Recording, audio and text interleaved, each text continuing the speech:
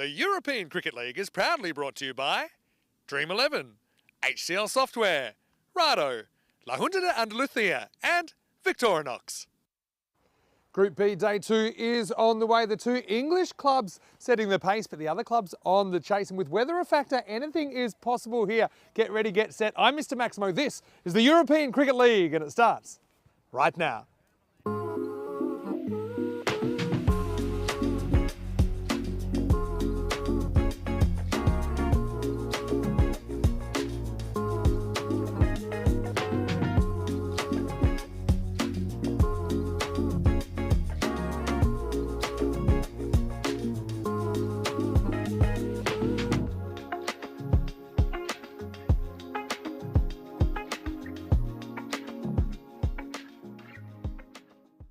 Buenos dias, good morning to you wherever you're watching from around the world, and welcome to another huge day in European cricket, day 2 here in Group B, and of course it is Peacock Friday, so I hope that you are feeling bright today. Unfortunately the weather perhaps won't be a little bit later on. There are some concerns, a few nervous teams I think here in Group B given the table situation, but I think we will make a start and looking forward to this one between Fatah of Cyprus and Northern CC of England. It's nice to see that Suleiman Saeed is still in the hot seat with the giant coin and the two captains. Let's see what happens for the coin toss here in match number 6.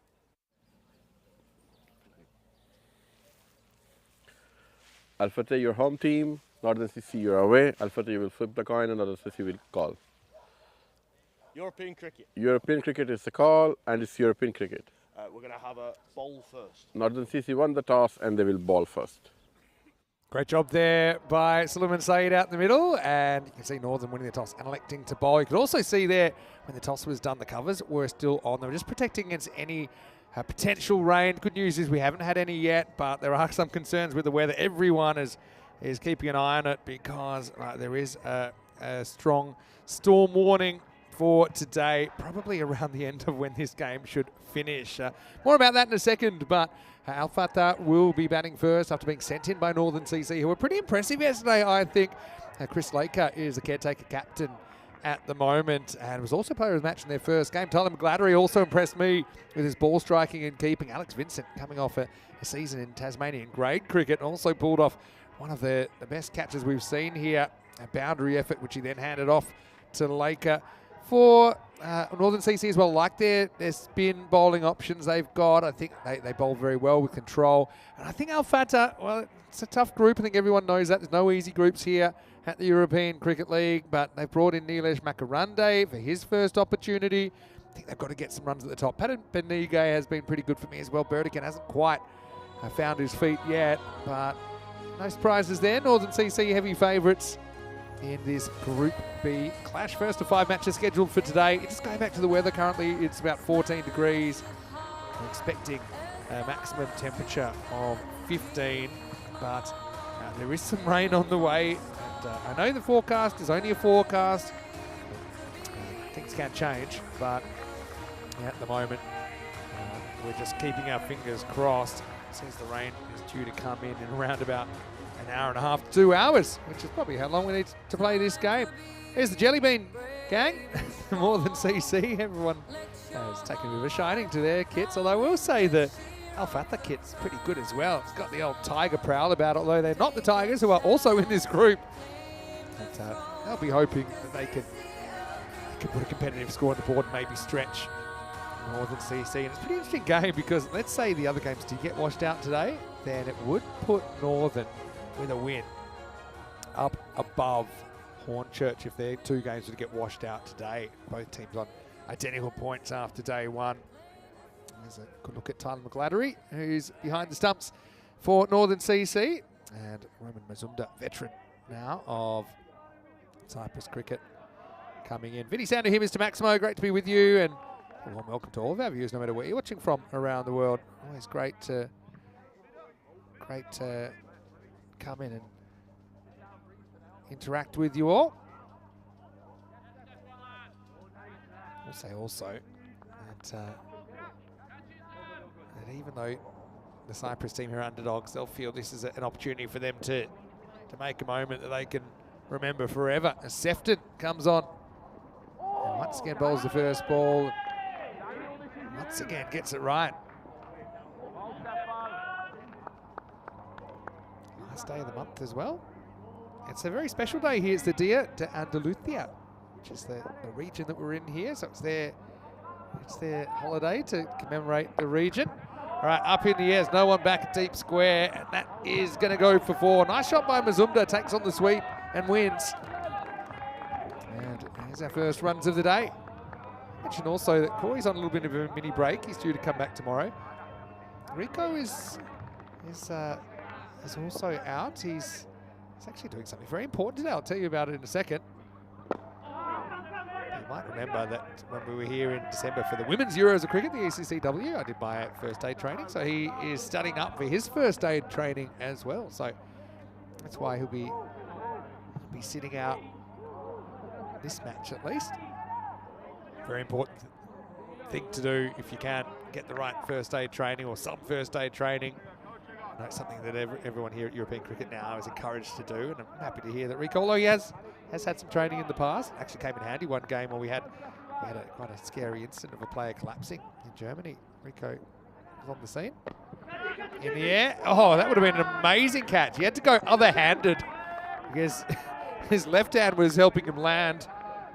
Is that Lucas over there? That would have been an amazing catch. It was almost like when a goalkeeper dives, but they're out of hands. They just got to put what they got. Check this one out.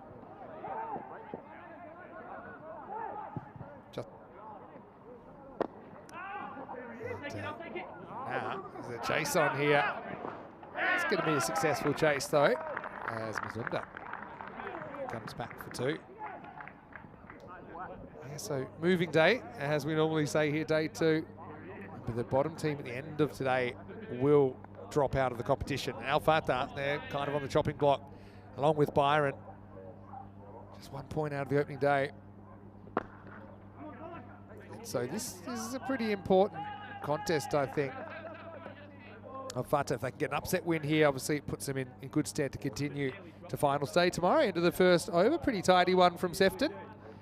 And the score is 9 without loss. I want to say a quick hello to everyone in our comment section as well. Hopefully you're well. Let's have a look at some numbers. This includes Group A and our opening day in Group B. And you can see the average score batting first, 123, a bit lower than I might have thought. A few wins batting second yesterday has got that in the lead. Over 4,000 runs. We went over 200 wickets yesterday as well. I just got a feeling those scores might go up the longer the tournament goes.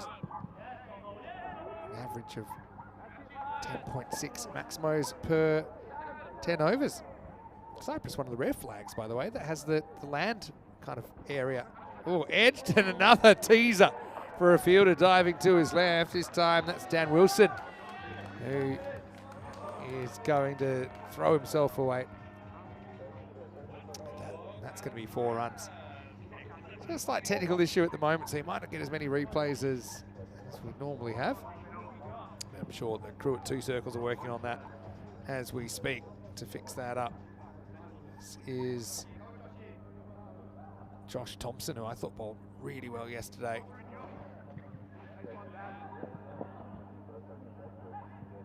Mazumda to 12.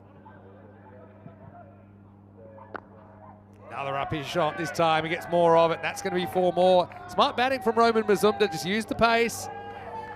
What are their outfielders they got? They got long on. They got mid wicket. I think I'm putting the long on up. I think you're not happy with a batter just tapping a 4.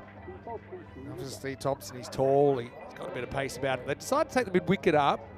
Don't mind that either. Maybe it encourages Mazumda to go across the line. But if I'm Roman here, I'm not too worried about the field. I'm just trying to play the right shot. See where it gets you. Now he goes on the pull and he should be gone. He is gone. So there we go. It's a clever bit of bowling really from Thompson. He brought the deep mid wicket up. That was more to plug a gap that was leaky. But what he does do is he encourages the horizontal bat shot and says, look, there's a gap there. Go for it if you think you can. And Mazumda couldn't. It's a top edge. It flies up in the air. And yeah, very, very clever bowling from Thompson. Check it out here in the replay. No straightaways in trouble. You You wouldn't expect at any level that catch to be dropped, although I think it might have been an accidental one-hander there. It seemed like it lodged into the left hand, but it's Tom Sefton that does hold on to the catch, and Mazumda, his little cameo comes to an end. First wicket of the day. And it's 17 for 1. Now Fatah. At least able to find the boundary a few times so far. Here's Scott Burdekin. I think one thing with Scott, like some players, he's not so comfortable batting under lights. So he's a lot better during the day, so he's back in his number 3 position. He gets one that bites into him a little bit, and French Cup straight to Sefton. Yeah, Chris Rogers was one guy from Australia that, yeah, when pink ball cricket became a thing, he just couldn't see it.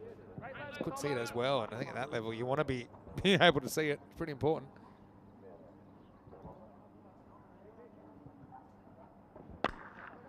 Hits this nicely on the up, finds the gap, finds the boundary. Burdekin off the mark.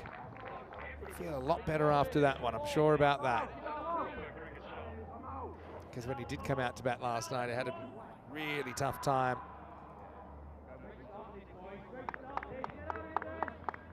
Still, it's Mohammed Hussain, who is central figure in Cricket Cyprus. He's supporting the team. Burdekin, I've seen him playing for BFC before, British Forces Cyprus. Obviously, Al Fatah, I think I explained this yesterday, but they have a few more players from other clubs that are allowed to play in this competition. That's a nice shot as well, just eases it over the top. That's 4 more back to back. And Burdekin, it can go offside, and I think it gives you a lot more options, doesn't it, to a guy angling the ball across rather than just trying to hack to mid-wicket. Kind of clears the front leg slightly, but yet another boundary. So we had 4 fours in the over. Interesting. We had 5 fours in total, but no 6s yet on day 2 of Group B. The score is 25 for 1. That over ended up going for 16. So yeah, here's the table. Northern CC and Hornchurch 7 points out of 8 on day 1. Hornchurch have a better net run rate, but Northern can go ahead here with a win. If they do that, and as everyone seems to think is a foregone conclusion, the rain comes in.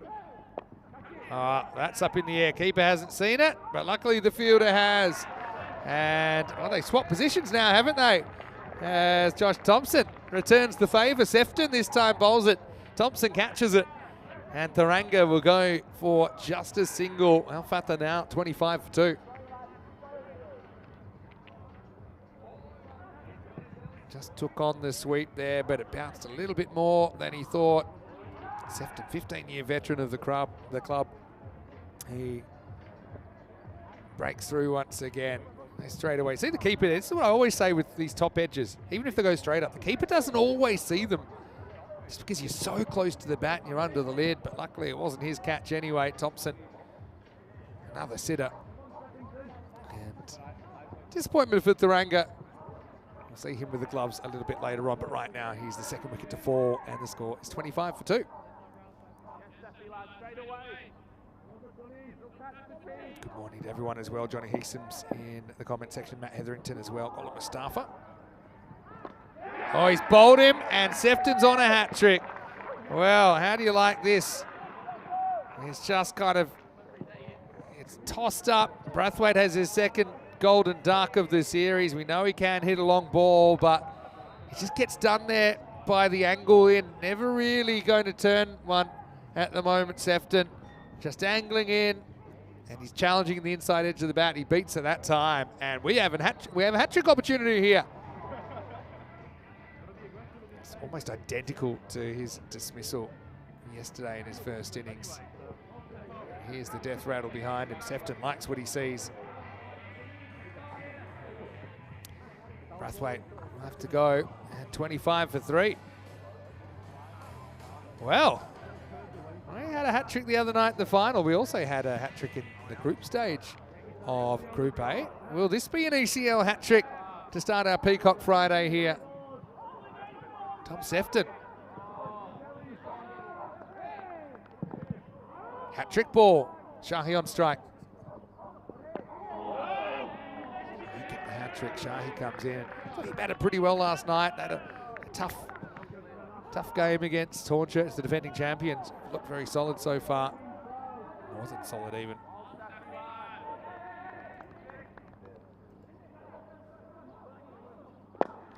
And this in the air and another wicket. Well, what's better than a hat-trick?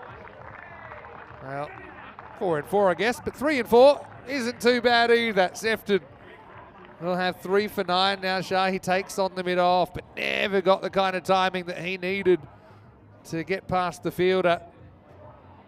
And it's Lou Barbara that takes the catch. Check it out in the replay.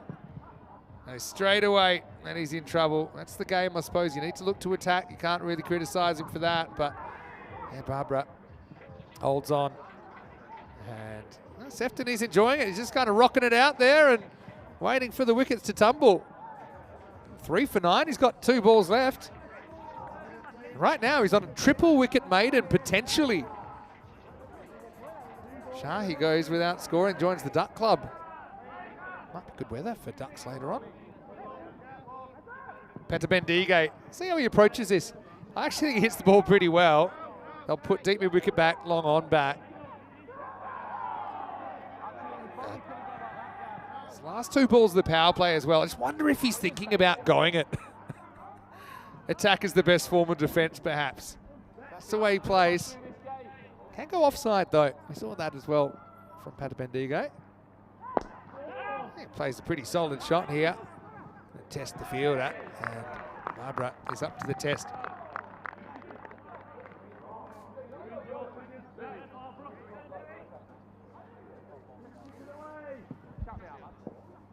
So, Sefton, last ball, the second over. Yeah. The maiden was broken, but still a brilliant over from the left arm veteran. 3 for 11, his figures. There were 3 for 2 off that over. And Al Fatah, after a somewhat promising start, they've fallen away. They've lost 4 wickets for just 10 runs in the last 10 balls. And that shows it. 27 for 4 after 3. Yeah, good morning to everyone.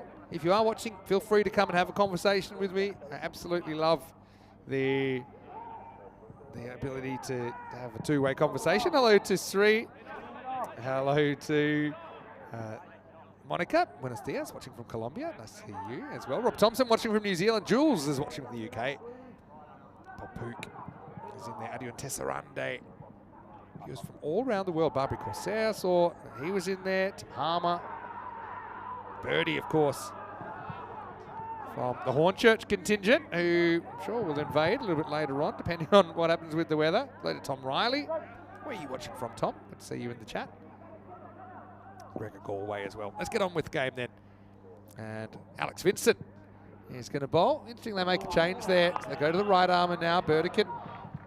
It's been good so far.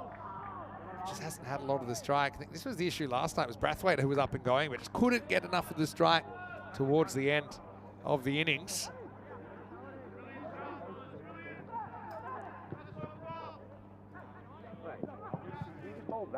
Trying to make something out of this innings.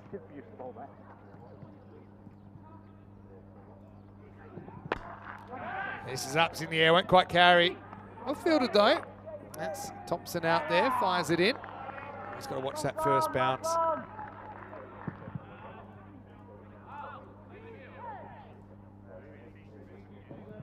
So left-hand, right-hand combination at the crease now for Al Fatah, the Cyprus club.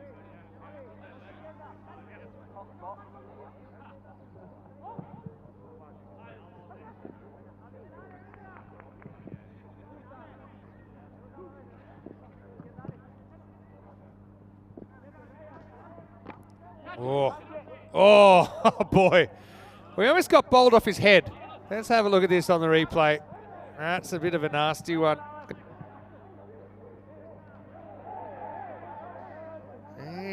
Benedict gets hurried up here. I think it gets the side of the grill, and he had no idea where it was. Hopefully he knew where he was. Let's have a look on the replay.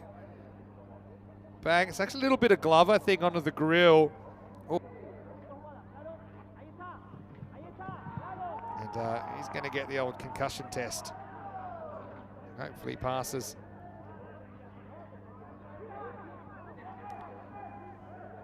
But he's pretty lucky about that. That didn't go onto the stumps, and he's lucky he's wearing the helmet as well. We get the old concussion test. I always think the language barrier is a bit of an issue here, but you know, I think it's just how you answer, not what you answer with the old Spanish concussion test. When everything's good, Fatah Bendiga can continue. Big hello to all of our viewers as well. Those watching on Fox Sports Australia. Let's have a look at this here. Oh, missed by how much you... Let's have a look. Down it comes.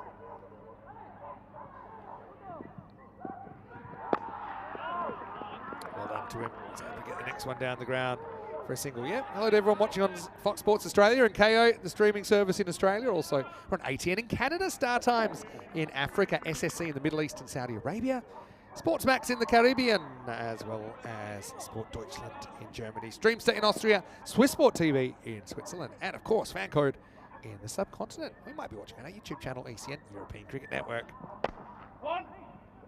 We're always happy to have new viewers as well. Always happens. I see the subscribers is always on the up during these marquee tournaments, but I will remind you, we are here all year on ECN, whether we're here at the Carnival Oval or we're around the grounds. I know we've got tournaments coming up in Portugal, and then we'll be in Madrid for the first time, and I'm really excited about that.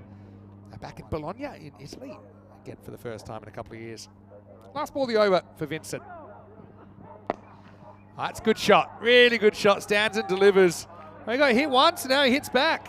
Good shot by Supun Fatah Bendiga. He goes Maximo, first one of the day. And Al Fatah now 36 for 4. Get something out of the over. They get 9. But you can see it's a battle for Al Fatah. Does seem a bit of a two-way battle for elimination. Obviously, Austrian Cricket Tigers picked up a win yesterday. 2 winless teams after day 1. So you normally think it's one of those 2 teams. Not always the case. So I remember Alton actually from Switzerland. They actually topped the group on day 1, but were out on day 2. Having said that, one of those day 1 matches was a no result. Burdekin faces up. Gets some more spin with Dan Wilson. And he's going to be launched out of the ground. Maximo, nice shot. Wilson was really good at hitting the block hole yesterday, kind of at pace. He was a bit slipperier than he appeared. And he says, yeah, all right. We're in a game now. I think Northern, one thing that's really clear to me is they're having a really good time here. Obviously, they know this is a serious competition in that you have to play serious good cricket to be competitive and to go through. So I think, obviously, respect the game, but obviously, what a great experience for them. Sun comes out. I like that. Burdekin goes again and goes large. Maximo, 2 out of 2. Goes through the fence. There's a bit of football training today. Might have to ask for the ball back. I don't so much mind the footballers training next to us, because the worst they can do is kick a football back. But when we have the archery range in Malta next door, I'm a little bit worried that if we send cricket balls their way, they start shooting arrows back at us.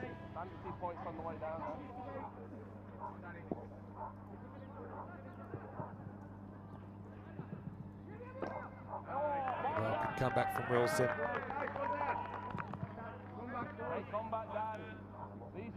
Burdekin. 23 counting. Good battle here. Again, doesn't quite hit the block hole. That's a hustle here. Get there. Had to work hard for the single. If you do have any questions, though, please shoot them in. Always love the random questions that come in. Might have to do random questions a little bit early today. The way things are looking. But hey, look, right now we've got sunshine. And it wouldn't be the first time that we've seen a forecast that was all doom and gloom. But then, and actually, it turns out everything's fine. Take a little bit of the pad. No, it didn't. So it'll be called a wide. Taking the keeper's equipment.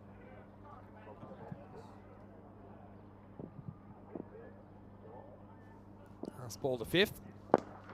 And it is drilled down the ground. It will be just a single. So at the end, one to go actually. Wilson 15 off the over. Win this ball, Dan. Win this ball. Yeah, the field. Encouragement for Wilson. Just win this ball. 50's up.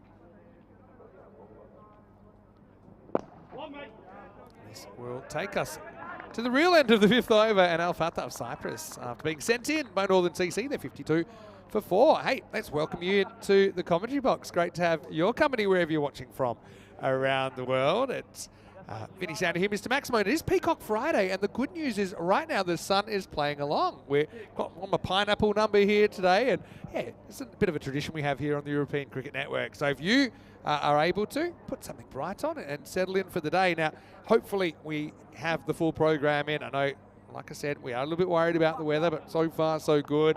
And look, if we do have any interruptions, we're going to put some classic matches on. And actually the first one I've got is a fairly recent one, if it's needed. Hopefully it's not though, and hopefully we can get through day 2 here without any interruptions. Here we go with over number 6, and we're going to start with a blast. Laker comes on, and he gets knocked out of the ground by Burdekin. Maximo. That's good hitting. Funny old game.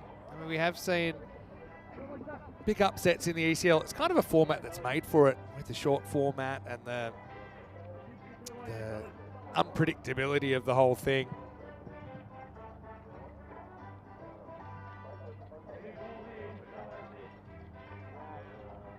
The music in the background.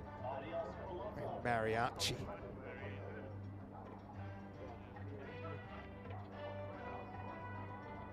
Burdick at 31 of 13.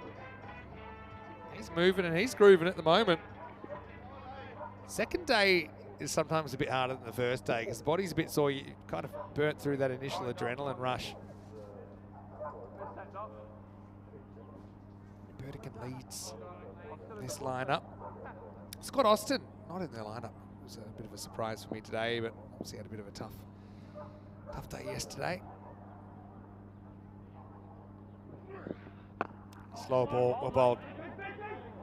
Excellent bowling there.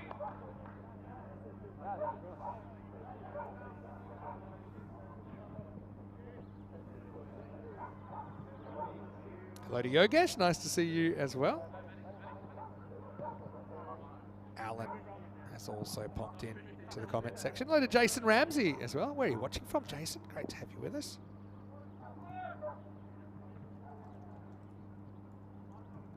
It's great to see a few new names in there. Yeah, let us know where you're watching from. Oh, second time. This time it just kind of gets him in the shoulder. Maybe it's... Don't think this has got any of the head of Fatah Bendigo, thankfully.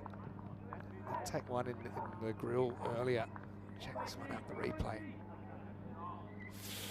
I don't know, it's pretty close. It's a stiff collar, maybe. Didn't have the sound that hit the helmet, so it must have been just below. Probably one for the Ovi, you'd imagine. Lifted up in the air, and pop. Perfect Bermuda Triangle forms. An equilateral Bermuda Triangle. And they'll get back. Actually take the one. That's all they get in the end.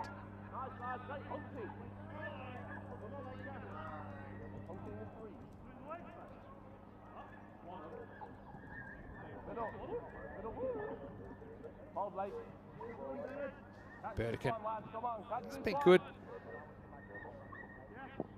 A daytime specialist, you could say. But yeah, with the seeing the ball at the night, sometimes it's just kind of a bit of a mental block. Sometimes it is physiological. He carves this one out straight to the fielder, and he's gone. So Burdekin falls for 32. Laker fights back, and it's a little bit of captain getting captain here. Fatah with a promising partnership. But it comes to an end. 35 they put on in just 3 overs, so certainly a bit of a rear guard action there. Burdekin will be disappointed to go this way though. Just needed to hit it maybe a bit later, or a bit harder, I suppose.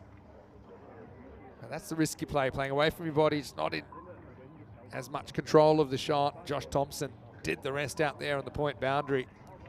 So 5 wickets lost now with the ball to go in the 6th over. Al Fatah are 60 for 5.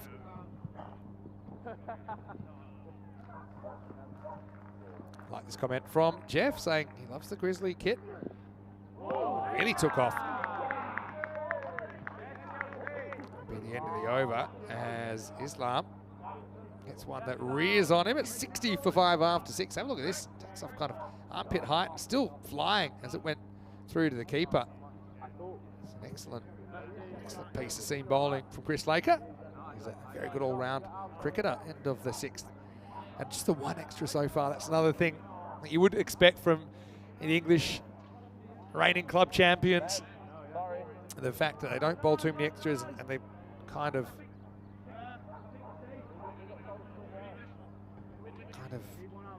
discipline that you would need.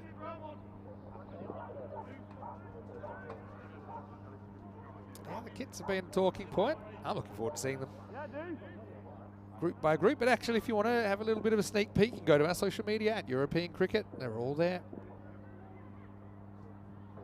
Fatah Bendigo has beaten a little bit of turn there. Greg Liebenberg coming on. Blowing bubbles and ripping off his, what a combination. It's the thing with spinners, if they can get it right, they get a lot of bounce out of the track. It's no good if you're too short, but if you can draw the batter forward and then you can get one to bounce a lot like that, bounce as much, but that's the key. I think we saw with certain bowlers, I know it's a different standard, but Peter Hatzoglu in World 11, he's getting that good bounce, but sometimes a little bit too short. Having said that, Peter did take 10 wickets in the Western Shield, and it's certainly something that we hope can be replicated next year, or maybe even later this year. We'll wait and see.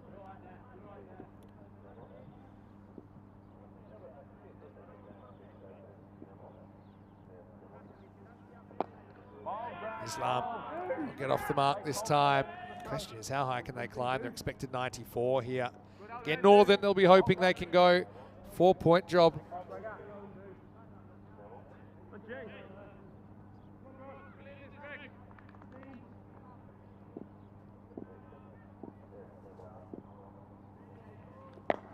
All right, that is up. It's in the air and it's out of the ground. Maximal for Fatah Bendigo. This is what he can do. He's kind of fighting the turn here. Not an easy shot to play. It's high risk, because if you get it even slightly wrong, that's going straight up in the air. But he's good enough to get it. Let's have a look at the revolutions on the ball. Yeah, it's most of it. And gets it up and over. Wind is going that direction as well, I will say. Liebenberg. It's max mode for the first time. Now it goes a bit flatter. This is leaned on, and with the wind, that's also going. Smart batting from Fatah Bendigo. Wind certainly is favouring down the ground, and Fatah, they like it. Why wouldn't they? So back-to-back sixes to finish that 7th over, and the score is 74 for 5. Excellent ball striking. Mentioned, he has impressed me since he's appeared. Played his first matches on ECN yesterday. Let's have a look at these groups, and you would know by now, Darmstadt CC have qualified from Group A. We had to say goodbye to Dreux, the 2023 champions. But all teams have contributed something to the fabric of this ECL. Group C will start on Sunday. Great, first look at them. Raw strikers of Malta, Priyan Pushparajan, I think will be a key player for them. Skanderborg, they're back, and they won their way through to the group final last year, but went down. And then Christiania for the first time in an ECL from Norway. Sofia Stars, well, they have kind of that Indo-Bulgarian flavour. Technically, they're another side. Wow. Well, yeah, it was good dodge ball. The bowler went one way, umpire went another. Bowler just taking evasive action. The ball went straight through the middle.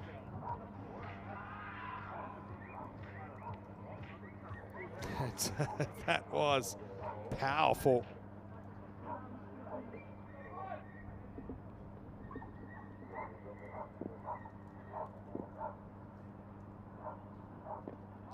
Clever bowling, really clever bowling.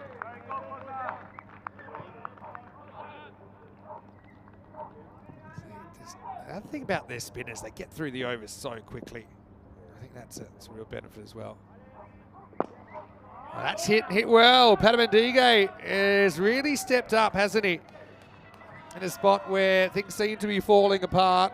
With him there, they're on track to score the 100 plus. Maximal, 6 runs.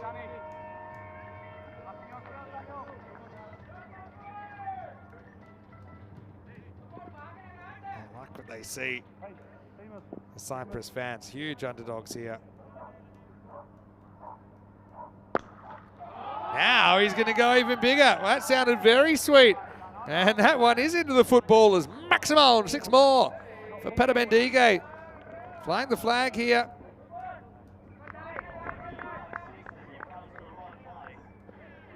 Wow.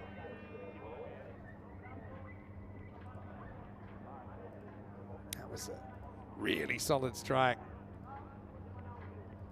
Come on, Daniel.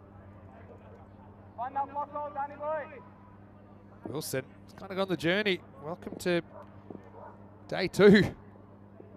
He tries something different. I like that. I think that's what Fatah was expecting. He wanted to play the same shot, couldn't.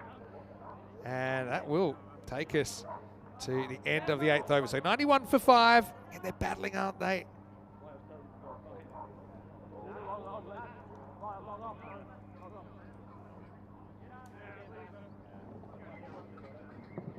Fatah.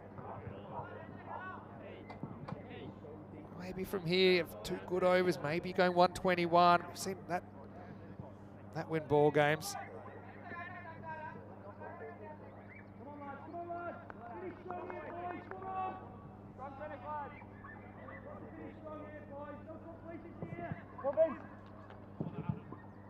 All right, Vincent to bowl the 9th. We always say it all happens in the 9th as it gets underway. Islam does the righty.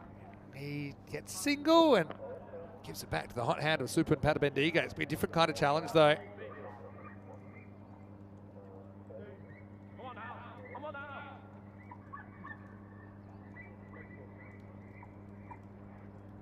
Yes, Ali.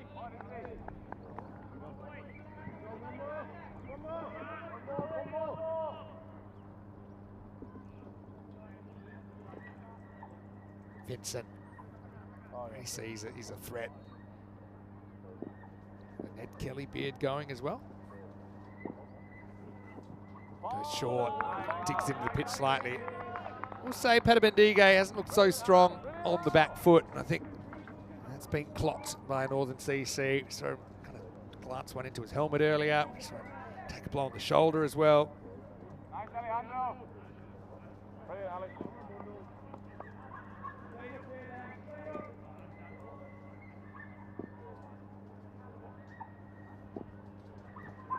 It goes short. Might be a wide that time though. So it went over the shoulder. That's probably a bit of a bonus for Fatah because now Vincent has to be careful because we've seen bowlers try to bowl that kind of chest height, but then if even they're fractionally shorter, it bounces more than you think. Then you're looking at a no ball. He uses his bounce on the ball. It's actually called a wide. He finds that right length though. It's up, it's in there. It's real steeply here. And it's caught. Well, they have caught well, Northern CC. And it's Sefton that does the job. So just solid cricket from the English club champions of 2024. Of course, from the Liverpool District League to the Costa del Sol for this European Cricket League. Fatah falls. Also in the 30s, 39 of just 18 balls. But against that short of a length that does him. Another one that maybe didn't hit the very middle of the hands, but gets caught nonetheless. With high catches, a lot of the time it's just making a large surface area where the ball will stick. So there's been a couple of catches so far that I think because of the correct technique, just a little bit more margin for error. Good innings though from Supun, who is walking off for 39. 5 sixes out of that 39 and 1 single 4.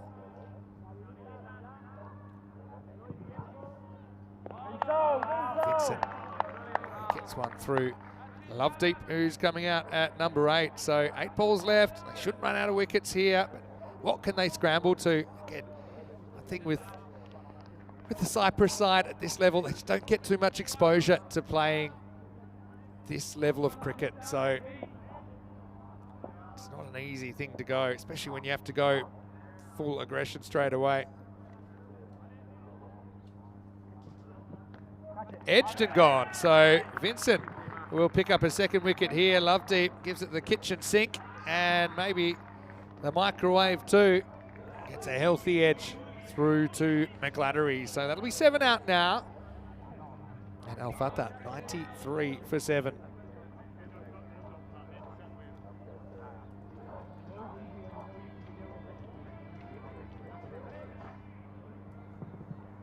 McGladdery wasn't going to miss that.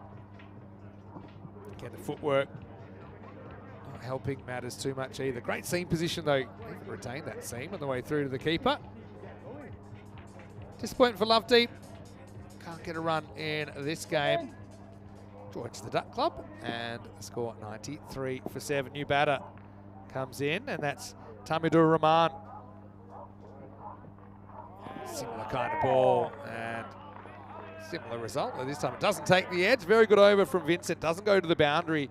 He takes 2 for 2 in the 9th. And Al Fatah now struggling to bring up those 3 figures, you feel. They are 93 for 7 after 9.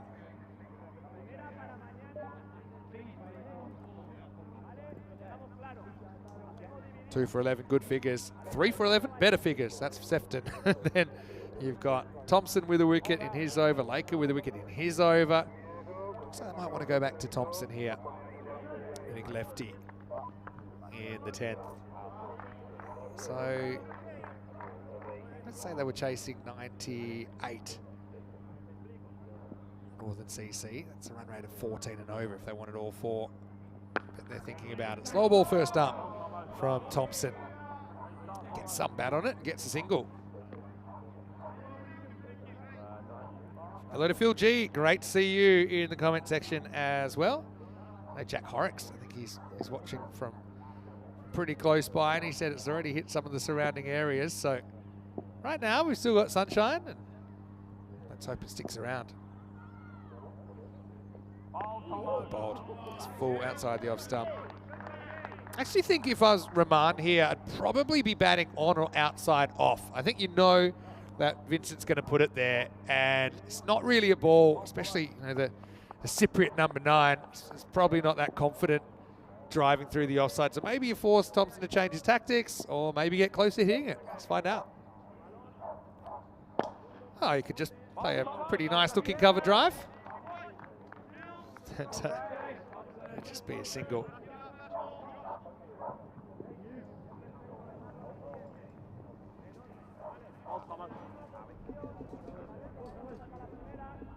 Islam. See what he can do here. Only 3 balls remaining. So I'm going to miss. This one will be called a wide.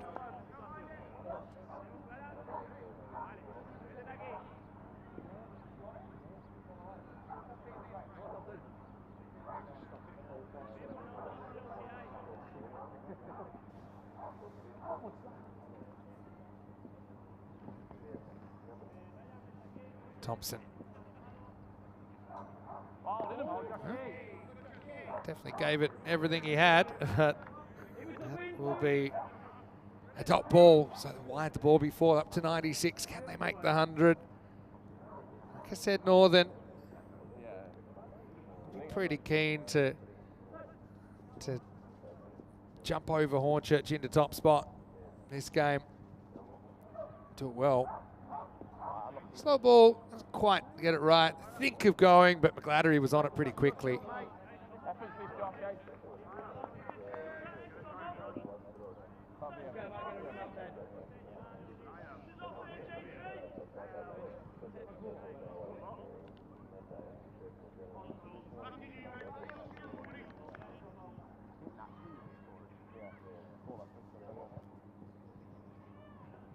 And still no bat on ball.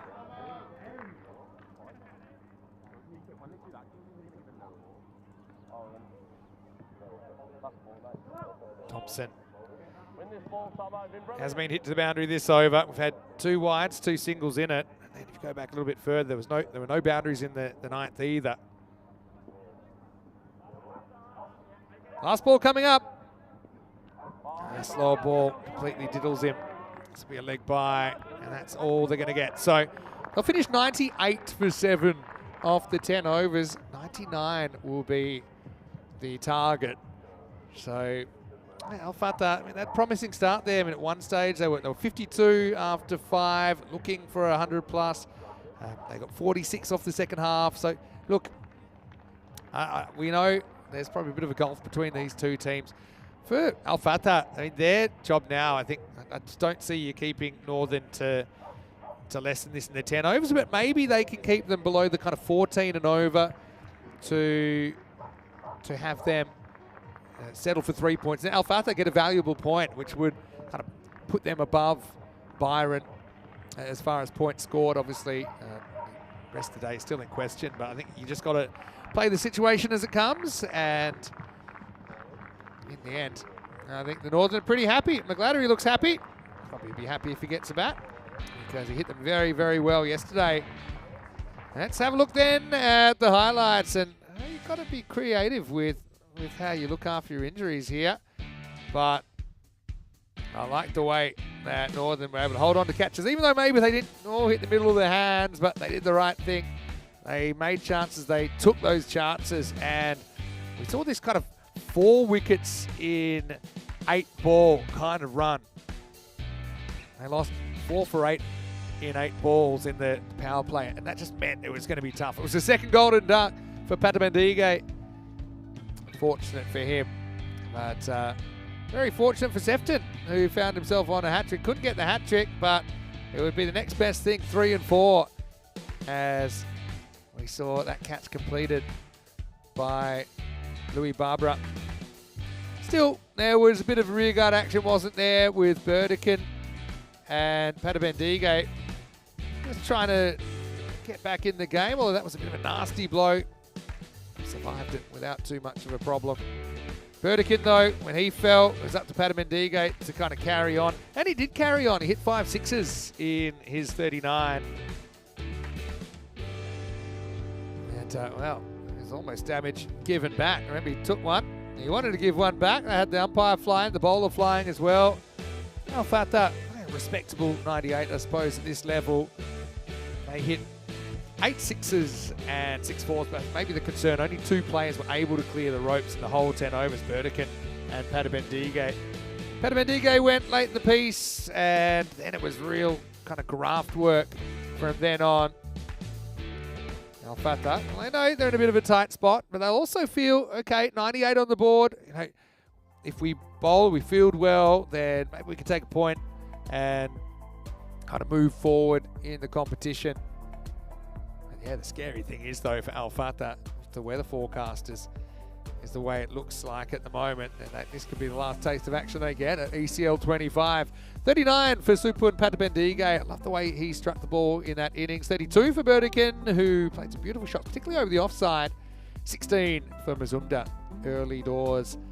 Catches taken pretty well. There were 6 out of the 7 wickets that were caught for Northern CC.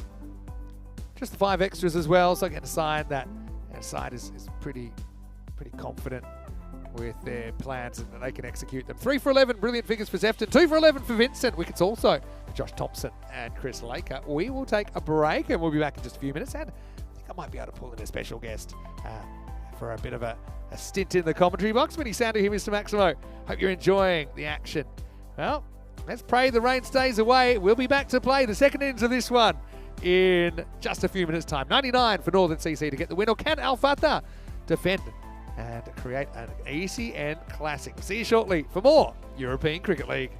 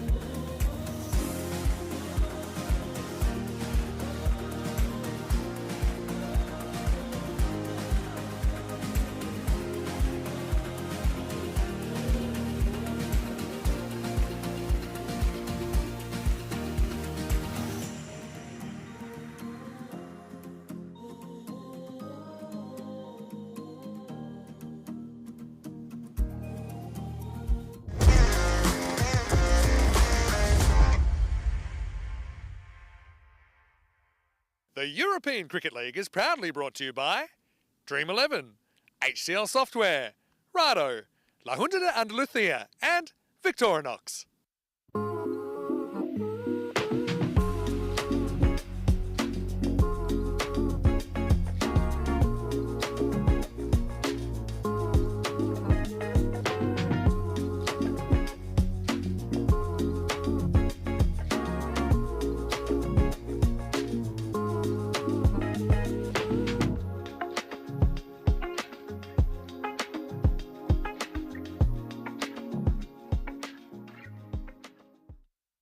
Hello and welcome back to the Cartsma Oval here on the beautiful Costa del Sol. Hope you are enjoying the action so far as we'll get ready for the second half of this one. Day 2 of the second group here, Group B, and almost ready to make a start. Vinny Sander here, Mr. Maximo for ECN. 98 Al Fatah of Cyprus scored in the first half of this match, and so I suppose a lot of people looking at 7 overs or less. If Northern CC of England can do that in 7 overs or less, they'll take all 4 points. Al Fatah, flip that script. If they can survive to an 8th over, they do keep their points in this contest, which could be crucial as far as their qualification chances. I suppose if there's a Cypriot miracle, they can keep the English club to 68 or less, then they could still take all 4 points. Well, a few fist bumps being handed out there as the players walk down the stairs. Jelly Bean crew, Northern CC, as they've come to be known by our viewers, walking down the stairs. 2 openers, Liam Gray. And also Alex Vincent that's opening the batting in this one. Well, I can ask their injured captain, and hopefully close to making a return, James Cole, has come into commentary box. And I know you did a stint yesterday with Rico. I know I feel so bad that you're staying on the bench, you're doing the team thing. I thought you could come up here and tell us a little bit more about your club, and particularly the players that we can see out there, James. Welcome. Welcome. Yeah, Liam Gray, obviously very aggressive yesterday. Hit a few really big sixes in that last game, and Alex Vincent changed him a tiny bit for this game. Alex is sort of similar type of player, really aggressive right-hander, Aussie lad from Tasmania, so yeah, really dynamic cricket. Obviously he's got a bit of pace about him with the ball, and yeah, he's part of the reason why we've done so well in T20 cricket recently. Okay, so if you have any questions for James, I know he was here yesterday, and I suppose that innings maybe didn't go the whole distance, but we'll have you here for maybe a long time, maybe not a long time. I guess we'll find out. Here we go. We get going with swing and a miss. Lovedeep Singh getting that ball to swing a little bit first up. But yeah, so you mentioned Alex Vincent from Tasmania. So he's been playing Tasmania first grade cricket, which was a very, very good standard of cricket. Obviously that magical catch he took yesterday was a highlight of the day. Must have been good. He must have enjoyed that one. Yeah, he's one of the best all-round cricketers that we've had for a number of years. Bat, ball, and especially in the field, he's a fantastic athlete. Great. This time does hit it. Test the fielder out there, and he's up to the test. But tell me, I know you haven't gotten on the park yet. I know you've got your finger injury, which is keeping you out, and you're hoping that you will be able to take part, obviously, on the field. But what's the kind of general feeling amongst the group after the first day? Yeah, the first game was very, very hectic. Obviously, we've never played that format before, but I think you saw in the second game it was a bit more structured, and we sort of got into our work a little bit. Up and over the top, little check drive, well, you called it. I think Vincent's picked it up pretty quickly. Triple threat, isn't he? Bat, ball, and in the field. Maximal. That's a good start for him. Yeah, I think he only faced a couple of balls yesterday over both innings, a bit of frustration. So part of the reason was to try and get him out there and get something in his leg. So yeah, he's a very dangerous fella. If he bats 10-15 balls here, we'll be right into it, hopefully. Comeback ball here for Lovedeep. It's a good comeback though. Gets it up in the block hole. Yeah, obviously the format is new, but even little things like here, would the group be kind of looking at that 7 overs as a target? Yeah, that's the plan. I think you've got to factor in the wind a little bit today. Yeah. Obviously, walking around the pitch, it seems like if you get up in the air, it's carrying a little bit with the wind. So I think it's probably instead of I think it's about 14 and over, isn't it, to get to the bonus point. I think it's probably around 11 or 12 with that wind. He does go to the sky, but this one's not going too far. Can he get there? He does. What a catch. That's Windy Miller, who's come in and he's taken that. It was an awkward one. And the wind is kind of favouring down the ground today, but Gray just didn't get enough of that. I know my co-commentator won't be too happy with it, but I think got to say it was a pretty well judged catch by Windy, who came into the side for the second game yesterday. And that's the first wicket down. It is 8 for 1. Yeah, it looks like he's going to cross it a little bit. He'd be disappointed with that. I think obviously Alex has hit a nice 6 down the ground and gone with the wind, and Liam's obviously going to cross it a tiny bit, but obviously with the boundaries here, he'd be disappointed not to got a bit more of a connection and clear the ropes. Yeah, that's the way it goes sometimes, though. I think the real crime is wasting balls. Yeah. He doesn't really do that there. You have to back quite unselfishly, and also back your teammates to take over if you do go cheaply. And so the first wicket goes, and credit to the bowler there. Came back well. This is Stephen Lucas, batting 3. And he's almost got first ball flying away. We had a couple of those early on, actually, in your fielding innings. But Lucas off the mark with a bit of an edge. Tell us a little bit about Stephen Lucas. Stephen's come back to us from this here. He previously probably had 4 or 5 years with us, probably 7 or 8 years ago. Scored, I think he's got about 10 ECB Premier League hundreds. Really, really good player. Likes to go at it hard. So he's come back to obviously strengthen the batting lineup. And yeah, in this format, he's someone that can be quite dynamic, I think, and hopefully take a game away from a side. Yeah, well, you need that little bit of luck as well. I think that's something that's pretty clear in any cricket, but especially this cricket, when such fine margins. It's got it there. It's been an amazing catch. Yeah, for Cyprus, I think they'd be pretty happy with themselves if they could even keep their point here. They seem to be in a relegation, not a relegation battle, but a qualification battle. 4th place will qualify for tomorrow. 5th won't. Fatah comes in, left arm slinger. The appeals coming from all around the ground, but nothing from the bowler there. But yeah, outside the cricket field, tell us what your couple of days so far has been like here in the Costa del Sol. Yeah, obviously coming to the ground, I think I said yesterday, it's like a first-class venue with the atmosphere and obviously the way it's structured and get really well looked after. With the hotel and everything around, it's fantastic as well. Oh, that's a very, very big hit. That's a bomb. And Vincent, he was after Fatah this time. He comes and meets. It kind of negates that angle a little bit by coming probably 2.5 metres out the crease. He likes that one, Alex, I think.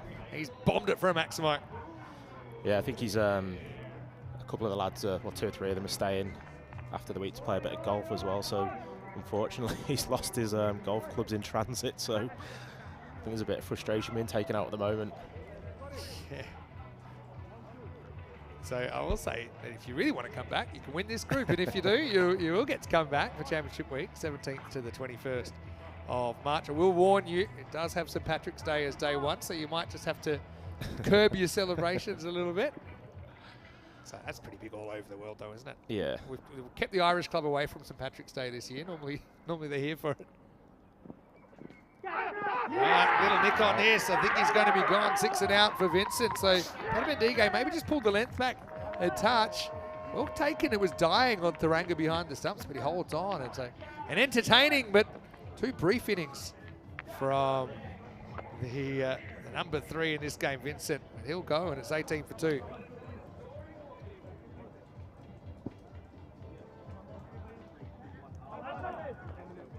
Looks like he's a bit of a slower ball potentially.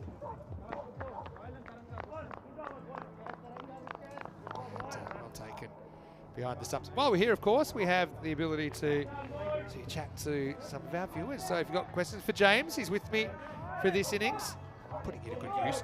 So tell me a little bit about how you did your finger. You said it was just a young bowler that wrapped you on the gloves in the nets. Yeah, we've got a young 16, 17-year-old seam that's in the Lancs setup, and we just got one to rise off a length and tried to fend it from hitting me in the face. So yeah, just got my hand up in time and just a little dislocation and a couple of little fractures, I think, in the top of my left pinky finger. So So yeah, you probably could play, but you just don't want to risk it.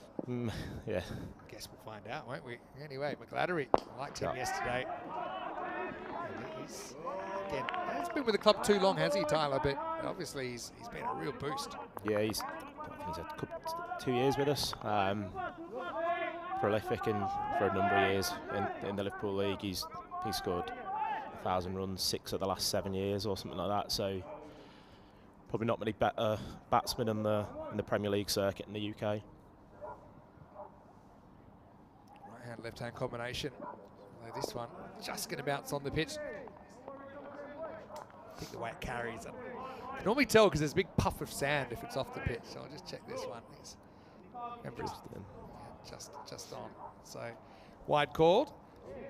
Yeah, that's one thing. I actually never got the opportunity to play club cricket in the UK. It's actually one of my big regrets because I was offered something and went another direction back when I was younger. I suppose I've made up for it with the travel I've had now with cricket.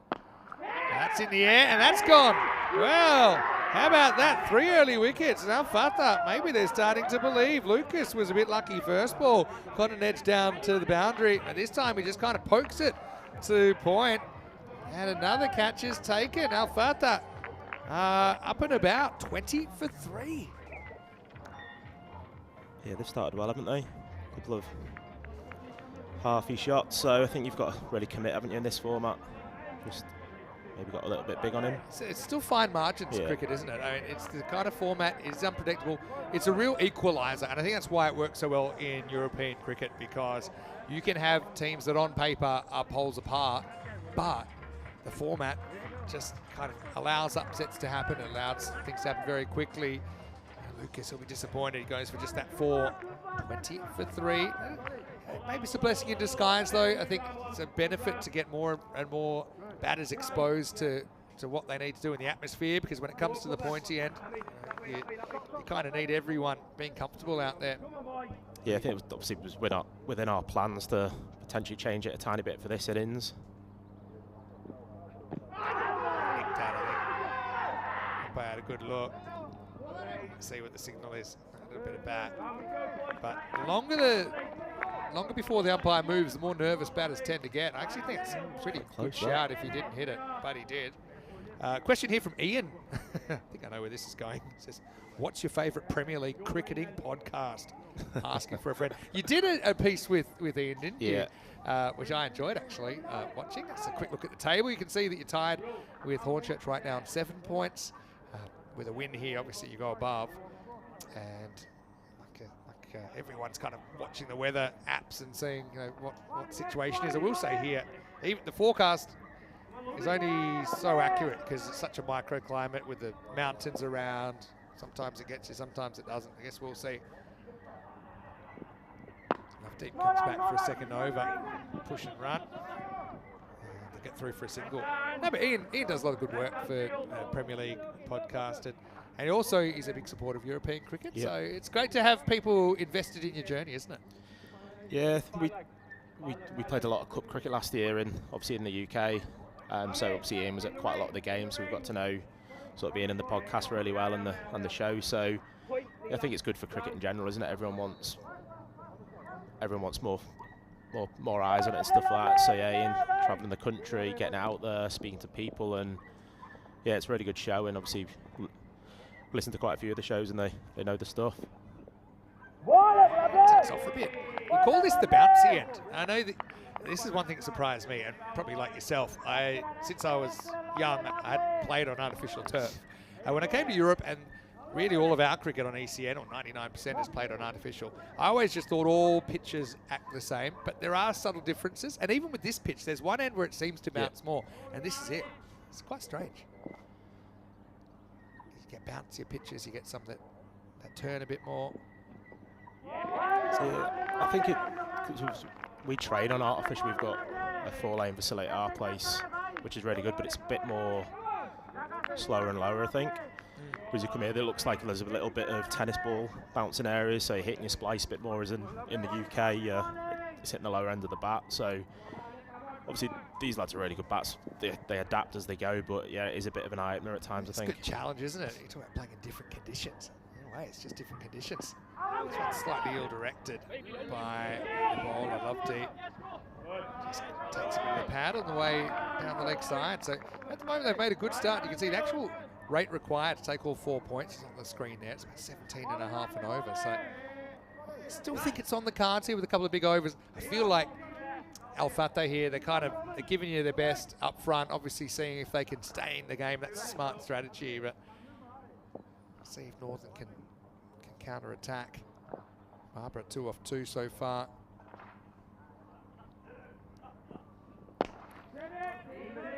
Yeah, it'd be interesting because we've never really been in a situation like this. I think I'd imagine it'd be a very unique feeling losing early wickets and then just keep going hell for leather at it. So, but that's kind of, obviously watched a crazy amount of games.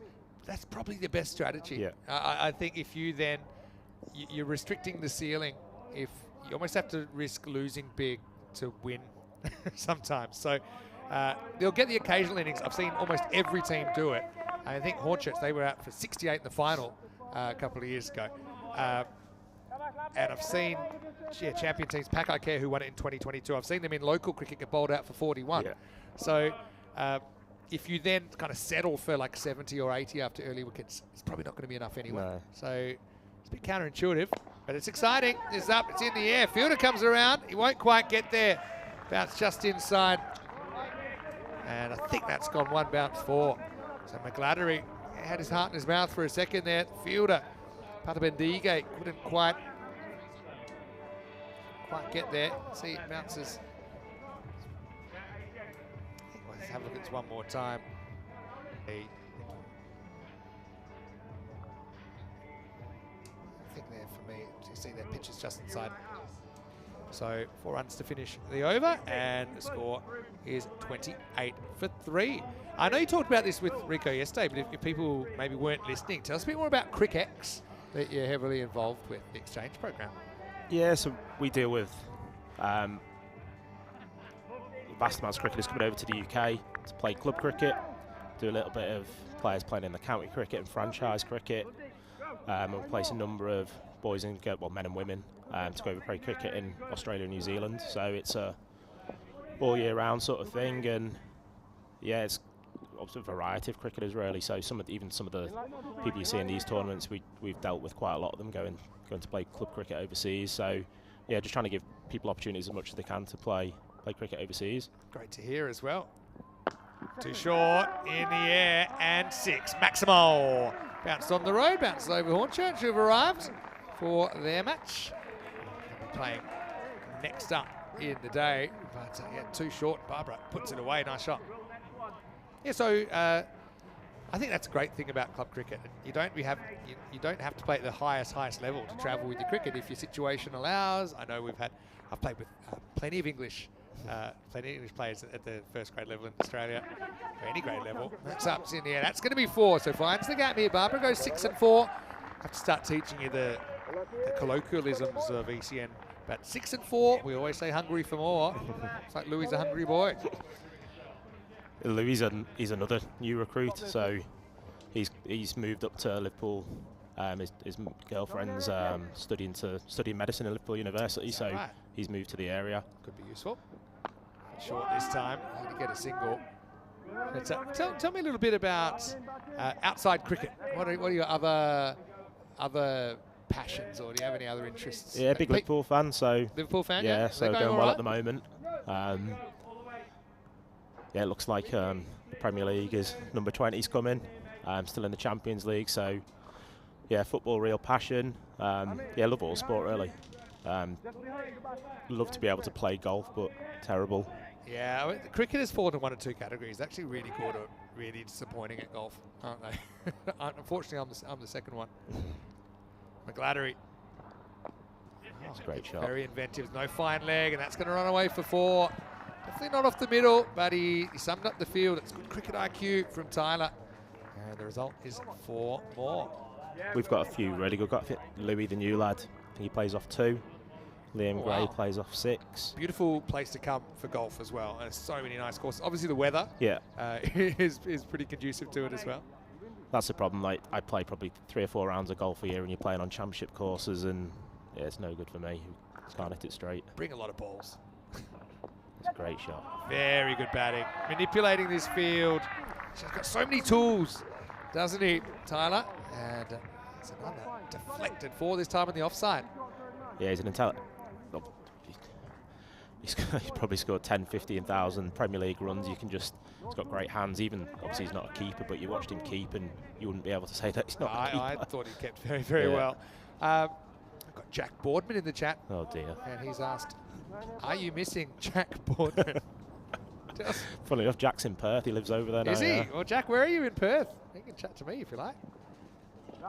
Probably pushes the envelope too far. Does McGladdery and missed that one. Yeah, so Jack was a really talented cricketer in the day to love this format because he wouldn't have to run. But yeah, no, Jack's a good mate of ours. He used to play at Northern. He's working, I think he's on the railways, I think, in Perth. Yeah, we're always building new ones, Yeah. actually. Yeah, 47 for 3 after 4.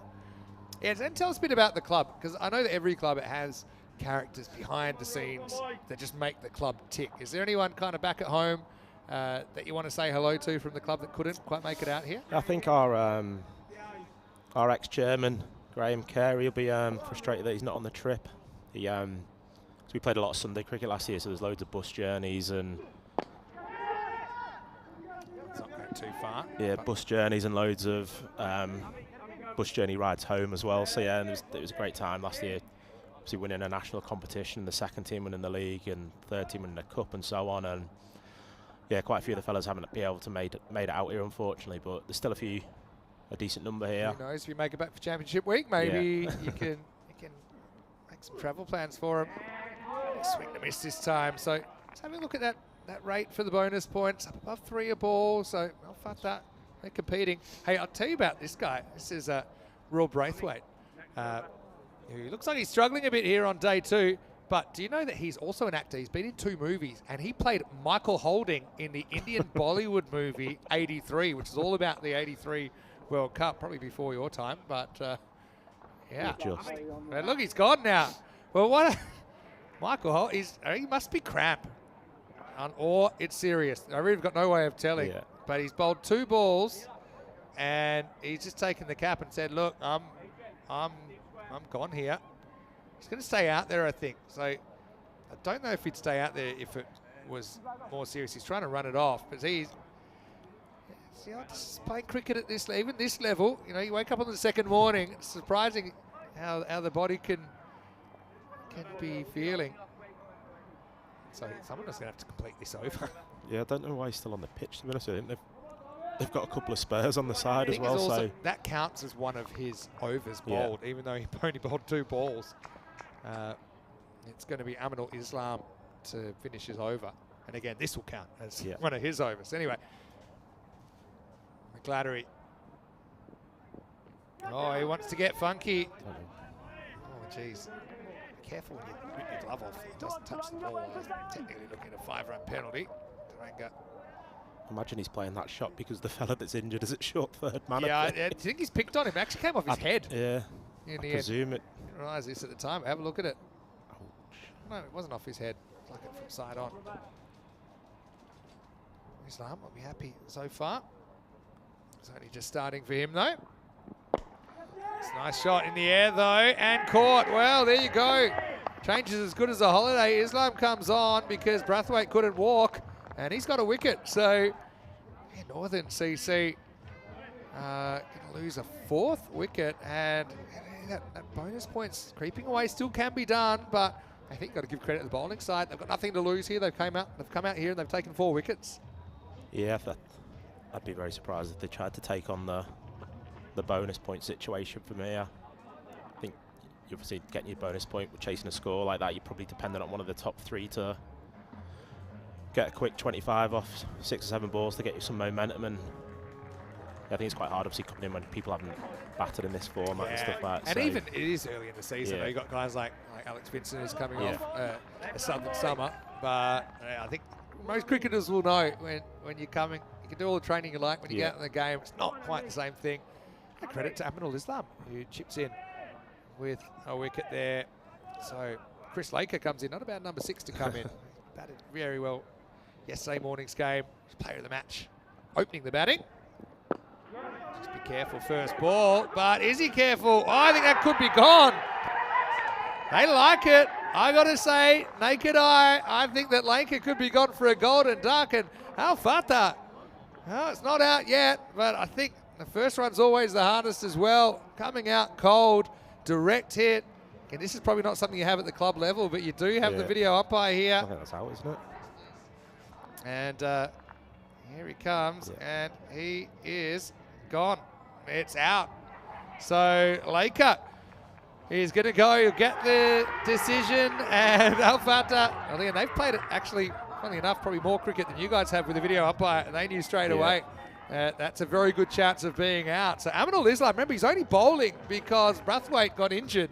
Now he's got a wicket and a direct hit run out, and that's 5 out now. Northern are 48 for 5. There's some work to do to win this game. I think so, yeah. Especially people, again, haven't battered, so they're coming in, so. Yeah, well, Laker, disappointing for him, but he'll have to go. Now, I just feel that there's this window of opportunity, Fatah. Like I said, they've got absolutely nothing to lose here. Obviously, for your club, James, Northern CC, you want to win here because if everyone seems to think the rain's coming, and if it does, and you have a win, it doesn't have to be a bonus point win either. So that's kind of the strategy as well, is just win, and if Hornchurch is forced to settle for half the points in their games today, you will go top tomorrow. And although we hope the rain clears, you never want to win that way. It would put you ahead. Edmondson almost going to do an instant replay. This time they don't run. And that is the end of the over. So what a sensational showing this is from Fatah of Cyprus. It's 48 for 5 after 5. Let's welcome you into the comedy box. Great to have you with us. It's Peacock Friday as well. Vinny Sandu here, Mr. Maximo, James Cole. Now, Peacock Friday, I know probably a new concept for you, but you need to wear a bright shirt. Good news is... Well, this is pretty bright. You are looking good. What do you think of the kit, though? We've heard everyone else's thoughts. I like it. There's mixed feelings from certain people, but I quite like it. I think it's a bit more normal. This is a bit outside the box, isn't it? It is a bit outside the box. And we hope to create something for you that you can take away and always have a memory of the European Cricket League. And hopefully you join us again. But for a lot of clubs, they might only ever qualify the once. So you've got that ECL kit as memento of your time with us here in Spain. If you've got any questions for James, fire them away. Now, here's the funny thing, James, because you're slightly behind the rate now as well. So you still need to find that boundary or two and over, I think, to kind of just be competitive in the game. Obviously got players there that can do it. Rahman. That's in the air. Oh, this will be reached as well. Can he hold it? Oh, he drops it. He had most of it. It just popped out of his hand at the last moment. And that is a life.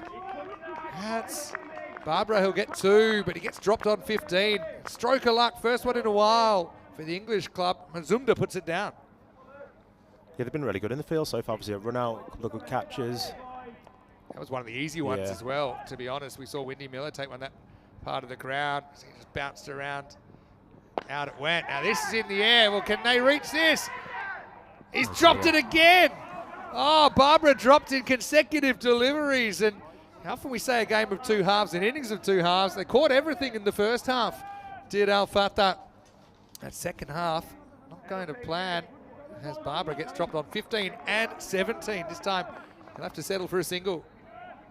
You know, catching is one thing, catching on TV is another thing. Something you'll realise when you get out there.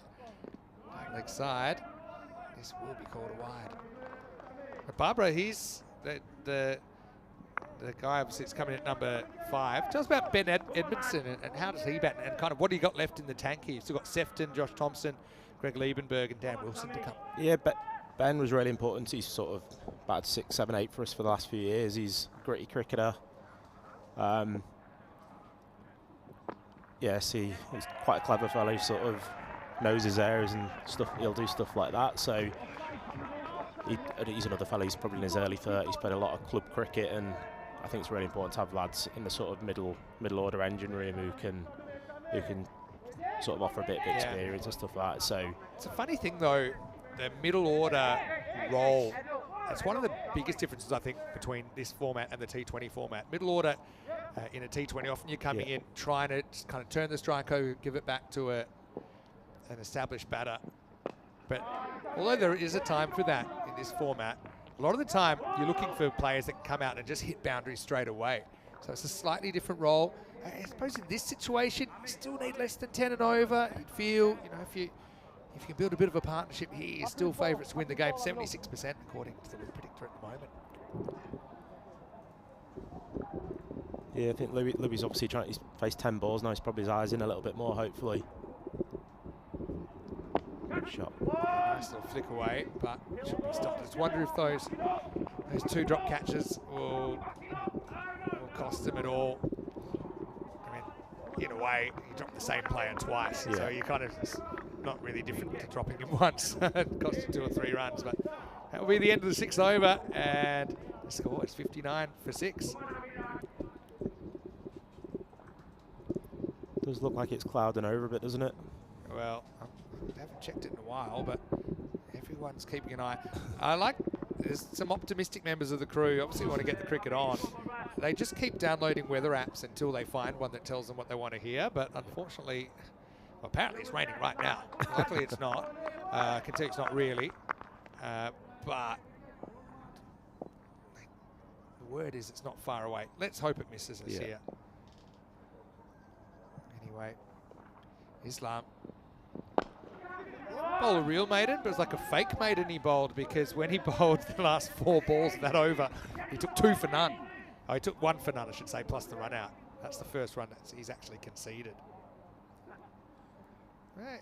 How are you feeling up here, James? This wasn't really in the cards when I invited you up here. Have you got a few nerves there, or are you feeling pretty confident that the guys can get it done here? I think you'd back yourselves in this situation, 10 over with obviously the smaller boundaries and the white ball. But oh, dear me, that could be gone. It is gone. He's missed a full toss, and I think it hit him in line with off. It was only ever going to go on to hit the stumps, and so Islam, a replacement bowler. This is European cricket, is full of stories, and it's a 6 wicket, 60 for 6. Yeah, funnily enough, as soon as you asked me that question as you run up to bowl, I was thinking I probably could have waited till after that delivery to say it. I just don't think that's... No, that's out, I think. Even though he's forward, he's a good kind of metre out of the crease, but there's 2 questions. Does it hit him in line? The answer is yes. Is it going on a hit? Well, if it hits him in line, the answer has to be yes. Yeah. So that's an unfortunate one. Again, the cricket principles still apply, and it's tried to hit across that one. Probably could have played it with a straight bat given the situation, but Islam's got 2 for 1. And Northern 60 for 6 now in the 7th over. Yeah, it looks like we've gone across the ball quite a lot, and it's a temptation always, I think, with the short boundaries. I think it's probably half nerves and not used to the format and various aspects. So, oh, that could be out as well. It says no straight away. Oh,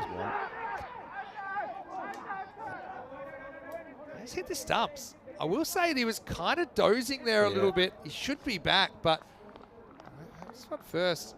Maybe he's just too far forward to get the LBW that time. No, he's all right. I think he's home.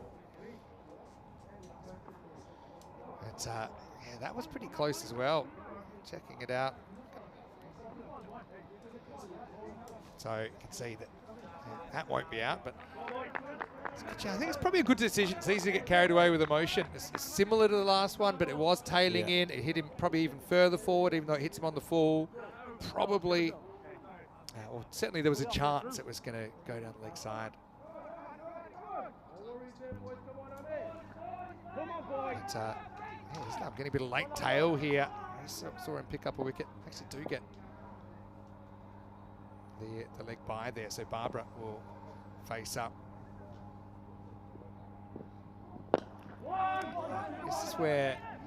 This is where you know, under pressure, the fact that you haven't played the format, I think, does become quite relevant, because I mean, in a normal game, if you're playing T20, you look at 37 off 20 and you're thinking, right, you know, we need to go here, 11 and over. But 11 and over here is probably a bit less than par. Yeah. So I know it's complicated as well when you've got a new batter coming into the crease. Wilson. Again, that's one bit of a freebie that he's missed out on. It'll be another leg by. I'm still unsure why that fella's on the pitch. Can't move. Yeah, well, I know he's also filling the coaching role for them, so maybe he just feels like he can get a bit more input there. But again, full toss, knee high. You'd hoped any kind of bat on that's flying away. Yeah, 4 or 6, isn't it? Oh, well, we'll talk about the 4 points. We've got a bit of a contest for 3 right now, 56%. James might be ripping the vest off and getting out there. Shot. Hit straight, hit well. Very straight fielder there. It's what we see quite a lot in this format. It's just an unusual fielding position. Put someone almost dead straight. Normally you're taught it's safe. Islam, what a spell. He bowls 10 balls because remember he was the replacement. He takes 2 for 3. A couple of leg byes in there to be fair. It's 64 for 6 after 7. Coming up next, it's the Austrian Cricket Tigers against Hornchurch in match number 7. 3 changes for Hornchurch. Tommy Barnacle comes in for his first taste of it. Murray comes back in behind the stumps and Billy Gordon returns the all-rounder. For Austrian Cricket Tigers, they look unchanged from their last timeouts. And 1-1. They will have a quiet belief there, ACT. They play a very exciting brand of cricket. And obviously you have to tame the big bird, Martin Irfan, who's been in incredible form in the first game. The game due to start in 30 minutes time, weather permitting. Right now, it's 35 off 17 required. The rate's gone up above 2 a ball. And we got a game on here. That one actually hits the shoulder on the way through. So ECN cricket's unpredictable. James, don't have to tell you that. That's a big That'll help. That's right into the zone. Remember, Barbara got dropped on 15. He got dropped on 17. And he just pumped the ball miles out of the ground. Maximal.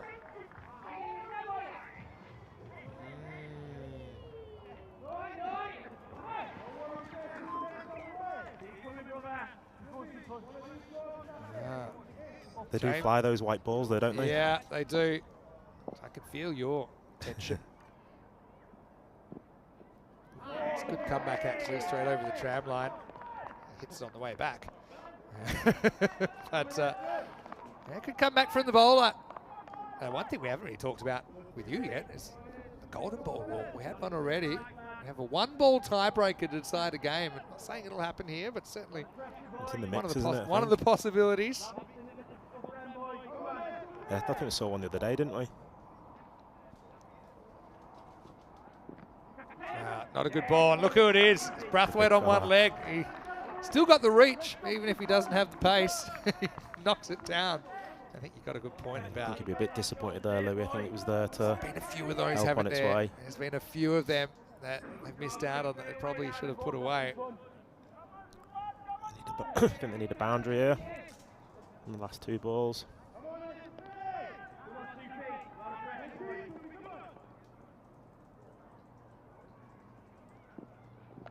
All right, there's a bit of luck, and that will go 1 bounce 4 runs. So Wilson gets off the mark. Northern CC getting there, but making hard work of this chase. Still very much a toss-up at the moment.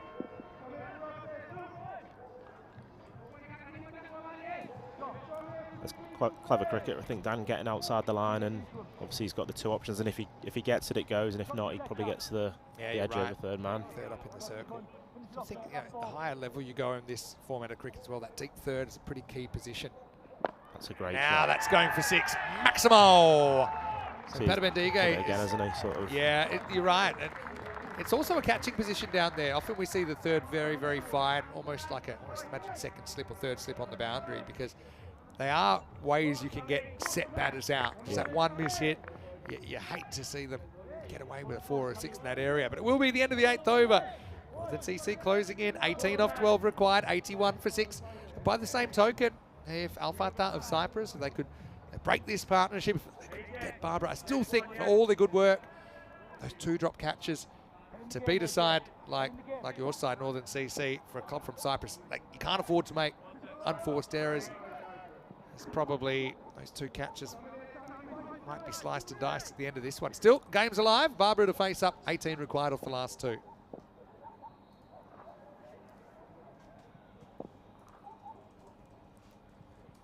in the ninth, we say, it's not a good ball. Put it out the sky. Well, Brathwaite again, standing dive. That'll be 4.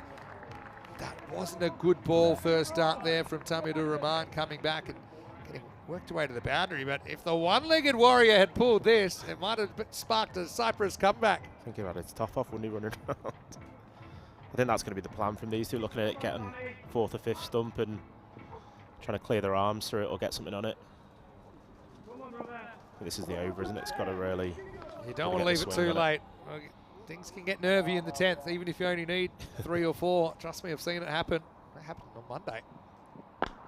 In the air. This needs to be caught. Oh, he has. It almost jumped down to the fingertips of Fatah Bendigue. And maybe lucky he didn't trim his nails because it pulled it back in. And Barbara finally is caught for 33, maybe 18 more than he should have had. This game takes another turn. CC still 14 to get, 85 for 7. Yeah, nearly popped out again, didn't it, I think? It did. But Pat Bendigue has been a bit of a lightning rod for action for this Al Fatah side. Still, Barbara gets them pretty close, and he doesn't get his team to drink just yet. It's 33 for Louis, and Rahman comes back with that big wicket, 85 for 7. Suppose, you know, if you're the fielding team here now, you're thinking, okay, 3 wickets, we win. You know, you'd be looking to try and remove this lower order. Liebenberg comes in, and it does how Greg bats. Yeah, Greg, he's quite aggressive, so he'll go at it quite hard. I think he's more of a, when the spin's on, he's more of a sweeper and a reverse sweeper. But I think he'll, again, be quite similar to Dan. The wind's just come in as well. Yeah. And that's actually blown both sets of stumps and the umpire's hat off. So, again, have a look at this. Just got the tail end of it there. It's just a big gust. So that's the other thing. Normally, it's not exact. The Duckworth-Lewis stern, if you look at the percentages, typically if you're ahead on that, you're ahead on the DLS. Yeah. It's not an exact system, but that's how, it's a guide. All right. Tempers his aggression first up. And the bails have fallen off again. I think the keeper might have knocked him over that time, Taranga. All right, 13 off 9 now. If you're Al Fatah, you're just trying to keep that gap between runs required and balls remaining. Bet you never thought when you came up here, when I invited you up for an innings, that you'd be having this roller coaster of emotions, James. No, probably not, but I've played enough cricket to realise what goes on at times. It ain't over till it's over, yeah. As they say in the classics. I think regardless of the result, I think people need to bat and be put under pressure, don't they? So it's sort of... It's a wide. Yeah, it's a wide. Maybe that full and wide one, but it's too wide. Because again, if today was washed out completely, you've got lads who haven't picked up a bat going into the last day, and look, I think you need to put lots of players in different situations, because an ECL, if you do make it through as well, it throws up all kinds of situations. You've got to experience it. It's the best training you can have. 12 to win. Doesn't time it. In fact, he's gone. It's an 8th wicket. Makarande into the side. He looks like he can't walk either, but there's plenty of people running around for the Cypriots. An 8th wicket falls, and Northern CC are 87 for 8. Rahman with a double strike. Oh, James, I feel like I should turn your mic off and just let you watch, because it can't be easy to watch your team here going down to the wire, basically, in this crucial match. Yeah, they've just not played well enough, have they? Regardless of the result, either way, it's been mixed bag right the way through. But credit to them, I think they bowled really well and obviously took some good catches. But again, if they're taking the catches, they might have already won by now. Yeah, you could put it that way. But what's that do, the percentages now? Okay, so you got your big left armer, Josh Thompson, coming out to bat. That's right-handed. Tell us a little bit about his batting, and do you think he can get you guys over the line? Yeah, Josh can bat. Yeah, he can hit a decent ball when he gets hold of it. Okay, so misses this first one. Again, it's never that easy, is it? Coming in the... It's not run a ball either. Yeah, it's kind of, you know, if you hit 2 boundaries from here, I think you win. But you got to find them somewhere. You can't just settle for singles. I think my strategy here, again, I've watched a lot of the game. just look for one, but if it's in your zone, Yeah, you go it. But don't go for something that probably isn't. Well, it's up, it's in the air. Could be 9 out. It is 9 out as Thompson goes for a duck. Rahman didn't start the over very well, but he comes back with 3 wickets. And Al Fatah of Cyprus are on the brink of one of the biggest upsets we've ever seen at the European Cricket League. Northern down to their last batter, 87 for 9. James, as a standing captain, I tell you what, would you like to go back and head over to the guys, or are you good up here? I think I'm all right up here. You're safer up here? Give you the option anyway. I know what it's like. You are the captain of the side. You're obviously very invested. I will say, even if you were to lose, I go back to Tunbridge Wells, for example, who were the English club in 2022. Remember, they lost a game in 3 overs, basically. Came back and made the final of the ECL. So just tension. And now that's the end of the over as well. So it's 87 for 9 off 9 overs. And Northern need 12 runs to win. They're down to their last wicket. And look who's coming back on to bowl. No, he's not. He tried to bowl one and he couldn't. Brathwaite tried to do a warm-up. He bowled 2 balls earlier and then, so he's not going to bowl. I was going to say that the thing when you get to 8, 9 down, especially 9 down, is you can't take these marginal runs. Yeah. So if you run out, you're dead. Your team's gone. So you can't take these 2s to the outfield that you might do if you had kind of 5, 6 wickets down and wickets to play with. So it's going to be Arjun Shahi to bowl. He bowled 1 over for 19 earlier. Liebenberg and the number 11, Tom Sefton, are going to try and get Northern over the line. ECN Classic loading. In the air to win the game.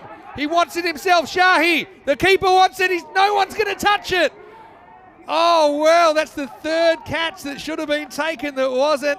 It blew. I actually think Shahi was too busy watching the keeper charging at him. He took his eye off the ball and it blew back over his head. So Sefton, the number 11, to face up. In Cyprus, they catch this. They're winners. Big winners. The wind took it and he doesn't get a hand on it.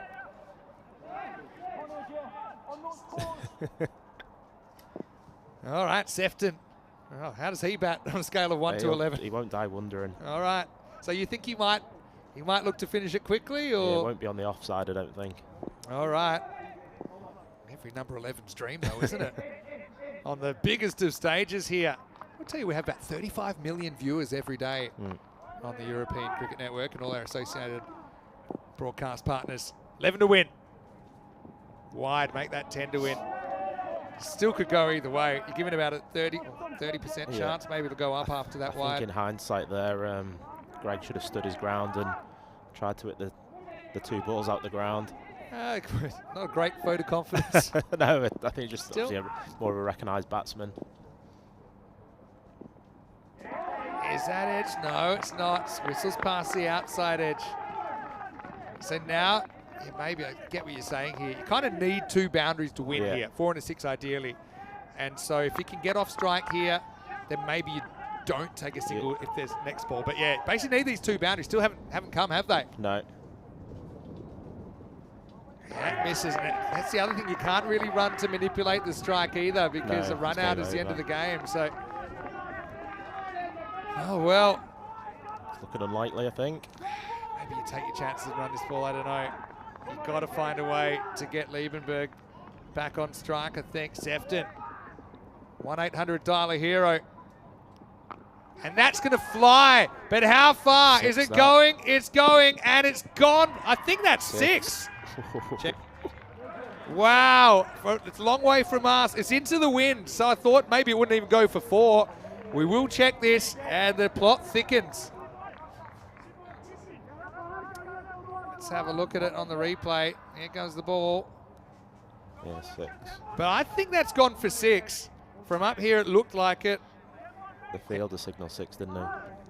It's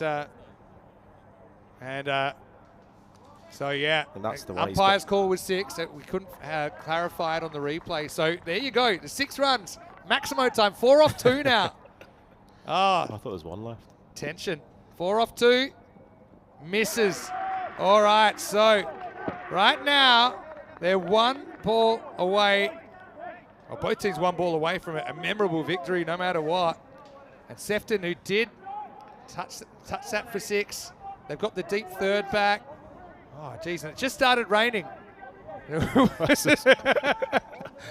Oh, wow. What a game.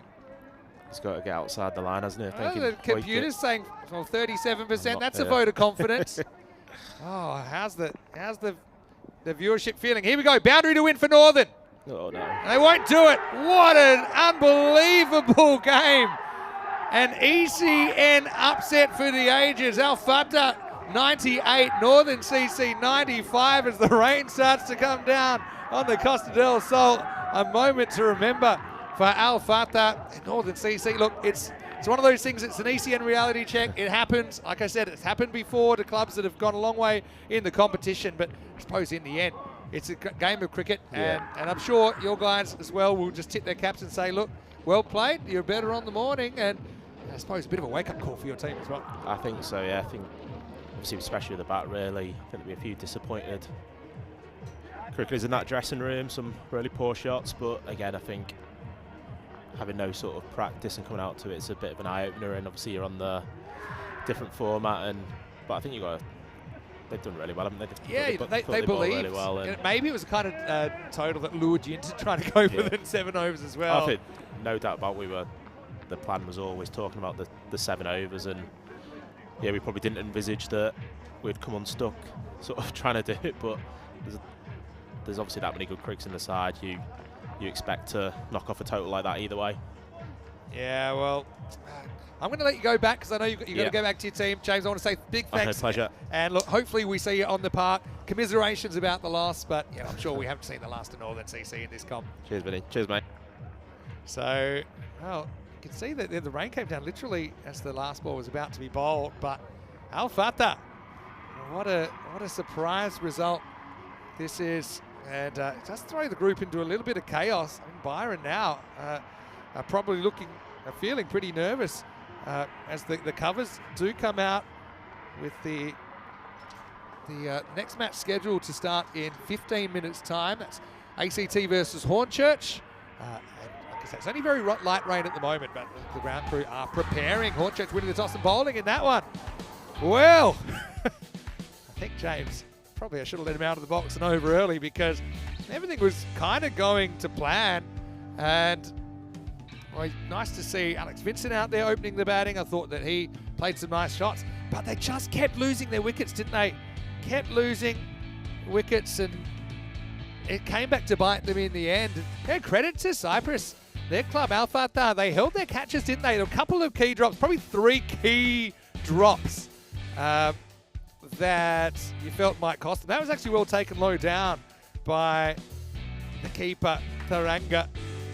That was the end of Vincent, who just tell he's a good hitter of ball. Then just got that ball stopping in the pitch a little bit, poke to point, but you just wouldn't have picked it. And that's what I love about European cricket. It is so unpredictable, and to have a team from Cyprus beat the reigning club T20 champions.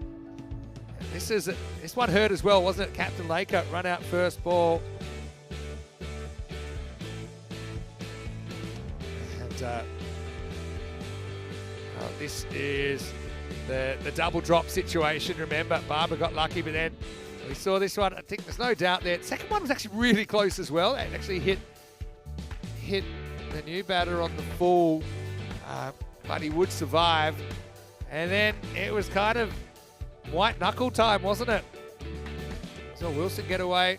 Well, I don't think there was much joking about in the Northern camp after these wickets continued to tumble. Found themselves 85 for 7. This was a pretty important catch, wasn't it? Barbara finally, his luck ran out on 33. And then, it's like a one-legged warrior there in Nilesh Makarande took the catch. Cyprus, they started to believe here they could actually do it. It was unbelievable how this game, still seemed to inevitably going Northern's way. And then this, eyes on the keeper, took his eyes off the ball, crashes into the Cardamom turf. Then we had this, the top edge 6, which got them just 4 runs away. But Sefton, the classic number 11's dilemma. didn't have too much bat meeting ball. He ran himself out last ball, and they were all out, and all out of time. 98-95. Oh, the Cypriot cricket fans rejoicing. They had a tough day yesterday, but that just shows you that your luck can change and your tournament can change very, very quickly. And Fatah of Cyprus. I know Punjab Lions Nicosia had a big win over Pakai Care back in 2022. But really, I think this has to be just as good an effort. 3 runs the margin in the end. Barbara, 33, though he's dropped on 15 and 17 in consecutive balls. Apart from that, 13 for Alex Vincent opening the batting. McGladdery with 13. Laker run out for a duck first ball. That one really hurt.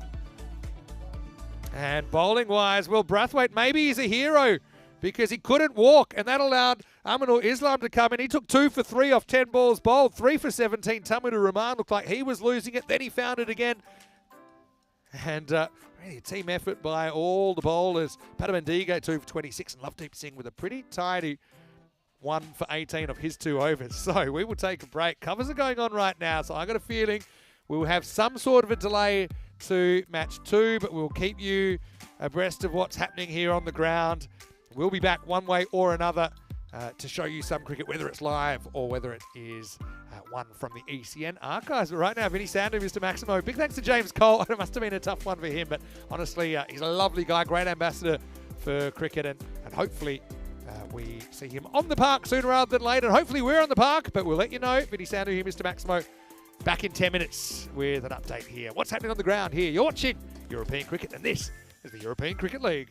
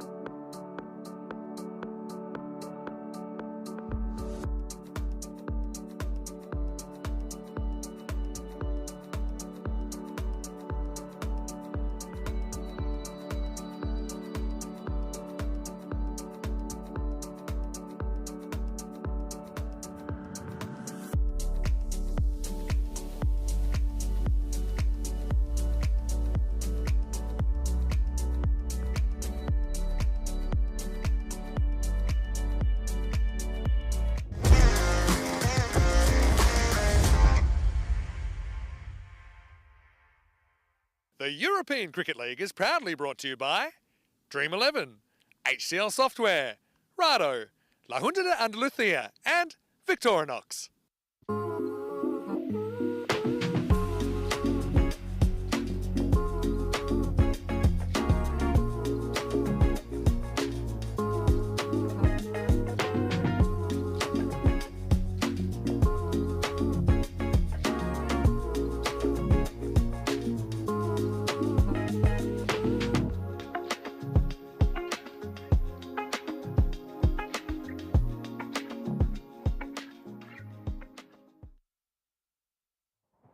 Hello and welcome back to the Khartoum Oval. What a day we've had so far here, day 2 of Group B. We've had our first boil over of the tournament with Fatah of Cyprus sensationally beating Northern CC, the English champions, by 3 runs to start things off. So who knows what's next. One thing we will have is some cricket, which I'm really happy about. There was some concerns. The covers actually went on straight after that game preparing for a downpour, but it never really came. So they've come off now. We had a slight delay while that was organised, but now it's time for Austrian Cricket Tigers of Austria, of course, taking on Hornchurch of England, the defending champions in this European Cricket League. A little bit earlier, Suleiman Saeed had the 2 captains and giant coin. Let's see what happened at the coin toss. Austrian Cricket Tiger home team, Hornchurch away. Austrian Cricket Tigers will flip the coin and you will call. Rado is the call. And Rado it is. Hornchurch won the toss and they will ball first. So Hornchurch probably eyeing maybe a quick victory, wanting to maybe try and roll the Tigers and chase it down. But I will say, Northern probably had similar ideas against the Cyprus side, Fatah, in the previous game, and they ended up falling short by 3 runs. Hornchurch, though, they are very strong, and it's about as impressive a first day as I've ever seen here at the Khartoum Oval in an ECL group. Having said that, I remember Forfeiture, they were very impressive as well with first day a couple of years ago. They never ended up getting out of their group, so it is unpredictable. I suppose time will tell. Billy Gordon comes back into the side for Hornchurch. Paul Murray will be back behind the stumps, and Tommy Barnacle will get his first taste of this European Cricket League. For the Austrian Cricket Tigers, Akib Iqbal leads them. He's a very, very good player. Chowdhury retains his spot behind the stumps. Unchanged from their last match, which was a win. A fairly comfortable win over Fatah, although they had to settle for the 3 points, the Austrians, and they're a 1 in 5 shot here. We'll say that Austria, they have a pretty dynamic team. Hornchurch, I suppose they have the weapon of Irfan with the bat and the ball. I think that the Austrians have to decide kind of how they're playing Irfan. Are they going after him, or are they essentially happy just maybe not to get out to him and keep some of their key players not out? But one thing I'm really happy about is that we've got some cricket, because everyone was a little bit worried. The rain was meant to be here by now. Let's just hope we get through the whole day and it never hits us here at the Khartoum Oval. Vinny Sander here, Mr. Maximo. And I got lots of people watching. The Subiaco Floreat Cricket Club. A lot of those guys are watching as well. They're my old club, actually, in Australia. And I think they might be sympathising a little bit with Northern CC, who share the same colours, going down in that first game of the day. But that's the thing. ECL cricket, it is unpredictable. It is really cricket in the purest form. I think at that level, a lot of people that watch cricket would play. And bearing in mind, these are the top clubs from around Europe. Each club at this tournament, they have won their way through by being the champions of their country. There's the big bird, Mohamed Irfan Jr. actually plays his cricket for Western Suburbs in Sydney. Sydney grade cricket, the former club of Michael Clark, actually. And I know that they'll be tuning in and watching what the big bird's up to. He was the MVP of this tournament last year. Yesterday, he bossed it with the bat and the ball. What will happen today? Had a question from John Woodward. He's watching from Madrid, I think. Would I be there for the upcoming European Cricket Series there? Yeah, I'm planning to be there. I've never been to Madrid, so I'm really excited about that. Anyway, right now, almost lights, camera, action. I still think this has a bit of the feeling of how long can it last? A bit like my first relationship, and the answer was not very long. Anyway, here we go. Match 7. That's a good shot. A bit of a loosener from the big bird, and just gets slammed for 6. Well, it's as easy as that. What's all the drama about? That was hit very, very well. That's Aki Iqbal. He's going to put that up and out of the ground. Very good strike first up. Oh, we had one ball and the rain's already heavier. So it allows us to get going, but everyone's asking for how long. Because like I said, the forecast was wet. And a lot of people thought we might not even start this game, but obviously we haven't. Obviously the players don't come here to sit in the tent. Yeah, the wind's up. First ball though, comprehensive win for the Austrians.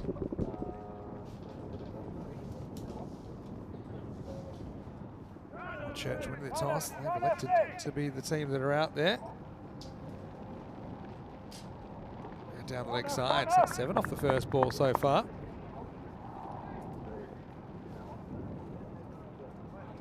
Hello to all our viewers watching from all around the world, of course. We're on many different platforms. Umpires already having a chat. That's never a good sign. But, I think they're just querying. Definitely, it's as luck would have it, it's definitely gotten heavier since the players walked out there. I don't think there's any issues with what it was like kind of as they walked down the stairs. But I think they've already said that it's too heavy, they're going to go off. So, well, you're fun. Well, he's going to have the economy rate of 42 in this game. And Akib Iqbal hit the first one for 6. Second one was a wide down the leg side. Imran Asif is out there to open the batting for the Austrians as well. But we will have a delay. And yeah, like we said, we thought it might have just been a case of when, not if, the players will be forced to leave the field. So yeah, it's disappointing, I suppose, for all the viewers who are looking forward to this one. Austria would have loved the opportunity to be able to play for longer. Look, this game's not over. I will say that you know, we have a minimum 3-over window, and yeah, probably you need about half an hour to be able to do that. So I'd imagine that even if we get on in about an hour's time, then we still could potentially complete this game. Might be one of the more unusual Duckworth Lewis Stern calculations with just the 1 ball bowled so far. But yeah, just disappointing. I know it held off for so long. I thought maybe we could get another game in, and obviously we had to start in good faith, but the players are forced off. Plenty happening, of course, in this European Cricket League with this the second of 7 groups, and I know that a lot of people look forward to this tournament. European Cricket League was the very original European cricket tournament on ECN back in 2019 when we were at La Manga, which was a fantastic facility. Now, of course, Carter Oval is home of European cricket, and we are here potentially 14 weeks of the year for these marquee tournaments. So I will say they've done really well with the upgraded equipment now, with all the covers we have, the roll-on covers. You can see there the wind's actually taking the big inflatable roller there as well. So I know they'll do their best to cover up the field. Obviously, we've still got a lot of cricket to go. We still have 3 weeks of cricket to go. So we certainly would like to keep the field in good nick and as good as possible. But what we will do while we're waiting, maybe I'll just invite you into the commentary box here.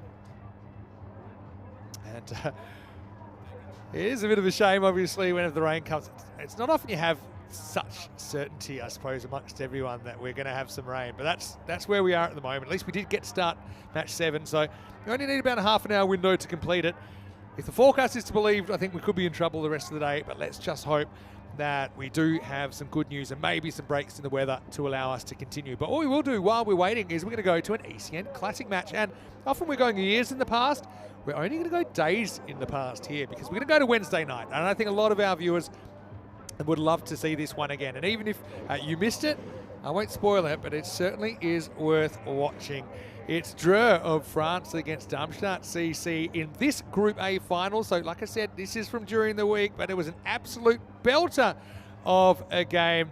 And as we get ready to watch the action, it's Drew batting first for a spot in Championship Week, Week 4. So we'll take you back to this ECN Classic, recent Classic from Wednesday night. And if there's any news, we will let you know at the bottom of the screen. Keep an eye on it. Also, our comment section, ECN European Cricket Network, and our website, europeancricket.com. But I'm going to take a break, and I, like you, I'm going to enjoy this ECN Classic.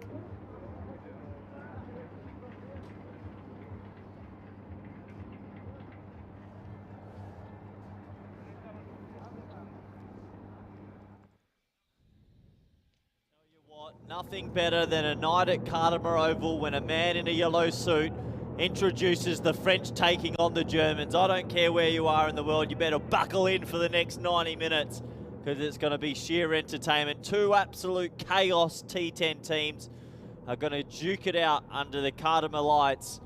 And this game could go either way, really. There is a lot of power in both these teams. They play the T10 brand of cricket where you might see some crazy shots, but the ball does go a long way. Let's have a look at the two lineups.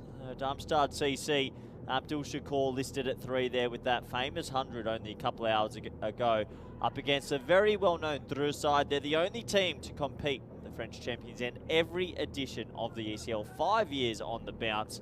They want to make it through the championship week, but they have the Germans in their way.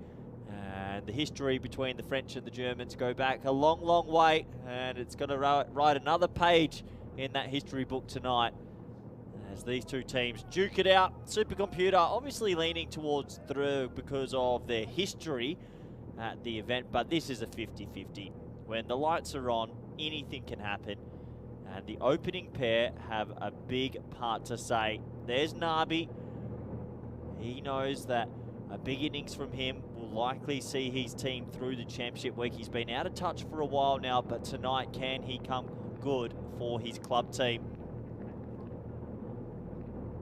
So we're almost set to go. Abdul Rashid has the ball in hand. It's going to be Shub and Joe, our two standing officials, and a warm welcome to all the viewers, wherever you're watching from. It's finals time. The sun just starting to go behind the mountains. The lights are on. Will it zip around? Sometimes it does, sometimes it doesn't. But I'm looking forward to this one, and I feel like this power play might have a big say in which way this game goes.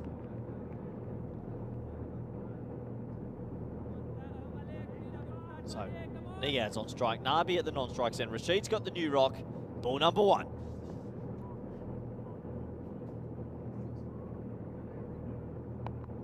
Clipped around the corner. It's a circumspect start. If that was a group stage game, I reckon Niaz is trying to pump that for 6. There'll be nerves in that dressing room. Even though they've been here 5 years in a row and won the trophy, you're not human if you don't feel a few nerves in a final. Deep square, deep backward point, the two boundary riders.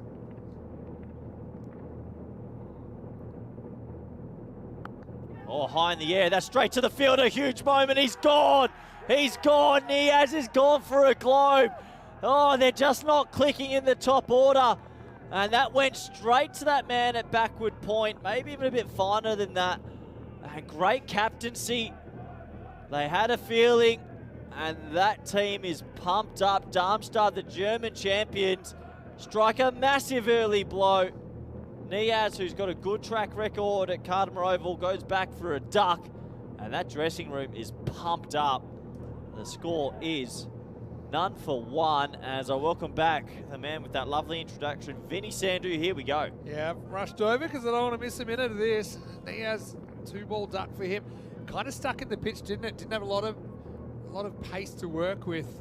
And he just guided it down to Sefton Solomon, didn't have to move. He hasn't really clicked this week. It's the Dreux batting lineup isn't as strong as it's looked in the past, but out walks a man that you know I like, and when he gets going, it's a joy to watch. Nisar can play 360. I mean, the thing is, Dreux, if they turn it on, if they find it, who knows what they need to do, then I think they are big favourites in this game. Even the percentage still suggests it, despite their form today. As this is up in the air, can anyone reach this? Oh, what a catch! Oh, what a catch! Pranav Nath, he's run back with the flight of the ball, and now Nisar's gone Rashid's on a hat-trick, and what a dramatic start to this Group A final. Oh, it's the check drive from Nisa, who doesn't go through with the shot, but to catch it over your right shoulder with the lights in play is never easy. And through are struggling, 0 for 2, Vincenzo. I thought for all money that he was going to come up short then. I thought this was finding grass. Nisa was worried. Couldn't have judged it any better. Even kind of pulled up straight away.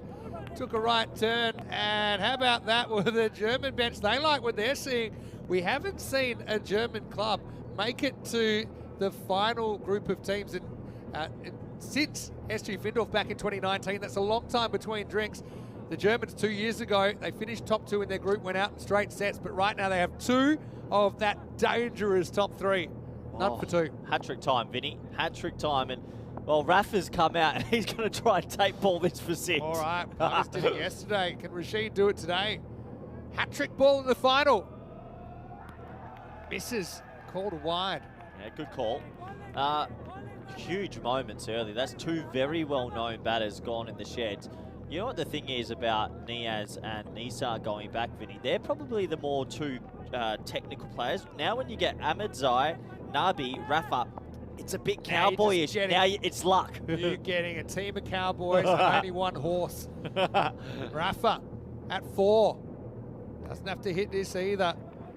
And Rafa, I think they know he's a bit of a risk of nicking down to 3rd the way that Hamza did, because the way he plays, he'll often try and find that leg side, get a big scooping leading edge. They've got a kind of short, almost like a gully in, and they've got that deep 3rd back. This is a very Western Shield type of field. I actually like it a lot. Ball zipping. Rashid's really just trying to stay away from bowling 2 straight to Rafa. 2 for 2 in the final. This is probably going to be out as well. Azmat's called it, and he's dropped it. This man doesn't drop catches. He does, Vinny. And he does now. He had a bit of a look. I think he had the better angle on that one. And that really should have been 3 out in the first over. I dare say he catches that. That's the final almost wrapped up. 3 extremely dangerous players. Oh boy, Rashid can't believe it. He should have held on to it. This game's had it all early. Rafa, he was praying, absolutely praying that would get spilled. And Asmat, I can't actually remember him ever dropping a catch. It wasn't an easy one, I suppose. Twilight at the moment. Oh, here comes Nabi. Nabi. Faces up for the first time. And he belts it.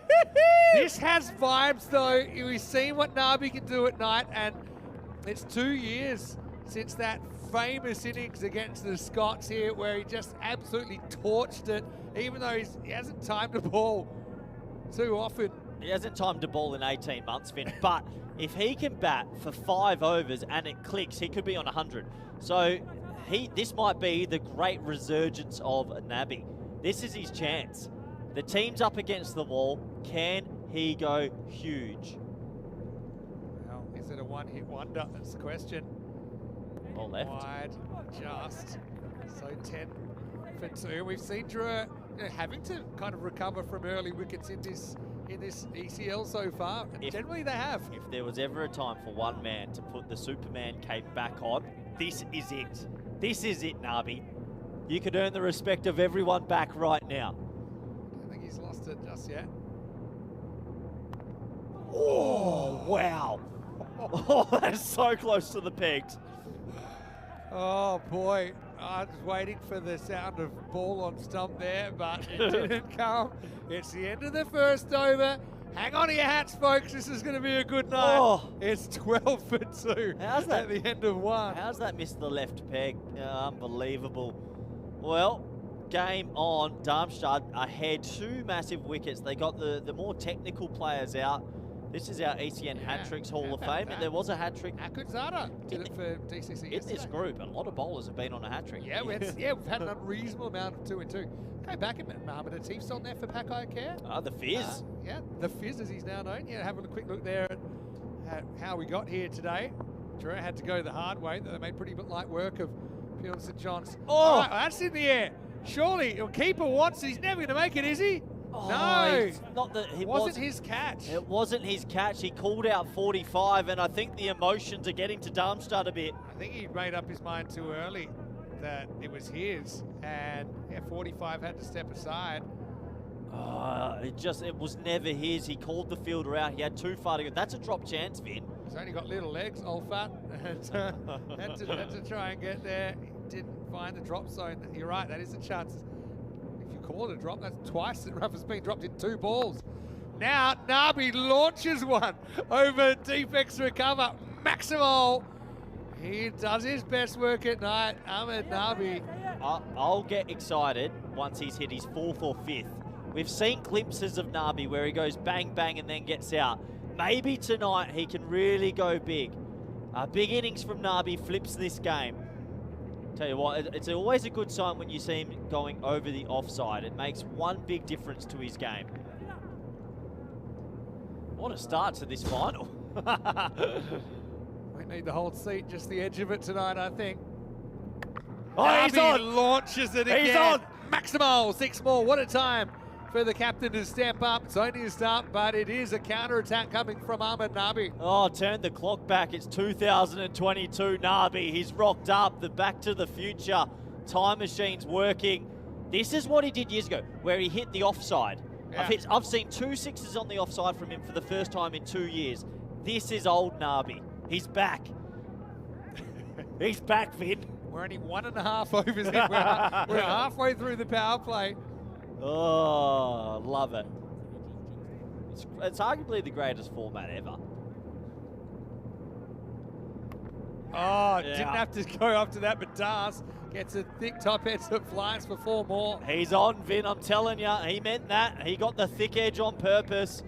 You might have taken 2 big wickets. They've dropped Rafa twice, but Nabi, imagine if he hits form now. Surely Tubbs On another night, that's a slightly thinner edge, and he's gone. This time, it flies over the keeper. It would be incredible if he hits form tonight. It's over, it's gone for 17, and we're 4 balls into it. Nath, who just took a brilliant catch at the last over to get Nisa first ball. Every ball's an event right now. He wants it. He's choking that bat handle so much right now. He doesn't say a lot. He's got a, credit to him, even though he's had a run of poor form, I suppose, on ECN, you'd say, compared to what he did. And keeps that same disposition. He's a great ambassador for the game. There's a big swing through this change of pace. They're the ones that worry me when he's playing this cross bat sort of hoik and it's not there. I like that he's hit a cut. I like that he's hit a drive. Keep your breath about you here, Nabi. Be a little bit smart also. Yeah. Yeah, a little bit. Just a little bit. Should be. I just don't think he will.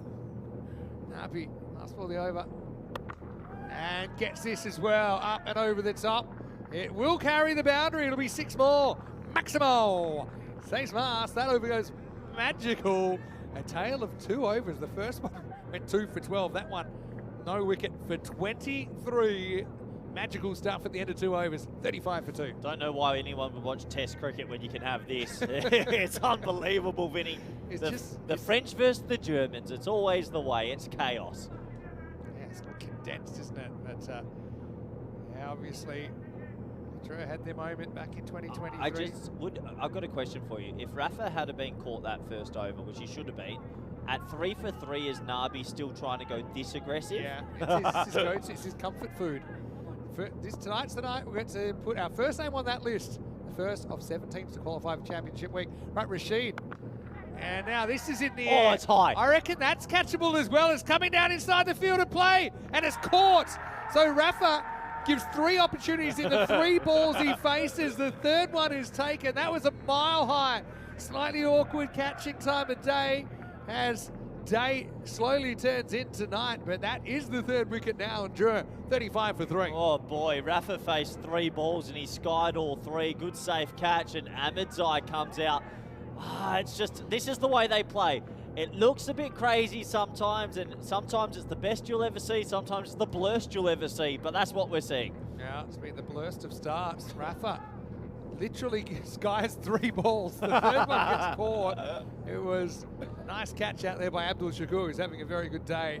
Vinny, I mean, you get Ahmedzai here. I know Nabi's ticking a bit, but it's starting to get a little bit thinner. They're not done yet. I will say they don't bat quite as deep as they used to. We'll say that as well. But you got Captain Caveman, as he was getting called yesterday, Cameron Ahmedzai, batting 5. Now he's going to go over at first ball, and he'll get it. Maximo! Wow, what a crazy start. We thought it would be crazy. It is delivering so far. There's 6 runs to get Kamran going. Oh, great cricket so far. Ahmedzai doesn't care there's a deep backward point. He just pops it over his head. Oh, they could get bowled out for 60 or they could still hit 160. That's how it feels. 3 wickets is what they've had to recover from so far in the series, and pretty much they have every time. Rashid, bad area for him. He's got all 3 wickets. Now that's a nice check cut up and over. Maximo. It's chaos at Cardiff once again. Oh, injected into me, Vinny. This is proper T10 cricket right now. This has final written all over it. Short, wide. Ahmedzai just puts it into the trees. He is better over the offside than a lot of the batters around him. There's been 6 sixes and a 4. There's been 7 boundaries and 3 wickets in the first 15 balls of the game. And 2 drop catches. French car. Yeah. Rashid. He's got 3, but he wants 4. Pitches up. Okay. Don't see that very often. It wasn't really an Ahmedzai zone. He has to go through. They probably know Rashid's a bit of a threat here as well. Let's go back to the dismissal of Rafa. It wasn't one that was very easy to kind of whip away with the bounce and pace that Rashid has. This is genuine T10 carnage.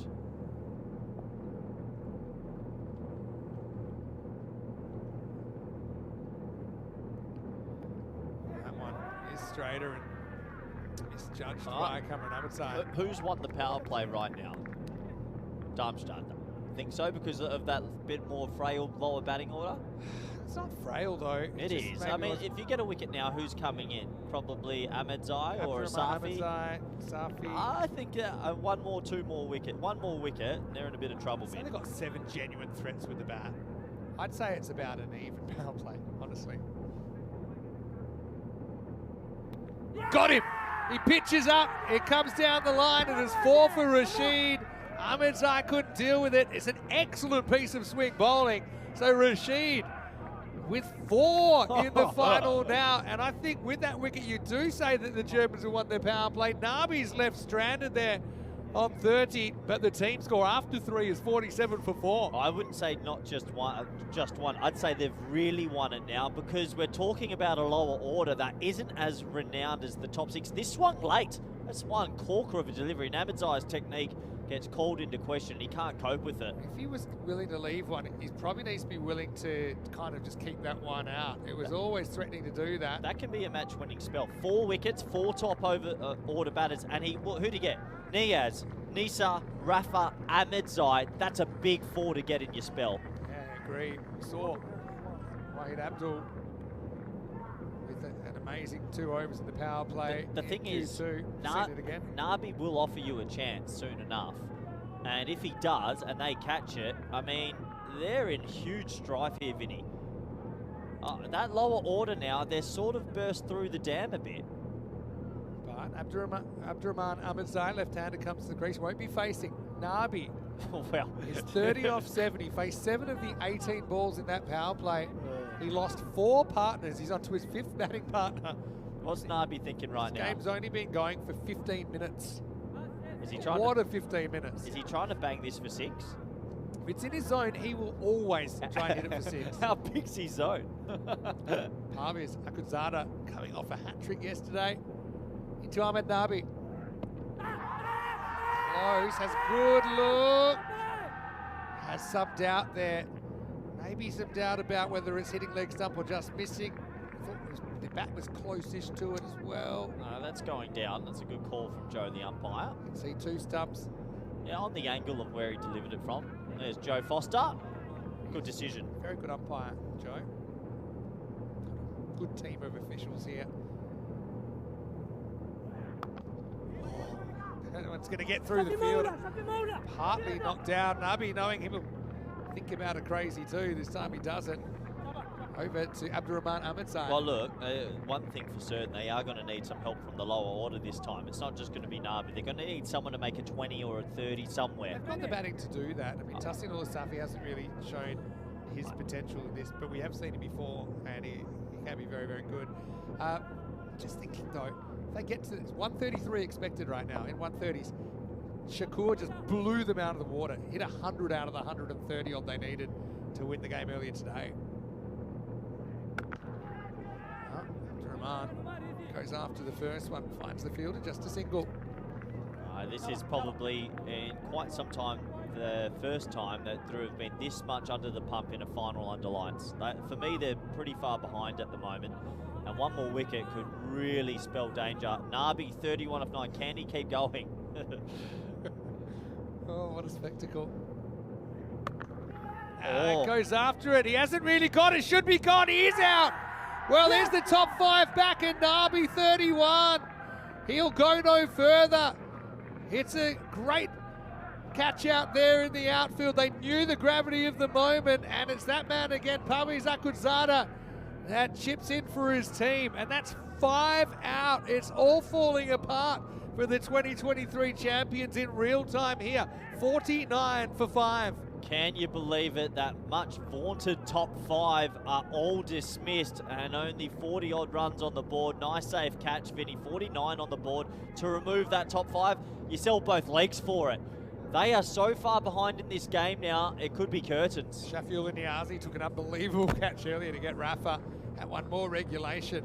Nabi, 22 out of his 31 runs on the offside tonight, was looking good, just didn't get all of that, did he? Had a bit of luck early, he's fresh out of it on 31, and Drew now 49 for 5. Wow. Someone that's not so well known for their batting will have to step up tonight. Could be a good opportunity for Tahsin Safi. He goes straight first ball, pumps. That's why I said do not count out. What a shot. It is Drew, lower order. The 50's up, 55 for 5. Still the ball to come in the over. I haven't seen Safi hit one all week, and he's just gone check drive 6. Wow. Hold pose. Safi, played for PUC last year in the ECL. Pretty good shot first rock, Vinny. Yeah, it is. I suppose maybe you could argue it's kind of slot length, but absolutely nailed by Tahsin Safi. I don't agree with the supercomputer right now. For me, the German sides are about 75%. Isn't that amazing the supercomputer's giving him 50-50? That's just because of history, but I think right now they're 75% to win this. Supercomputer knows the recent history today. What a shot, first ball. Great time for Safi to step up. If the Germans now, you still got to realise the job's only half done. 5 wickets you have, 5 more you want, then you go out there and bat. We'll say it's not really a criticism because Shakur batted incredibly well, but he was the one that got almost all the runs this morning. So if he was to go early, you know, the Germans at times have also had a bit of a fragility. All right. Akhundzada has got lit up first ball, and he bowled to Safi. Gets the right of reply, last ball the 4th. Safi goes again, and that's 6 more. Maximal. They're not going to change for anybody. So we have a wicket. We have 2 sixes to finish the over. There were 14 off it in total, and after 4, Drew, 61 for 5. 61 for 5 off 4. Oh boy, they just keep coming. It will take something special to get right back into this game. They could go hit or bust here. 61 for 5. What an incredible start. It sure is. Time to pause for a second now. We've got something a bit different with some off-spin. Majid Nasiri is going to bowl. He did try the run-out backing up the other day. Apparently he's known for a little bit in the local competition, so those batters are on notice. I think if you drew here... I wonder if he man-cats tonight, I don't think the coach will call the batter back. I think you're taking it. Up the security. Anyway, good matchup here on paper with the left-hander facing up, Rahman Ahmadzad. Over number 5. First one, way too short, and will be called wide. I mean, if they go at 10s from here, they still make 120, which is quite unbelievable. It's just the wickets column would be making them slightly twitchy. They're not settling here, Drew. Another team might kind of be a bit more conservative. And I think if they lost one more wicket, though, you are through to really more well-known lower order batters. Haven't seen a lot of Shikto with the bat. Was it? I saw a little bit, Vin. Lower order. Safi, 2 balls faced, 2 sixes. What's his approach here? You can answer my own question. Wanted it, gets thick under edge. That's actually going at pace. Runs away, 4 runs. Well, the fortune favours the brave. I think Safi just thought the best move for him is a bit of counter-attack cricket, but I think they all think that. Yeah, I think he can be a bit more selective than that. I mean, that wasn't really in his zone. He tried to muscle it anyway. He was really lucky he didn't chop it on. I think Safi's going to go at everything, and maybe Ahmedzai tries to bat through a little bit.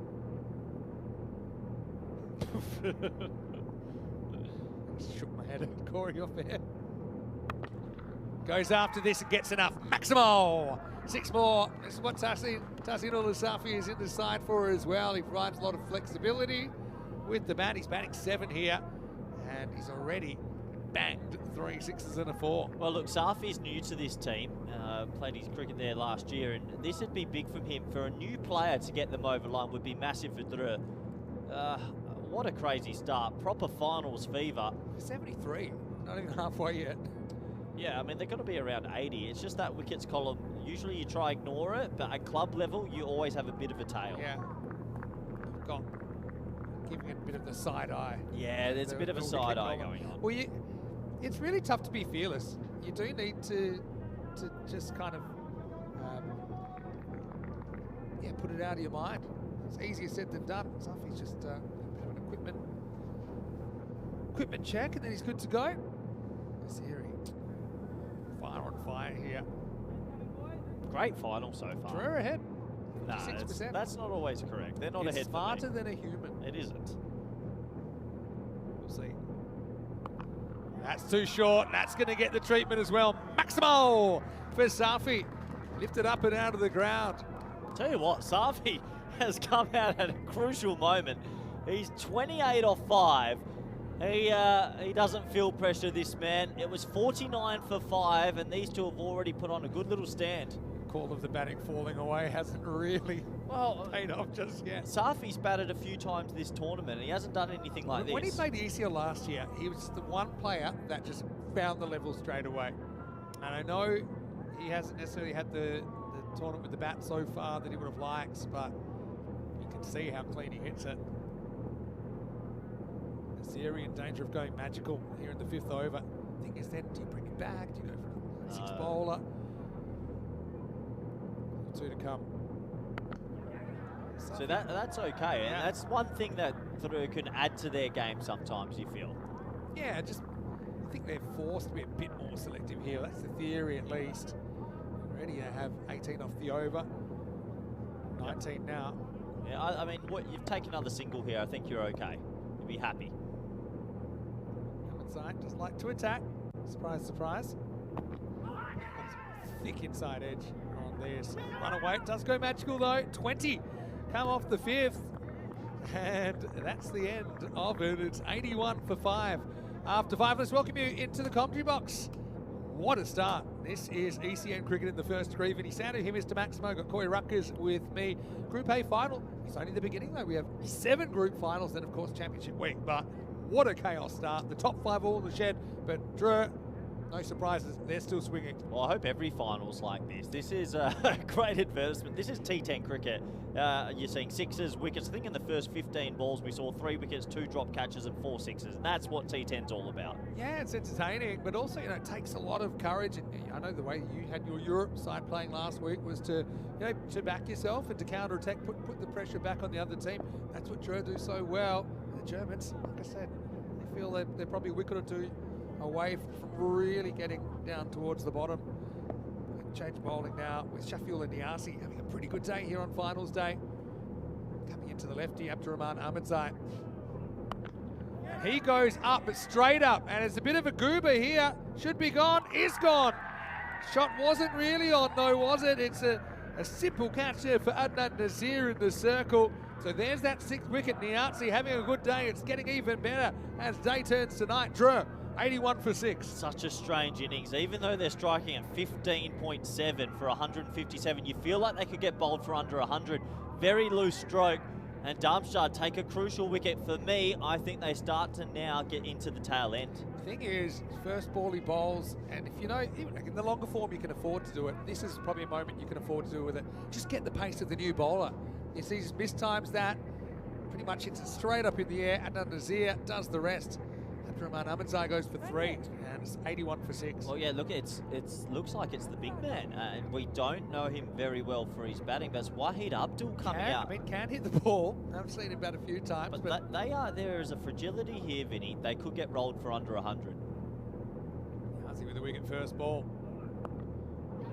Oh. Wow. Oh. Almost creates a run out and then wears it in the cool-off. I was going to say, though, see Graham Farquhar is in the comment section. I know Hornchurch arrived. Both of these teams have beaten Hornchurch. I was going to say Hornchurch might be happy to see Drew make an early exit. But in Darmstadt, CC beat them in their first ever ECN match. So, look, 81 for 6 just looks a lot worse than 81 for 5, doesn't it, on the board? Yeah, I think there's a fragility here. Abdul's not known for his batting. I can't imagine he has a huge score on the network. So if they can focus in at one end, Safi's 29 of 6 though at the other. It's going to stay with him. Take one here. Oh, it would have been out. That might have been game. Would have been out. If that hit, that might have been game. That could have been championship victory, Vinny. Yeah. Oh, it would have been out. That could have been it. Wahid Abdul has never hit double figures. This is his 60th match on the network. That's what I mean. They've burst through. There's one man trying to stop it. It's Safi. Now, does he go into the locker room a bit here and play a couple of singles, or does he just try and bang it? If it's in his zone, you bang it. Otherwise, you've got to be a bit more careful here.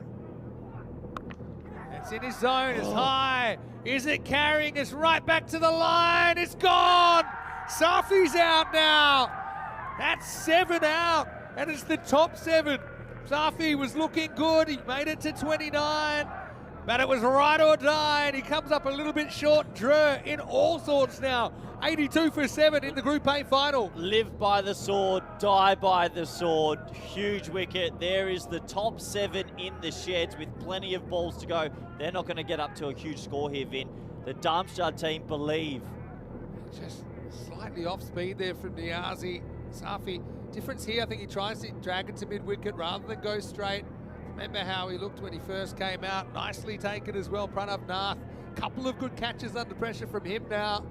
Tahsin Safi, 29 useful runs, but he departs at an inopportune moment for Drew, who are 82 for 7. Ahmadzai here, the keeper, comes out at number 9. Yeah, unbelievable. This is the way they play, but not one person in that top order has gone on for the big score. What's their best case scenario? How much are they making? Their rate's okay. Just take 10 off the last 4 overs. 10, 10, 10, 10. 26 balls left in this innings. It's a long time to go. So for me, right now, they actually have to have a little bit of a chat, these two. Get through these 2 balls. But Vin, if they go 10, 10, 10, 10, they're going to make 125. Now, that's defendable under lights. You don't want But if you get bowled out for 105, she's gone. Yeah, or less. I mean, they're 83. Just need to finally have maybe a little bit more sense here. I don't think they're a 38% shot. That's more like an 18% shot. Oh, almost chops that onto the stumps via his pad. Oh, boy, oh, boy. Darmstadt have their tails up. They won the toss. They elected to field, and it couldn't have really gone any better. Yeah, and they're through. You can just see through from the techniques, and that's okay. Every team has to have a few tail edges, but they need the tail to wag. So he has scored a few runs on ECM before. Has hit the odd 6 here and there. Oh, and that's what you need. You need poco de suerte, and that is a genuine French cut, fittingly from the French team, and it races to the final leg boundary. 87 for 7 after 6. That is the type of lower order partnership scrambling you need. A couple of French cuts, the odd wide. If these two can put on 30 or 40, but one thing's for certain, Darmstadt aren't going to get battered out of this. Yeah, that's for sure. And Drew have done that to teams in history, but that top 7, that very vaunted top 7, are all gone. Sometimes you got it, sometimes you don't. The top order just haven't. And even the middle order here for Drew. So, I mean, they're 10 and over here is 127. Okay, yes, that wasn't anywhere near enough when they played earlier, but different conditions. You're under lights here. Shakura made a lot of runs at the top if he was to go early. What's Zahir's highest score on the network? You said Abdul hasn't made top 10. Yeah, I mean, Zahir, I remember he often chips in with a 6 late in the piece. I'll tell you exactly what his highest score is. But, yeah, but he wouldn't bat very high. His top score's 13. Well, they need both of these two to get to their top scores. He has hit 11 sixes in his career. It's wide first up to start. These are the little things. Just keep ticking it over. Bat your 24 balls. If they bat the 24 balls, naturally they'll still get a score of maybe around 125. So, what do you think?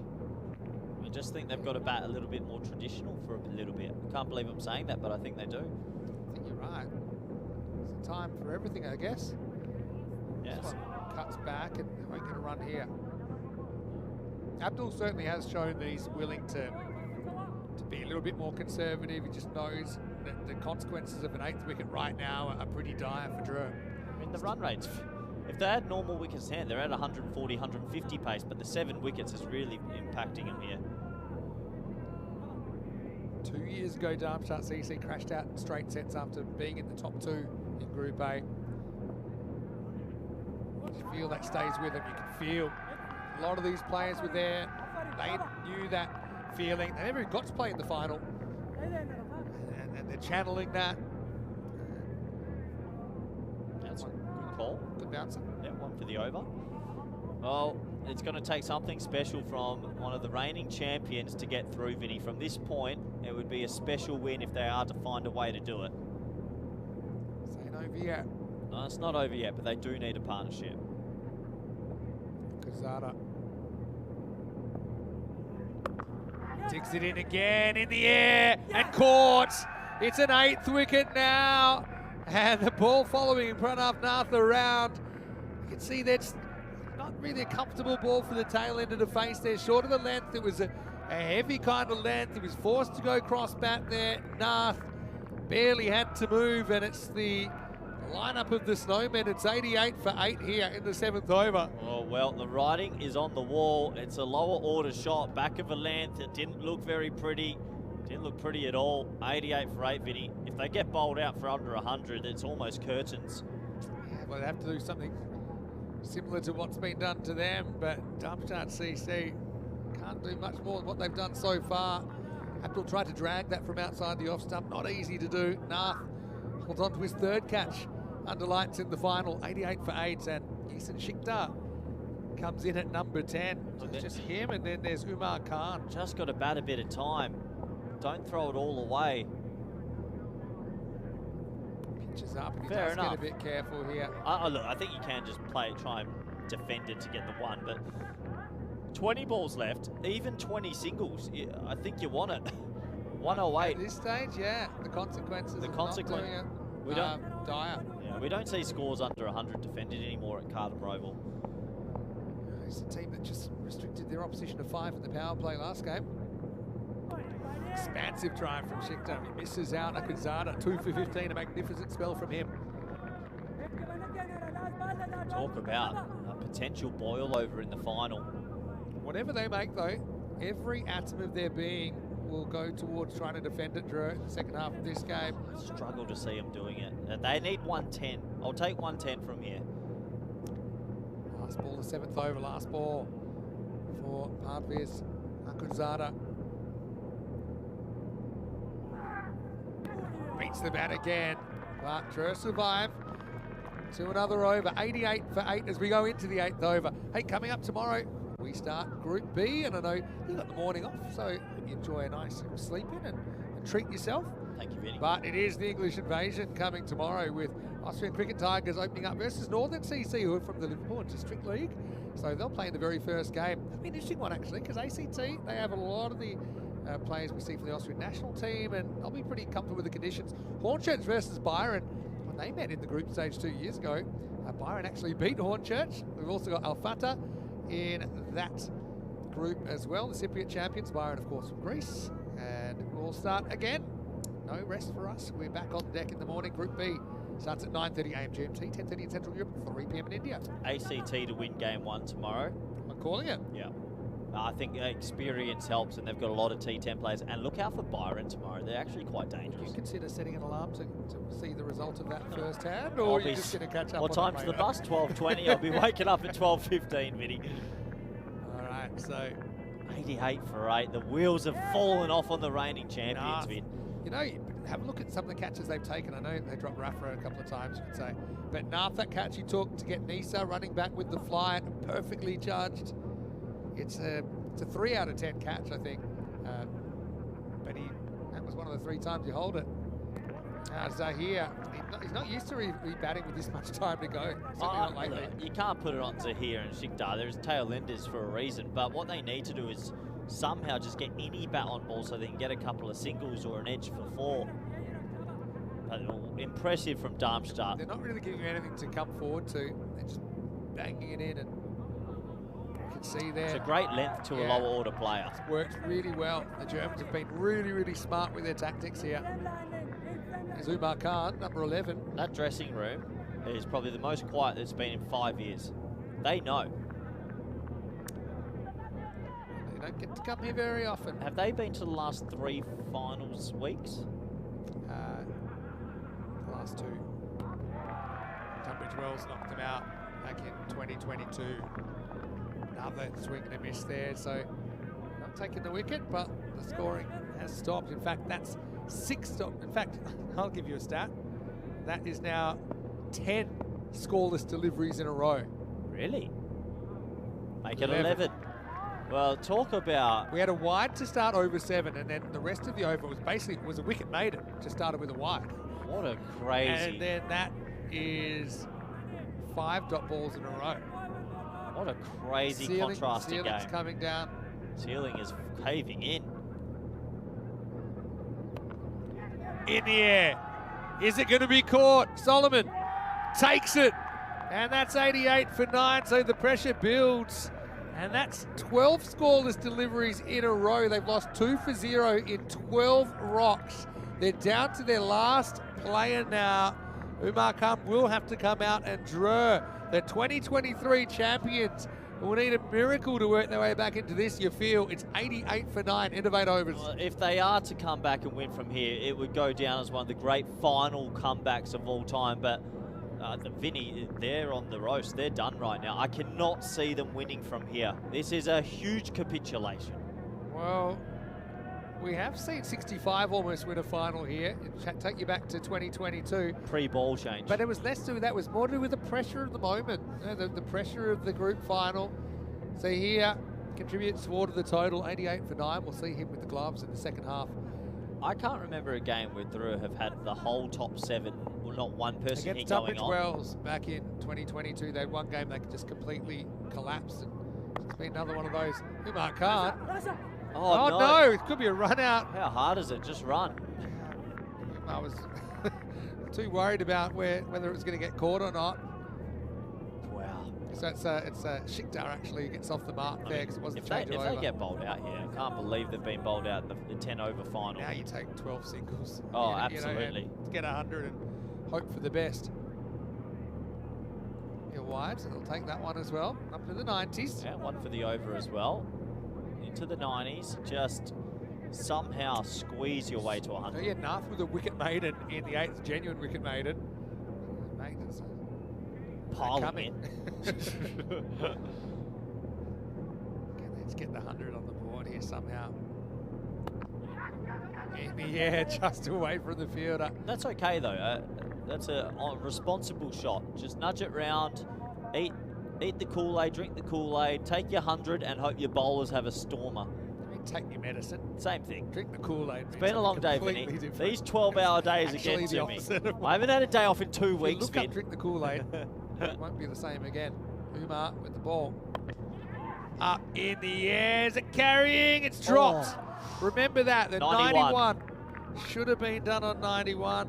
Fielder came in, Abdul Shakur, gets it right off the end of the finger. Yeah, remember that, 91. That could be crucial. That should have been innings over. If they end up losing. Went for glory. Came up just a bit short. Have a look at the finger, that's Shakur. There's the old Jiffy spray. Batted so well earlier. Goes after this, gets it into the gap. And that's going to be 4, so... Well, there you go. That's 5 runs since the drop catch. As number 11, Umar Khan, comes and puts Muhammad Umar to the mid-wicket fence. Well, you never know. 5 runs since the drop catch. Don't forget that drop catch. Should have been innings complete. Can they just get a late little cameo and get it to 115? I don't think so, but you never know. All right, back to live action. And that's in the air, should be done. Oh, it's dropped. You said No, he never dropped. He never drops catches. That's a sitter. That would have been done again on 96. Now they're 97. Get the pen out and note that one down, Vinny, because that's as easy as it gets. A chip shot straight to the fielder, and he shells it. My brain don't need to write it down. Oh, you gotta love it. Oh, he's absolutely smashed that. It'll just be one. Shikta trying to keep this innings alive. We will go to a 10th over. Umar will finish with 10 from his over. Muhammad Umar, that is, of Darmstadt CC. Drew, 98 for 9 after 9. Well, 7 bonus runs. 91, And 98. 2 double bonus Can runs. they get, I'm going to say, can they get 11 off this over? An edge for 4, a wide, a couple of singles, and then they have to chase 110. That would be boundary from somewhere. just the edge. Yeah. It's like the crowd I is think the enjoying the... Peel and St. John's boys are enjoying themselves. Sounds like the dance up there at the moment, doesn't it? All right, so last over coming up, Shafiul and Niazi to bowl. 2 for 6 in his opening over. All right. Shikta on strike. Well, that's a Big wide. first up. So this is why you hang around. If he accidentally bowls another short one, there's your no ball, there's your free hit. Yeah. Down the leg side, maybe get cheap 5. Can't score runs if the innings over. No, exactly right, and it should have been over. This is 8 runs since the drop. Just stuck in the fingers there of Niazi. Looking to finish things off. We had 55 for 5, 88 for 8, now 99 for 9 after 9. And he'll stay on 99 for 9. Yeah, Niazi just has to stay uncomplicated here and bowl maybe 6 deliveries on a good length outside off.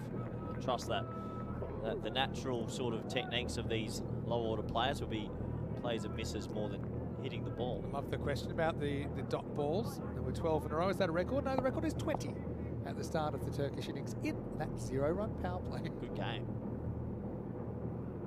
Oh, that is that Goes for high? it. That's 6. Oh, That's going all the way. Maximo. Shikta. well, that looked quite high. He's gone for the pull shot there, so I reckon they might want to check that as it's well. worth a look. Let's have a look. Oh, that's, gee, I reckon that's probably going above shoulder by the time it's at the crease. That's pretty close.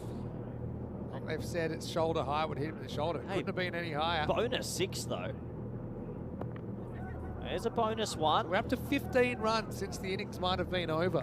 Oh, you just What a never... good shot from Shikta though. Actually shot the lights Well, out Vinny, there. the last wicket partnership 17. How often do you see a 17-run last wicket partnership? They're going to come out like Oh, they're going to be so fired up. beasts, both teams. Tell you what, another 6 here. The number 11, he's on 6. Gets it past the bowler, so That's we'll get okay. one here. Well, the last wicket partnership, you don't often see it. Be spot on. T10 He's have got to done be well. careful not to get too short here, because if there's no ball, free hit coming, obviously it takes the 9 wickets out of play if there's a free hit. So there's 2 to come, 107 for Drew. 19-run partnership by the last wicket. This could be crucial. Goes up, goes in the air, and gone. Shakur takes the catch, so Shikta comes up just short there. Niazi with 3 runs, with 3 wickets, I should say, in the final. And Drew are bowled out, but they only leave 1 ball on the table. All 10 wickets lost for 107. The German club Darmstadt CC need 108 runs to progress to Championship Week. Well, they do have something to bowl at thanks to that last wicket stand, but we know that is an under par score at this beautiful Gardner Oval.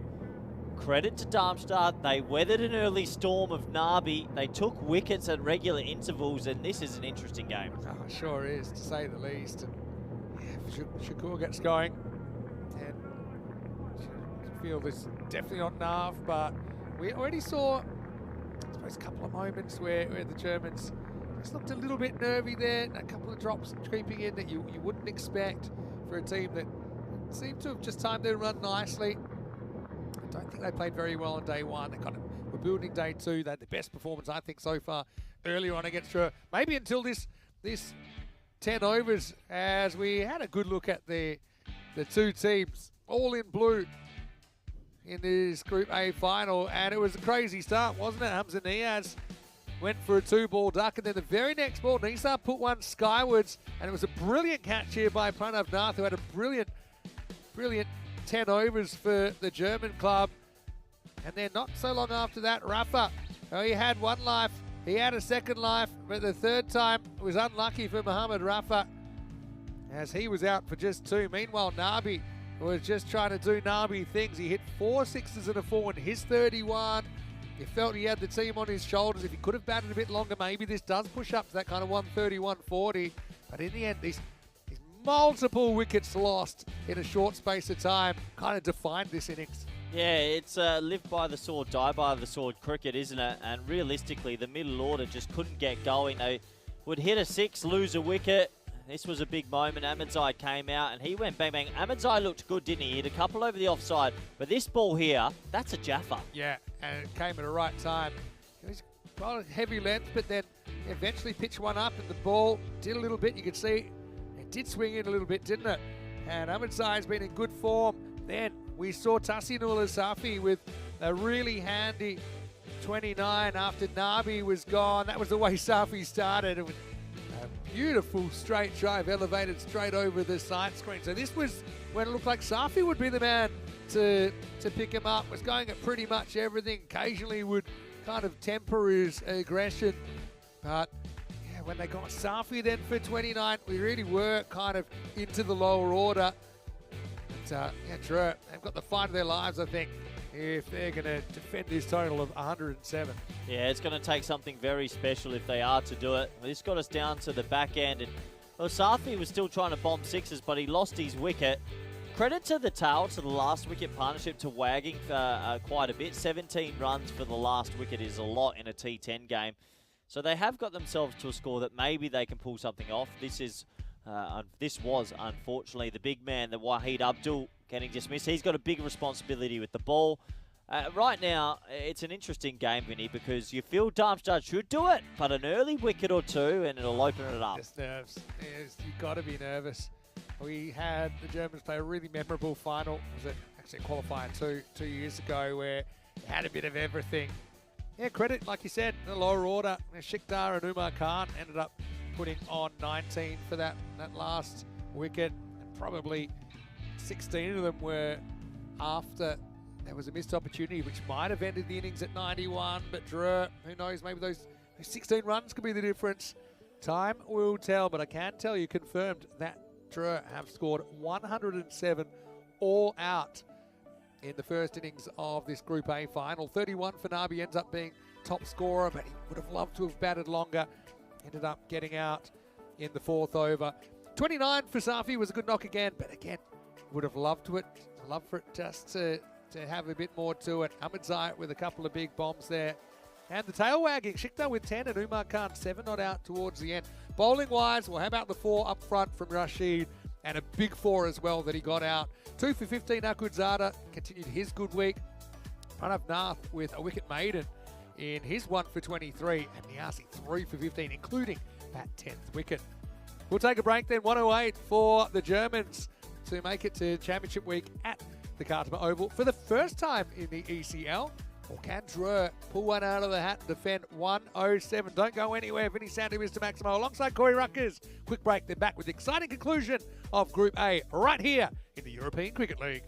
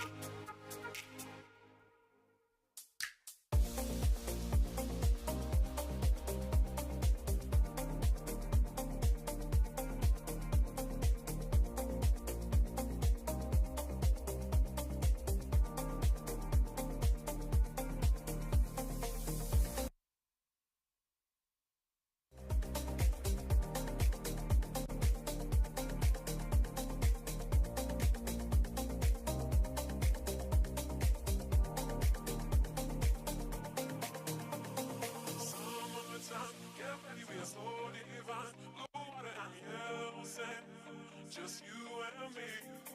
Summertime, get ready, we are so divine. Blue water and yellow sand, let's live our dream. Summertime, get ready, we are so divine. Blue water and yellow sand, just you and me. Summertime, get ready, we are so divine. Blue water and yellow sand, let's live our dream. Summertime.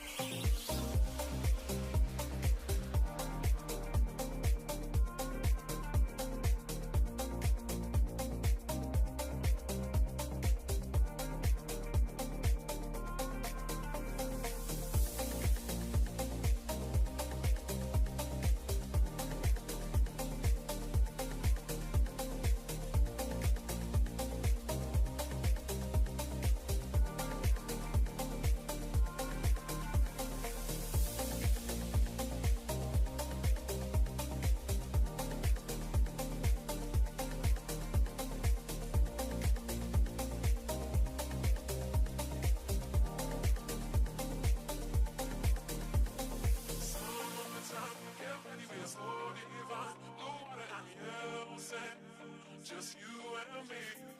Summertime, get ready, we are so divine. Blue water and yellow sand, let's live our dream. Summertime, get ready, we are so divine. Blue water and yellow sand, just you and me. Summertime, get ready, we are so divine. Blue water and yellow sand, let's live our dream. Summertime.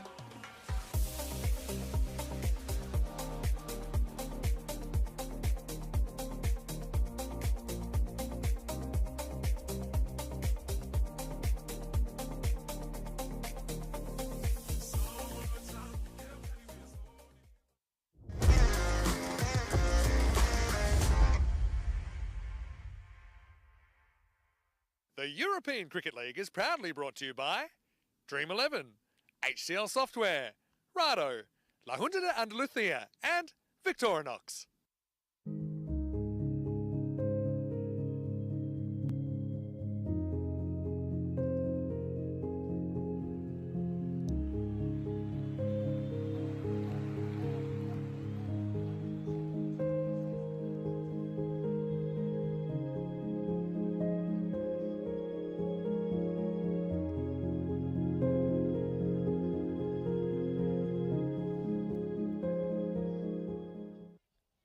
Hello cricket lovers and welcome back to the Katoomba Oval. Under lights here, it's ECL Group A Finals Day, and day has turned into night. It is the final and it will decide who comes back as our first team qualified for Championship Week here in ECL 25. Vinny Sander here, Mr. Maximo with you for European Cricket as we have the scene set for a pretty interesting second half. Their batting just fell apart at the seams in the first half of this game.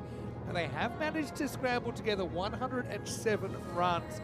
Ended up getting bowled out with one delivery remaining in their first innings. So the French club, of course, champions back in 2023. They'll come out and they will hope that they are able to defend this. So they're going to run into a Darmstadt team that were red hot earlier on. These two teams played earlier today. Drew made 138 and Darmstadt chased it within 7 overs thanks to an amazing 100. A maiden easy 100 for Abdul Shakur, and Abdul Shakur is out there right now. We'll be opening the batting once again, opening with Mohamed Umar. Drew basically need to do what was done to them. They need to take early wickets. Of course, they were incredibly effective in the field and with the ball in their game against Peel and St John's in qualifier 2. Is Shakur, on how he's feeling. Took a bit of a knock, put a catch down, which would have ended the innings on 91. Remember, Drew, they did win back in 2023. Hornchurch, runners up that year, and then Hornchurch winning last year there on show tomorrow in Group B. And Drew have a real fight ahead of them here. I don't think they start favourite here, even though the supercomputer has favoured them even in some tough situations to battle their way out. Wahid Abdul is going to open the bowling. He's coming off figures of 2 for 0 of 2 overs in the previous match. So Abdul Shakur gets ready to face up. Umar with him. And my commentary partner, right here in the commentary box, is Corey Ruckus. Corey, do you see a path back for Drew? I do see a path back for Drew, Vinny, and I'm going to call it bluntly. Top 3 need to be dismissed before the score is on 40.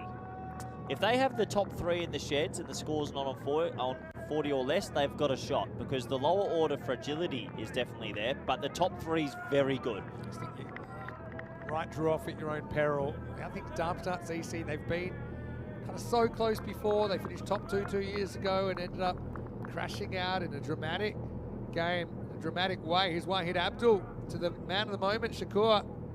Watches the first one go past. I suppose that's 13 top balls in a row for Wahid Abdul. Well, look, Shakur hit a fantastic 100 before, but also this man bowled 2 overs, 2 maidens. So both right now, Vinny, you've got a century up against 2 maidens. Both are at the peak of their powers. Hot versus hot. I will say, though, that Wahid Abdul bowled 11 balls for 25 against this opposition earlier. Oh, no. Oh, no. Through. It's going to be 4 by, so it's not a wide. It got some of the tram lines there here, though couldn't deal with the extra swing. I can't believe that. Look, you're defending 108. You've got to be clean. And that is an easy take for any keeper. Just died on him, end up yorking him. And so here's tall man for a keeper, just couldn't get down. There is some swing there. That's a good sign for Drew. They need this wicket. They need it now. The swing as much as the ball dying on him there.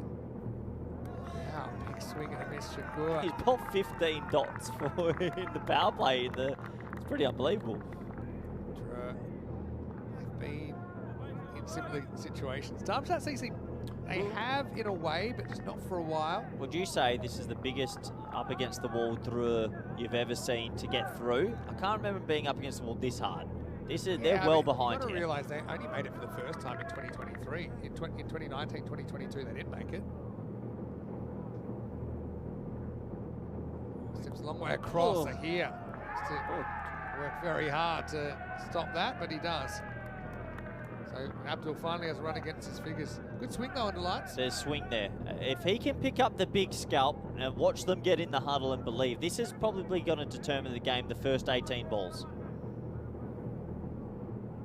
Can Abdul get that swing, but adjust the line. Again, it's a big swing. Good run. They're going to run. Good run. Clever cricket. 7 extras when you're defending 108 is disastrous. Drew, Vinny, they're on the rope. So we'll have a look at Mohamed Umar. He's actually coming off a duck in that earlier game, so he's on a pair. Can you believe what we're seeing? 7 runs on the board, no runs off the bat. Abdul's just got to get it right. Can't afford it. About over or 2 here, can they, Drew? Oh, this is hit straight. It's hit very well. Umar off the mark, first runs of the day, and it's a biggie. Maximal, 6 runs. Well, 13 off the first. I think we're witnessing a German team getting through to finals week for the first time in 6 years. Don't call it too early. Collapse is possible. There's still time. When we talk about collapse, Vin, and what we see at Cardamom these days, if Drew win this, it would be one of the greatest recovery finals wins I think I've seen of defending a score. What's your percentage, not the supercomputer percentage? With the way the scores are, to take 10 wickets against a team that's in a bit of form, take 10. It's a 1 in 10. I think 10%. It's a 1 in 10. Okay, supercomputer a little bit more generous, say 16%. You just got to get on a heater, but they'll create chances. Will they catch every single chance as well? But right now, one of the champions of our league are up against it. If wickets start falling, though, there could be a certain energy about it. Got to get the wicket first. True. Umar, start for him. It's done by a Yorker. Look, there's signs that are okay. The ball's swinging and zipping a bit, but you've got to pick up the wickets while it's zipping. The problem as well for Drew, I think they've been a bowler short all week. I think they have 2 very good opening bowlers. Rafa's bowled okay, Amitai, but I don't think the 5th bowler's been good for them. Now's the time to step up, last ball the over. Again, there's that swing.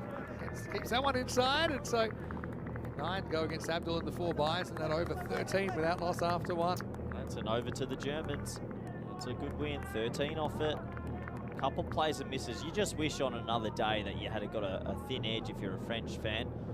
Anyway, over number 2, 10 games since our last Golden Ball. I think we're going to get another one in this ECL. You feeling it? Yeah, I am.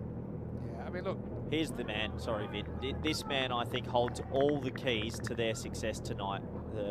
If they are to pull this out of the fire, it's going to be Ahmedzai's left arm seam with his late swing that could pose the technical issues.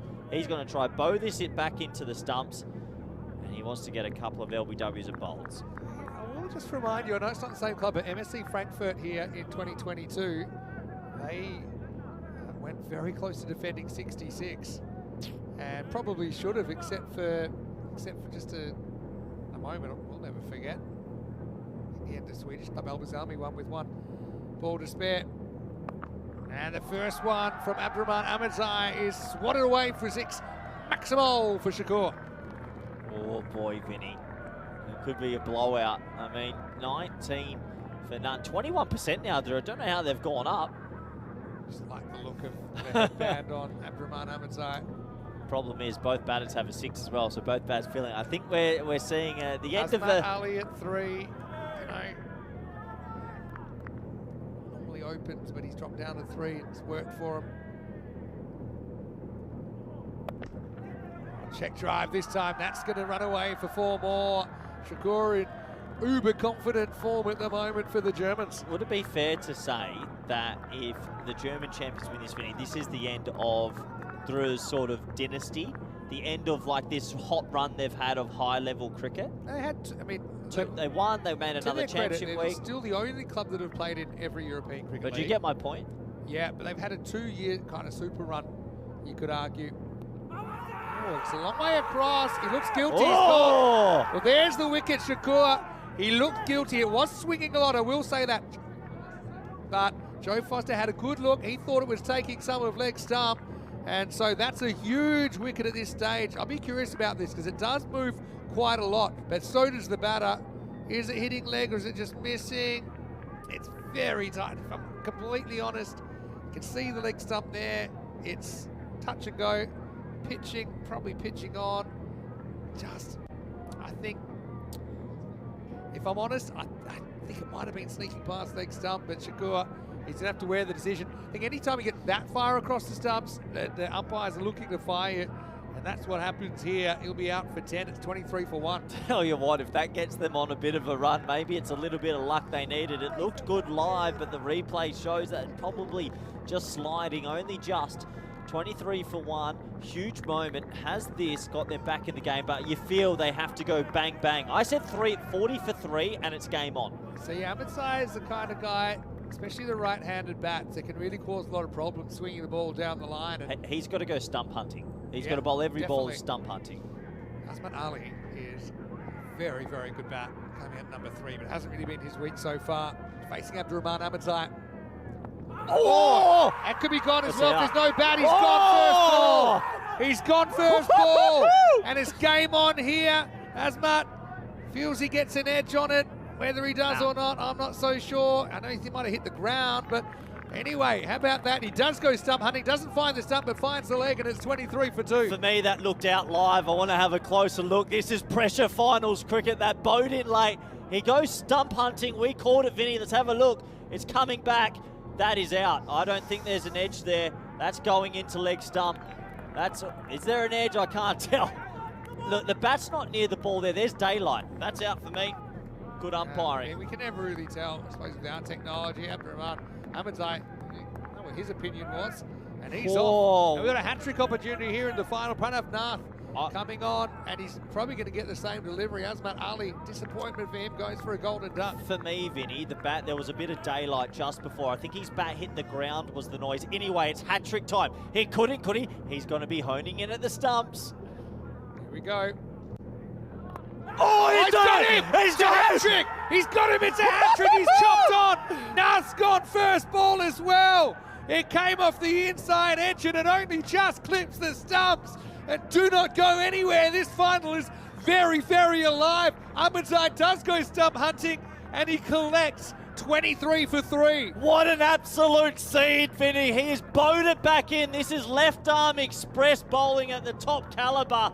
Oh, the Peel and St. John's boys are loving this final. Through, they were almost out of this. They believe again. This is seriously good left arm swing bowling. He's laid on it, inside edge, into the leg stump. There's a Hattie, and he goes off. Wow, wow, wow. Give it to me, Vinny. I love it. Here we go. What a game. A hat trick out of nowhere. He goes for a golden duck. He could go for a four. He's stump hunting, Vinny. Well, it's one more to go in the over. This over's gone 6-4, wicket, wicket, wicket. And you know what? This hardly ever happens. This is 4 wickets in 4 balls. It hasn't been done since July 2024. It's only been done 6 times in over 6,000 games. What a delivery. Honestly, get your front pad out the way. Get your front. I don't care about Mike Jones. Who cares? Showing you how rare this is, though. He's got a shot at it. Get your front pad out the way, because this is going to come in. All right. What's happened here? I thought he was about to call no ball. No, it's not that. No, it's not 5 penalty runs by any chance, is it? All right. Well, so he's pumped up. Look at that. He's given the fist pump. it's Kudratullah Olfat that's come in. Scenes, Surprised he's Vinny. got his pads on in time. On a 4 and 4. On a 4 trick. Ahmedzai. Well bowled. Kept out. That's well played. He kept his front pad out the line. Super over. What an over. Yeah. Corey's up. Why wouldn't you be? Darmstadt CC 23 for 3 at the end of 2. This is unbelievable theatre, Vinny. Oh, one of the reigning champs were almost dismissed out of this competition, but a Hattie. Can you believe it? I mean, that French cut could have gone anywhere. It just happened to clip the stumps. This is championship week, and how it's shaping up so far. We don't have many teams actually. We'll have one at the end of the 9, but don't go anywhere. Don't go anywhere. I told you. The more wickets that fall, the more tense it's going to get. Another classic on our hands here is Wahid Abdul coming back over number 3. First one gets called. Yeah, fair enough. You know what though? We did that final back in 2022. Yeah, that's fair enough. No, that's definitely wise. We did that, LB Zalmi versus MSC Frankfurt, and it's got these kind of vibes about it, doesn't it? Yeah, they needed someone to step up, and Ahmedzai's gone 3 wickets, a hat trick. Unbelievable. I'll tell you, gee, what a final. Oh, the French champions were all but dead and buried. This would be one of the all-time comebacks. Oh, well. High drama. Low-scoring thriller in Manila. A hat trick in the final. What a unbelievable. Seriously good bowling. Swing and I a tell miss. you, the ball, every now and then, under the lights of Carnama, the ball zips and swings, and tonight it's been going. Abdul's bowling well here, and look, oh, there's some tension in the dressing room. They feel they should be winning this easily. You're probably right. MSC Frankfurt, but That dressing room's twitchy. That dressing room is twitchy. Look at the supercomputer, Vinny, it's flipped. so they're favourites now. I don't know if they're favourites, but we're in for a good final. Something on the blink say a little bit. Oh, he gets lidded. Might have edged it onto his Well, helmet. here comes the concussion test. They're going to have to check this out. I think that was pretty violent. Top edge into the bean. Bang! Right off the side of the head, so he'll have to answer a few questions. Seems like Nice. Just getting, you got the express concussion test. Seems like at Western Shield we cared a little bit more about the head. Medics? All right. Anyway. He's okay. Face up. Umar has a 6 and 5 dots. In the air. Away from the field. That'll be 4. So a bit of a steadier for Darmstadt CC through Umar. Well, they needed just something, just a boundary to steady the nerves. Look, the rate isn't big. It's only 11.5, and the wickets column's probably a bit twitchy. But any bat is good bat. Abdul got impatient there and wanted to hone in at the stumps. The ball didn't swing. Second hat trick of Group A. Get up, Vinny. This is big. This is all time. How could you not be up? Umar duck in the earlier game. There's 10 here. 2 balls left in the chamber for Wahid Abdul. That one's full, sneaks just inside. He's got that ball to go late when he bowls outside the off stump. It's still a pretty impressive opening spell from him, but he'd love to cap it off with the wicket. You got to bring Ahmedzai back the next one while the ball's swinging as well. Yeah, because if he goes bang bang again, his first 2 balls went for 6 and 4. What an over, though. What a final. Hat trick in the final. They're scrapping here.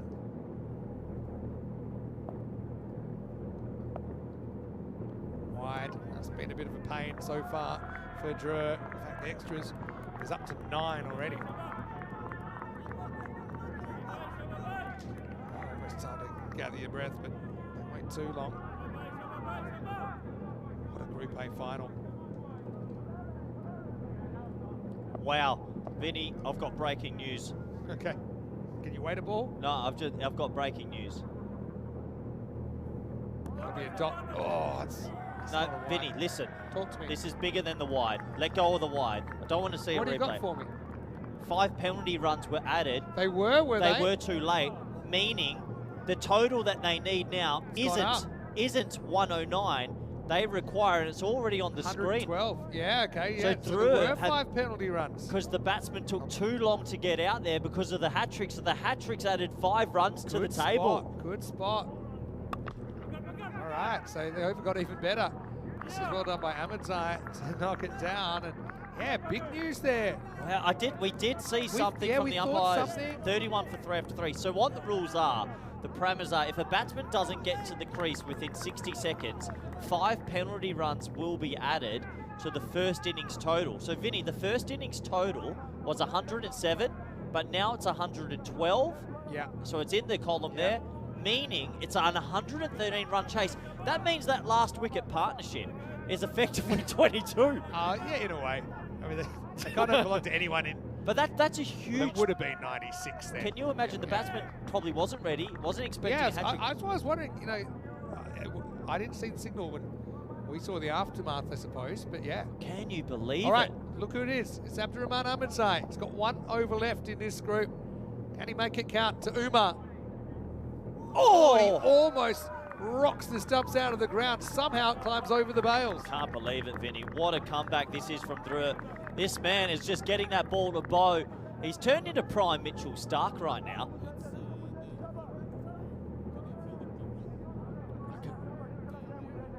That ball is zipping about. If that's a little bit full, I reckon he's castling him. I can't believe there's been 5 penalty runs. That is First time we've seen it in this year. UCL. Huge mistake from Darmstadt. Huge mistake.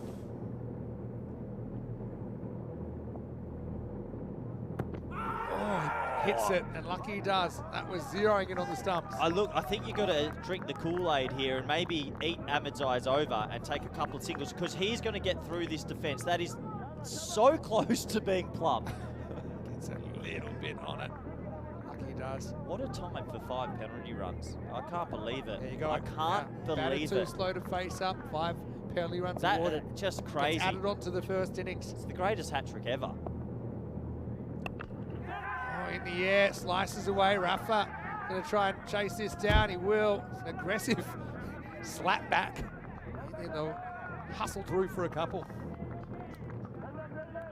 So drama at Cardamar Oval.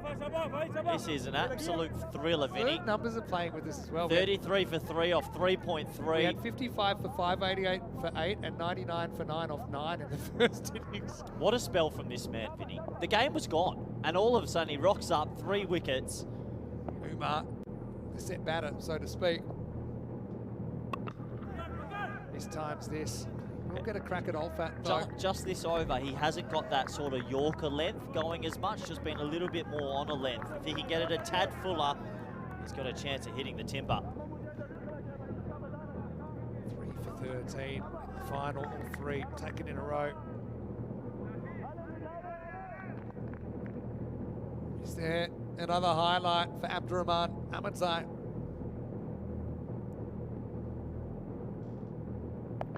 Well, he backs himself here, Olfat, and he gets it. Maximal, gutsy shot, angled in towards the pads and clipped away for 6.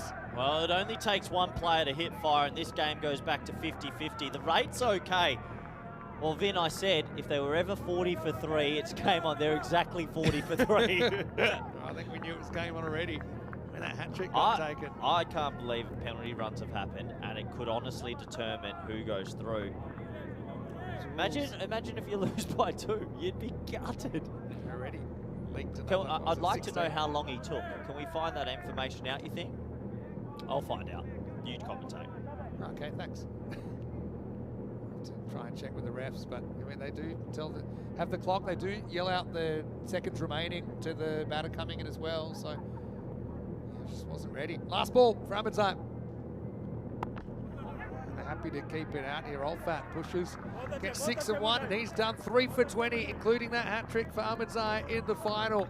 41 for 3 after 4, and this game right now is listed as a 50-50. Yeah, 50-50 in the final under lights. We don't get many low-scoring thrillers, but this one truly is. What a good game of cricket. Yeah, Abdurrahman Ahmedzai. A brilliant spell, but you can't just do it with 1 bowler or 2 bowlers. You're going to have to see other bowlers stepping up here. Looks like they're going for Tahsin Ullah Safi here in over number 5. So Safi coming into the attack, 41 for 3. Darmstadt, who were in control of this final for the first 12 overs of the game, or 11.3 overs, up against it a bit. 72 off 36. Here we go. Deal with the first one. Swing. When it swings, it's a different game. Safi looked like he might be the one to lift him to a slightly higher total in the first half. This would be an all-time comeback, Vin.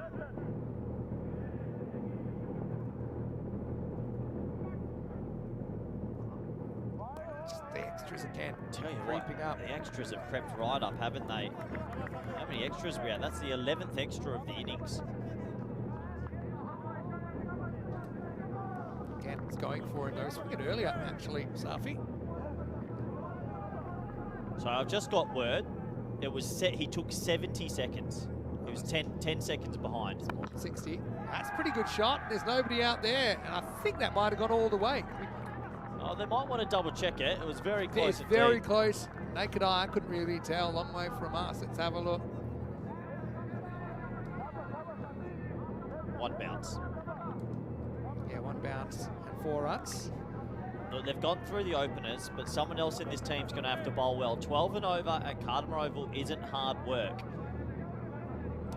I think, who are you going to next, Rafa or the Ahmedzai?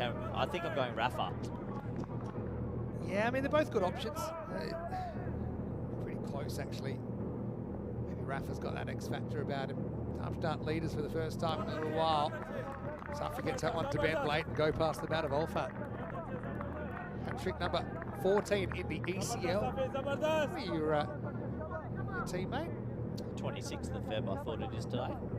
Yeah. Maybe they're working on another time zone.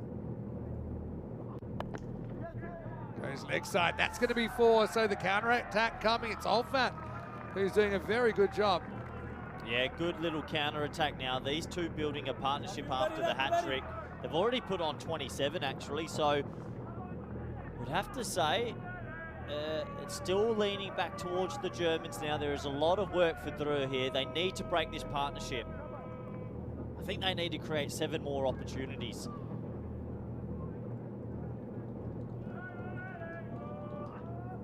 Just misses. Just misses. But 50's up. These extras hurt. Kind of like, you know, it's these kind of defenses. You throw all your punches, and then sometimes you punch yourself out, and it's not quite enough. Just get a late swing, just the wrong line. They've bowled a lot of extras. 12 extras in 4.4.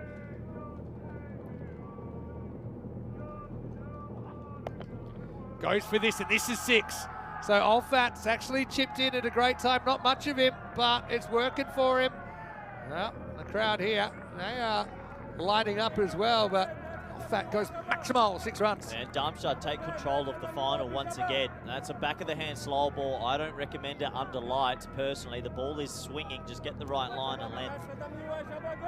Good counter-attack. Backing himself here. Can easily go straight up in the air if you get it wrong. They've taken control again. They've got through that phase, but they've got Ahmedzai and Rafa to get through. Pretty much right on the rate at the moment. Goes straight, and he goes long. That's gone all the way. Maximo off at 27 in no time at all. And he is saving Darmstadt CC right now. That's the end of 5. And it's 63 for 3. Let's welcome you into the commentary box. What a dramatic Group A final. If you like what you're seeing, make sure you follow us here at European Cricket. Obviously, we have cricket almost all year, over 11 months of the year consecutively. No days off or anything like that. Sometimes even more than one tournament at once. So just go to our YouTube channel. You can like the videos, you can subscribe obviously, and check out all the highlights and some of the previous editions, mate. And this one here, just that hat-trick has gone Drew's way. Nothing else has really. Yeah, they're bowling too many extras for me, but here comes Rafa. He could be the difference maker. Slow ball, and got to stop past here. Oh, I'll tell you what, have a close look at that. It's a final, check everything. He's got a couple of feet in. Sure? Yeah, but it will be Olfat who will get the strike back. Get the leg by here. Yeah, they're still in control, Germany. Let's have a look. Make sure you ground that bat in the Corey final. thought this was close. Oh, he's out! Oh, no way! Oh, he's out! Oh, he's dropped the bat! He's dropped the bat. He never was in. Unbelievable! Oh, wow! I can't believe if that it. bat had even gone a little bit in. Okay, this bat here, if it's in at all, he's in because he's running. Is it in? I don't think it ever goes over the line, and I think this is... I told you, Vinny, he plonked it. He plonked it. They want one more look, maybe. Does this bat ever get over the line? No, it's been given. It's been given on field, and that is a huge error. I was amazed. He looked so in there, but the bat's plugged, and he's gone. I told you, it didn't look right. It didn't look right. It wasn't right. It wasn't natural. And somehow, that's going to be the end of Olfat, who was on fire. He's been run out because he's jackknifed. You will not see this kind of thing anywhere else in the world, and suddenly say he's a hero for not stopping that ball because the danger man's gone. Oh. It bounces off here. Safi hits the stumps, and Olfat, maybe he knew he was in trouble because he went to slide the bat, it jammed in, and he was in the air. There was nothing grounded over the line. When he put his bat in, it actually plugged on the line. All right, new batter. Who's next? Nazir. This one goes down the leg side for a wide. What drama. What a final. It's had a bit of everything. A couple of people in the chat asking, do Darmstadt know about the penalty runs? The answer is yes. They would have been informed by the tournament referee straight away and the umpires. We saw that but that is such a big mistake in a final. Oh. That reminded me of our yell when the ball went through Atik Awan's legs down at deep third for MSC Frankfurt. This final has had absolutely everything. It's had everything, Vinny. But that is poor cricket in a final. The thing is, and Steve talked about he wasn't evading anyway, they never crossed the line. But think, if you're never in, you're never in, you're out. Oh! Belted for 6. Nazir, his time, comes out, gets another slow ball and puts it into the night. Maximo. Well, that's a pretty confidence-building shot, second rock. And Papa Bear comes out and whacks a 6, 70 on the board. So the thing with that run out one more time is even if he plugged his bat in, even if then he dropped his bat and he was in the air, he would have been in because he would have made his ground already and he was in the act of running or diving. But the judgment was made that the bat never crossed the line. It looked like the right call. I think it was on the line but not over. This is a slow ball again, and oh well, Nazir's not too bothered. This is going to be another boundary. It's a terrible ball from Rafa, it really is. Too short for that slow one. They got to try and draw him forward into an error. Checking this one, and I think it's gone. Where's the rope? I think that's 4. Yeah, that's 4. Yeah, I think it's just one bounce. Well, the umpires will figure it out, Vin. Yeah, don't know what the resolution is in there. Pretty tough to see. But yeah, 4 runs given. So, well, those 2 boundaries are quite steadying, aren't they? 6 wickets away from winning if you drew it. That's the way you look at it. Now he puts the pace on, but that's going to be another boundary. So tossed up where they go for Rafa or Cameron Ahmedzai. Rafa goes for 3 boundaries on the spin after that dramatic run out. Terrible bowling again from Rafa. Short, long hops, and to a new batter, he's very happy indeed. So a 6-4-4, and that run out's almost forgotten now. Darmstadt just still ahead here. Is there one more twist left in it? Still should win quite easily from here, Darmstadt. Well, Medal length, but it's a bit late now. That over goes for 15. Started with a crazy run out. And Darmstadt CC 78 for 4. 4 overs left potentially. You got to go Ahmedzai here, and you got to hope he has a good 2 overs. Rafa and Safi haven't bowled well. A couple more wickets, maybe it opens it up. But those 13 extras, Vinny. Let's not forget they should be chasing 92. 97 here with the penalty runs, but yeah, I suppose you'd The say dropped catch at 91 had for the 9. runs. Yeah, you're right. 35 off 4 overs. Is this heading to ECN all-time classic territory? All we need is the big finish, Yeah. and we got it. It ticks all the boxes. Here comes a fiery spell. This guy can get it through. Really can't afford too many more errors, true. 4 buys earlier. Both teams have made a few errors, I suppose. It's a swing and a miss first up. Umar's still there. Umar's still there, 14 or 15, which, you know, it's not the end of the world. 15% Hit a 6 shot. early, though, but he's kind of just been flatlined since then. Look, this is a huge 2 overs from this man. Can he deliver for his club team?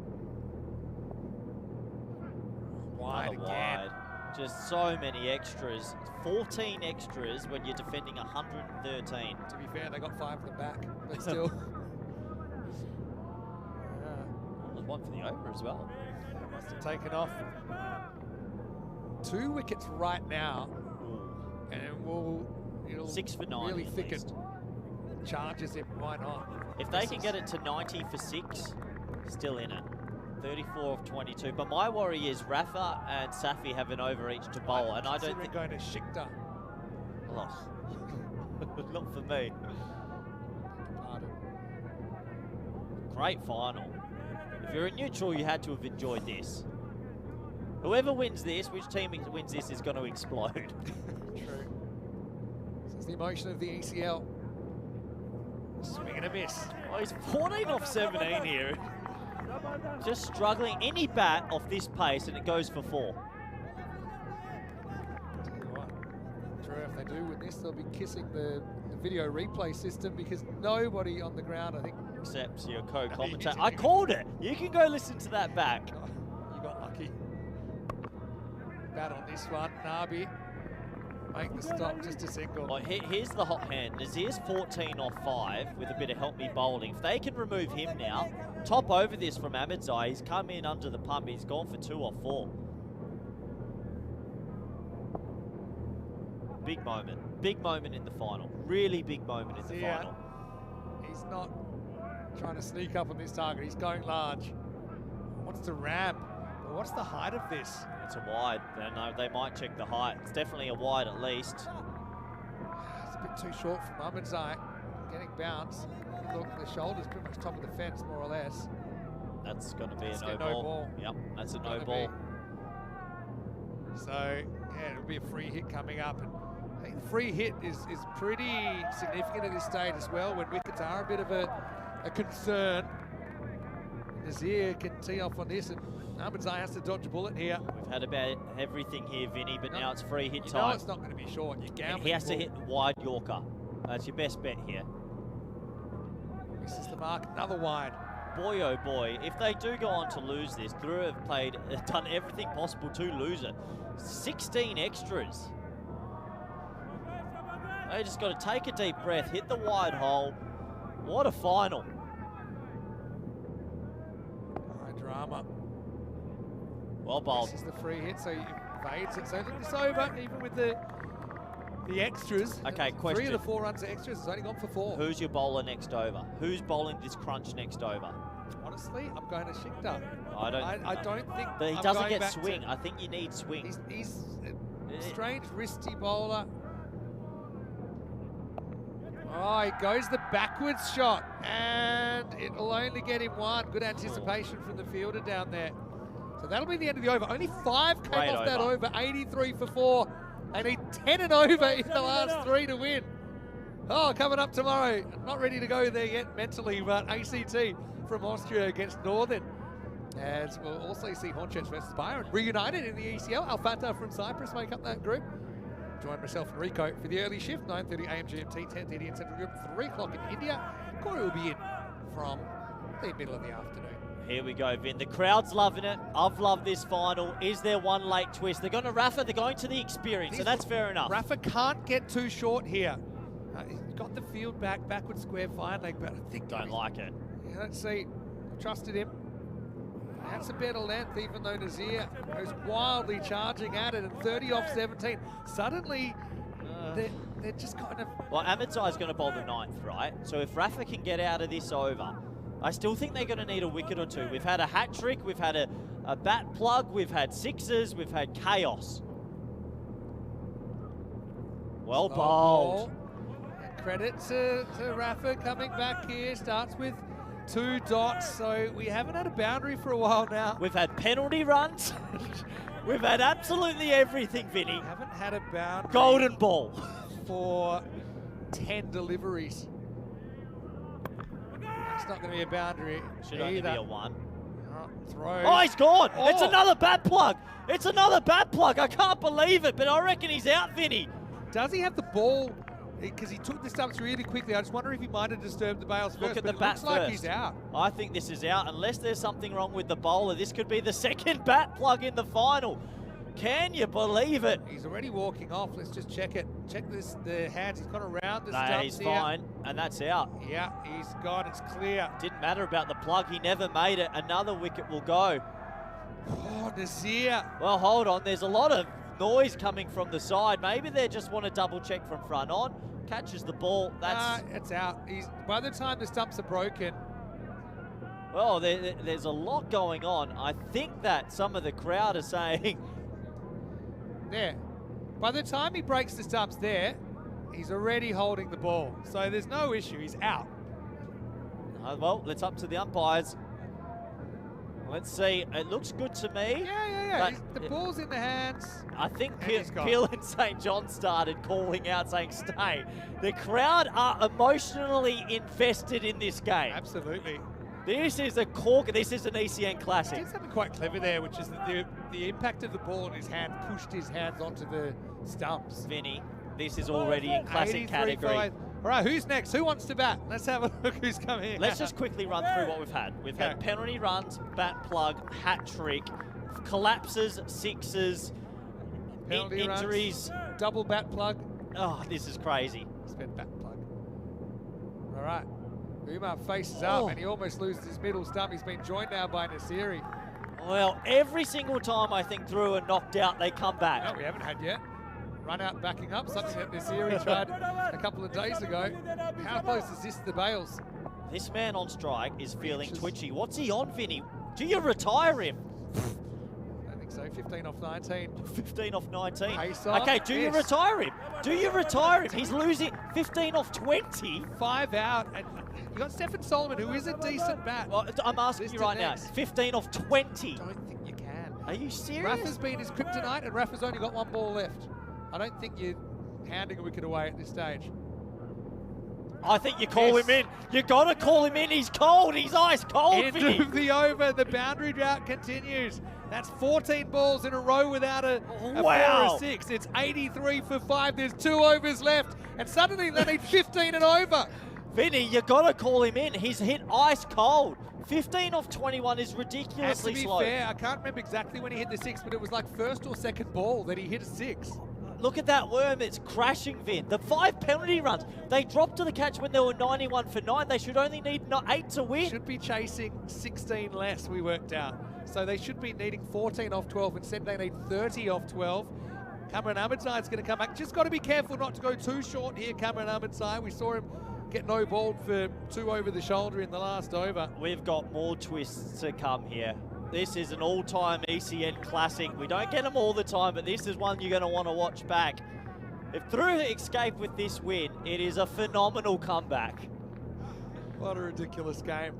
Hey, we've had it all. One thing we haven't had is golden ball yet in finals day today. Here we go. 9th over. It all happens in the 9th. It starts with a ball that goes straight to the fielder. He's gone.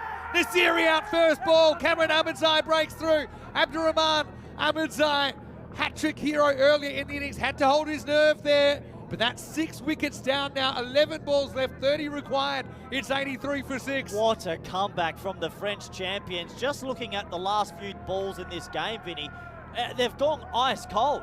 They haven't hit a boundary in yonks. I can't believe the last over was a maiden from Rafa. Yeah, we've got maidens coming everywhere. Oh, wow. Slipped under the radar. Nasiri's going to have to go. Vinny, can't score. Is this another German heartbreak story in the ECL? in the last 14 balls of the game, 13 balls game, they've had 1 run off the bat. No, 14 balls of the game, they've had 1 run off the bat. They've hit ice cold. They've had a couple of wides, but they've choked it. This is an all-time choke. Well, Solomon could come out. Remember, they're just 5 big hits away from the target here. Solomon can hit the ball a long way. True.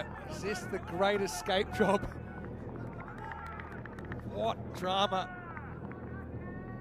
All right, Trips liking watching from the US. What do you think about it? This is an ECN classic. I've loved every minute of it. Solomon, can he be the hero? Misses, gets called. Yep. And they've also bowled about 18 wides. Any edge here, just something. Umar. Get through this over with no boundaries. You need a magical finish if you're Darmstadt. That 5 penalty runs is so big. Shakur putting down that catch. Goes for the pull, misses. 29 off 10 now. That rate's crept out to pretty much 3 a ball required. Titanic-esque. They are sinking, Vinny. They haven't hit the ball. Oh no, look at that. Vinny, they were 78 for 4 after 6 overs. They've hit 6 runs and 1 run off the bat in 2.3 overs. Goes straight. Does it have the legs? Maybe, maybe not. Fielder comes around. He's dropped it. But it's not 4. It'll just be a single. But at least he keeps it in the field of play there. And Solomon could have been gone. No one can handle the emotion.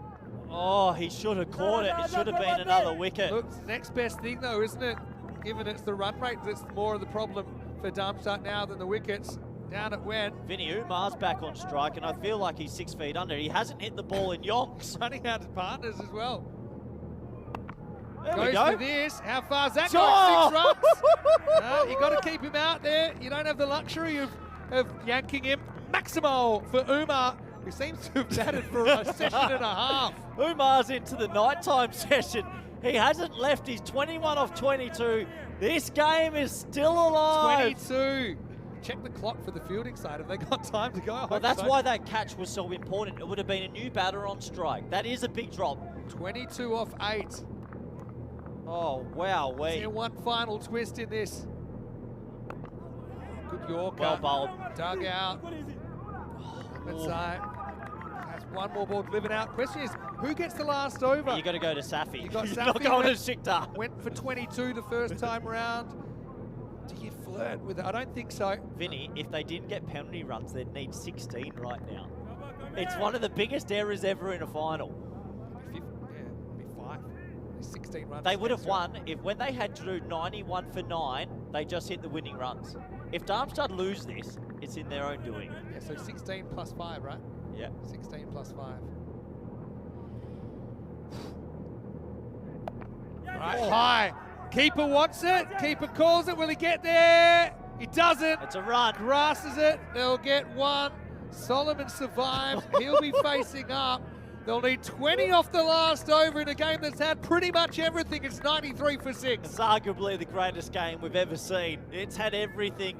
Hat-tricks, run-outs, penalty runs. That was a tough one. It was always actually blowing away from Amaze here. It probably would have been one to leave for the bowler, but the man with the gloves called it. There's going to be tears if the Germans don't get up. Safi's going to bowl, and he went for 22. There's been 17 extras. Oh, 12 wides. If they didn't... They're all avoidables as well. No leg buyers in there. Here we go. This game deserves a grandstand finish. You know, they had a golden ball on finals day last year, Drew. It was one that they lost to PUC. And by the way, it was Safi who was playing for PUC in that game. Safi's the only Drew player out there that lost this game last year when he was playing for PUC. And now he's going to have to try and win it. So what do you need? You basically need 3 sixes and you're pretty much home. They dropped him on 91 for 9, and then they dropped another catch at 96 for 9. And then they should be chasing 108 for for the target. So they have gone terribly here. They looked in control a couple of times. Here we go. Last over, 20 required. Solomon. Oh! So he almost palms it for 4. They get it's 3 free runs. Yeah, they get 3 for free, and maybe an overthrow. No, they'll stop there. How hard is it? To be honest, that was slippery down the leg side. So here, if he doesn't get a glove to that, that's a minimo. They still get 3 for free. All Safi has to do is bowl 6 balls outside off stump. It's a terrible delivery. Game alive still. Credit to here. I know he doesn't stop it completely, but he at least slows it down, stops it going to the boundary. Solomon jumping around. That's fine. He's straight over the stumps here. It won't be a wide. Just he needs to stay a little bit still here to Solomon. Just needs to take a breath and stay still. Thing is, I mean, Solomon's good enough to hit over cover as well. They got the deep point back. They got long off back. There's a big gap over cover. 1-6 here. I love to see him just kind of hold his shape a little bit more. Tension. 17 off 5 required. Tasinullah Safi. That's he got hit it very well. It's 6. Maximo. 11 off 4 now. Just too short there to a player who was sweating on that. And you've just knocked the cord out. Just tapping your feet, Corey, but wow. What a shot. It's short. It's into the body. He hits it for 6. It's 11 off 4. Get back to basics. Hit your Yorker here. Don't give him the length to work with. What a shot from the big man. Yorker anywhere from tramline to off stump. That's what you got to be aiming for. Do not let Solomon pull across the line. You can see with his dancing, he doesn't want to play it with a straight bat. It's a 50-50, Vinny. 11 off 4 required. Does pitch up and he bombs it. Maximo! Still doesn't find the Yorker. It's one last gasp for Darmstadt, who are huge favourites now. Despite the runs they've given away now, they're 1 hit away from championship week. Big Solomon comes out the crease and bombs at 140. That is 140 metres. Vinny, if there weren't penalty runs, that's the winning runs. But we're still alive. They've technically chased the 107, but there's 5 to go. Safi is melting. I'm melting. This is an ECN Classic. It is. Does it have another twist back now? That's why that catch down there was so important last over. Oh. I'm going to check on their win predictor. I think it's lost the plot now. I've lost the plot. I don't know if... I don't know what the win predictor's thinking. Anyway. ECN Classic. Got to get a win here, Safi. Keep the game alive. You keep 3 balls on the field, you win if you draw. He's going to tie the game here. He ties the game, squeezes it out. Was a better ball from Safi, but Solomon, he's less dancing, more hitting. And now, if you draw it, you've got to bring the field up here. You need 2 dot balls to take it to a golden ball. And what an ECN Classic. This time it does look like the Germans will be on the other side of the ledger. Well, I tell you right now, those men are ready to charge onto the field, and they are going to charge extremely hard. What a last over. 3 minutes ago, they thought they were gone, Darmstadt CC. What a comeback. It's been such a yo-yo type of game. Safi is melted, 41 off his 10 balls. Through, they're almost out. Solomon on a heater. You've got Umar on 22 off 23. Carried his bat. All right. Any score wins it now for Darmstadt CC for a spot in championship week. High. It's got, if no one's catching this to keep the game alive, it bounces, they win. It's all over. It's all over. They'll get this single. And Darmstadt CC in a dramatic final have come at the 11th hour to chase this 113th for victory. 2 years after they crashed out of this group, they have come back and they've beaten the former champions, Dreux from France. And there is our first group final. What a game it was. The Germans are destined for championship week in 2025. That is a humdinger of a game, Vinny. ECN Classic added to the almanac. Solomon, the hero. Safi, the villain. What a game of cricket. That went up, down, left, right, from 1% to 99 for both teams. We had it all, and through, they are knocked out. What an unbelievable game. Got to feel Can they lift him? Solomon. Can they lift him? The last gasp. He's barely been able to do anything all week, but when it came down to it, he found those blows when they needed them. He finishes 19 off 8. And yeah, well, Drew, it's a tough one for them to swallow. First time they miss out on championship week since 2022. But Darmstadt CC, remember when they came in 2023 and they played some very, very good cricket. They beat Hornchurch in their very first game. Solomon's rocked. But Solomon, well, he's just sucking them up now. He's a guy that's certainly done a lot of watching in that innings. The nerves would have been building, and he comes out after Nasiri had just gone for a golden duck. He came out with 11 balls remaining.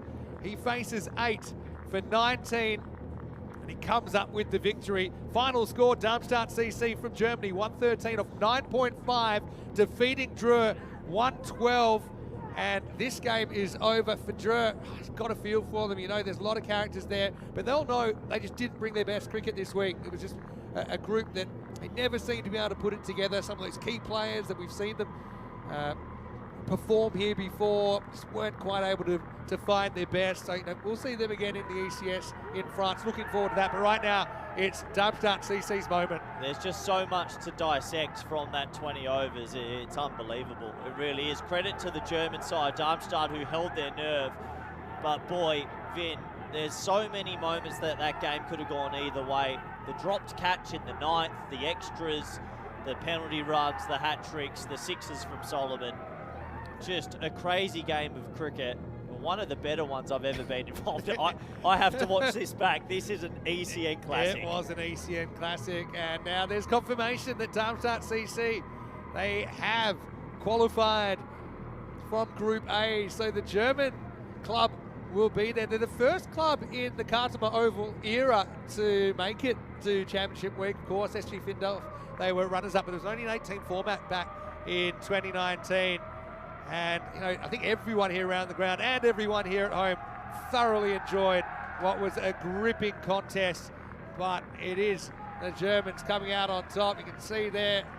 And I think everyone appreciated what a great game that was. And like I said, I know, Drew, there's a lot of fans out there. And to be honest, I think that the Germans, they've won a few fans here with the way they've played their cricket. Never said die, shot themselves in the foot. They had no toes left, really. They should have been chasing 21 less, but they get there with 1 ball to spare. But let's not forget that Jer came out, probably slight underdogs for me. They needed some early wickets. Wahid Abdul. Jeez, so many mistakes. You start looking at these things and over-analysing, don't you? That 4 byes there. Umar came out. That was probably when he peaked in the first over. He just pumped a 6 over the sight screen. Abdul Shakur coming off 100 earlier today. Wasn't he amazing? But with that 6 and a 4, it looked like it was going to be big trouble. That was a marginal one given out. It was the first leg of a hat trick, which was 1 twist, but there were plenty more twists to come. Yeah, it was the game time where the game turned. Drew went bang, bang, and then it was hat trick ball, and he got it right on the money. This inside edge cannoning into leg stump. And right now, at this stage, you thought, okay, we're back to a 50-50, but it was so topsy-turvy. It honestly is one of the better games I've ever seen at Khartoum Oval. Yeah, just unpredictable, wasn't it? So we went for the 4 trick. Unfortunately, couldn't do that. Let's not forget Olfat. Remember, he came out and he scored 27 off 9, and he really counterattacked. And when you looked at how much that the run rate seemed to get out of hand for the Germans towards the end, if it wasn't for him, they're probably not even in touch in that last over. They needed 20 off it. And yeah, Olfat came out. I said there's not too much of him. This had everything.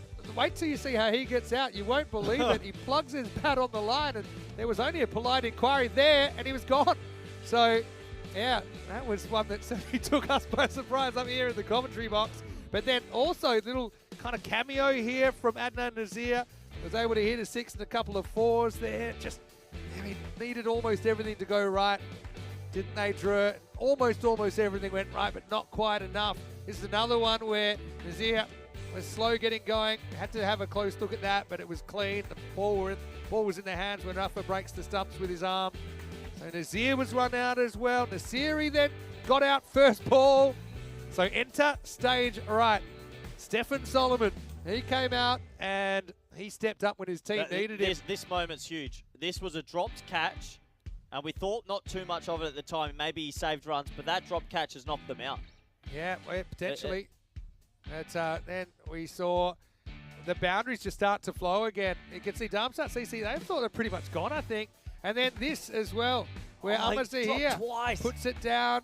Called for it, maybe should have left it for the bowler. 20 required off the last over. Slowly but surely, it got louder on the German bench. That one went miles into the night. And then with 5 required off 3 balls, he squeezes a 4, ties the scores. Then any score wins it. It was a hanging top edge, but you can understand the field was up. As soon as this ball hits the turf, they're going. Even though it's thrown away, it's too little too late. And Darmstadt CC in their second ECL, they're through to their first championship week. Congratulations to them. What an advertisement for ECN and T10 cricket. I've lost my voice. I don't think I've ever seen the supercomputer go up, down that much for 2 teams in drastic ways. Yeah. And this is why the ECL format, I love it. I wouldn't change it. You just never know who's going to step up.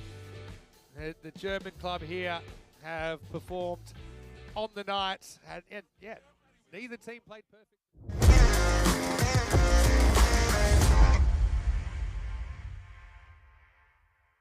The European Cricket League is proudly brought to you by Dream 11, HCL Software, Rado, La Junta de Andalucía, and Victorinox.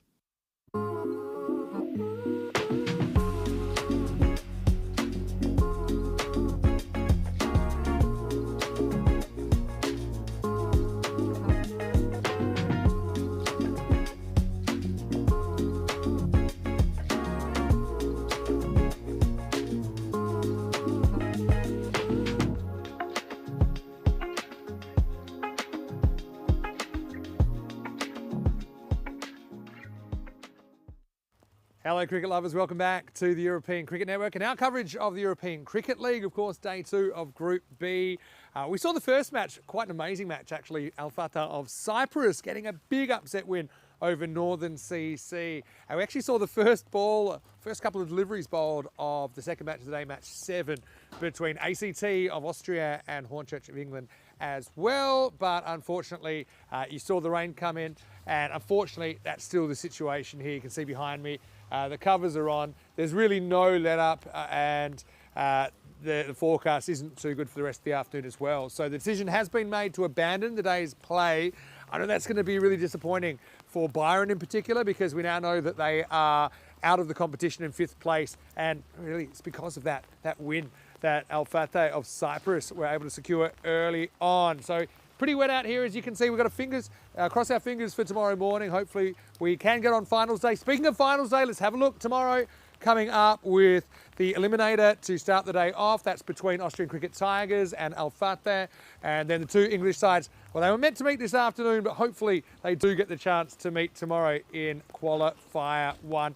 And of course, this is the finals day. We'll start a little bit later, 10 a.m. GMT, which is 11 o'clock in Central Europe, and 3:30 in India. Well, I'm going to get out of the rain now. I want to say thanks so much for your patience. What a final we had, Group A, that classic we just showed. So we'll leave it from on the ground here in Spain right now. Vinny Sandu here, Mr. Maxim, on behalf of European Cricket and the whole European Cricket family. Stay warm, stay dry, and we'll stay patient. Hopefully, we've still got a few twists and turns to come in Group B. But for now, it's hasta mañana.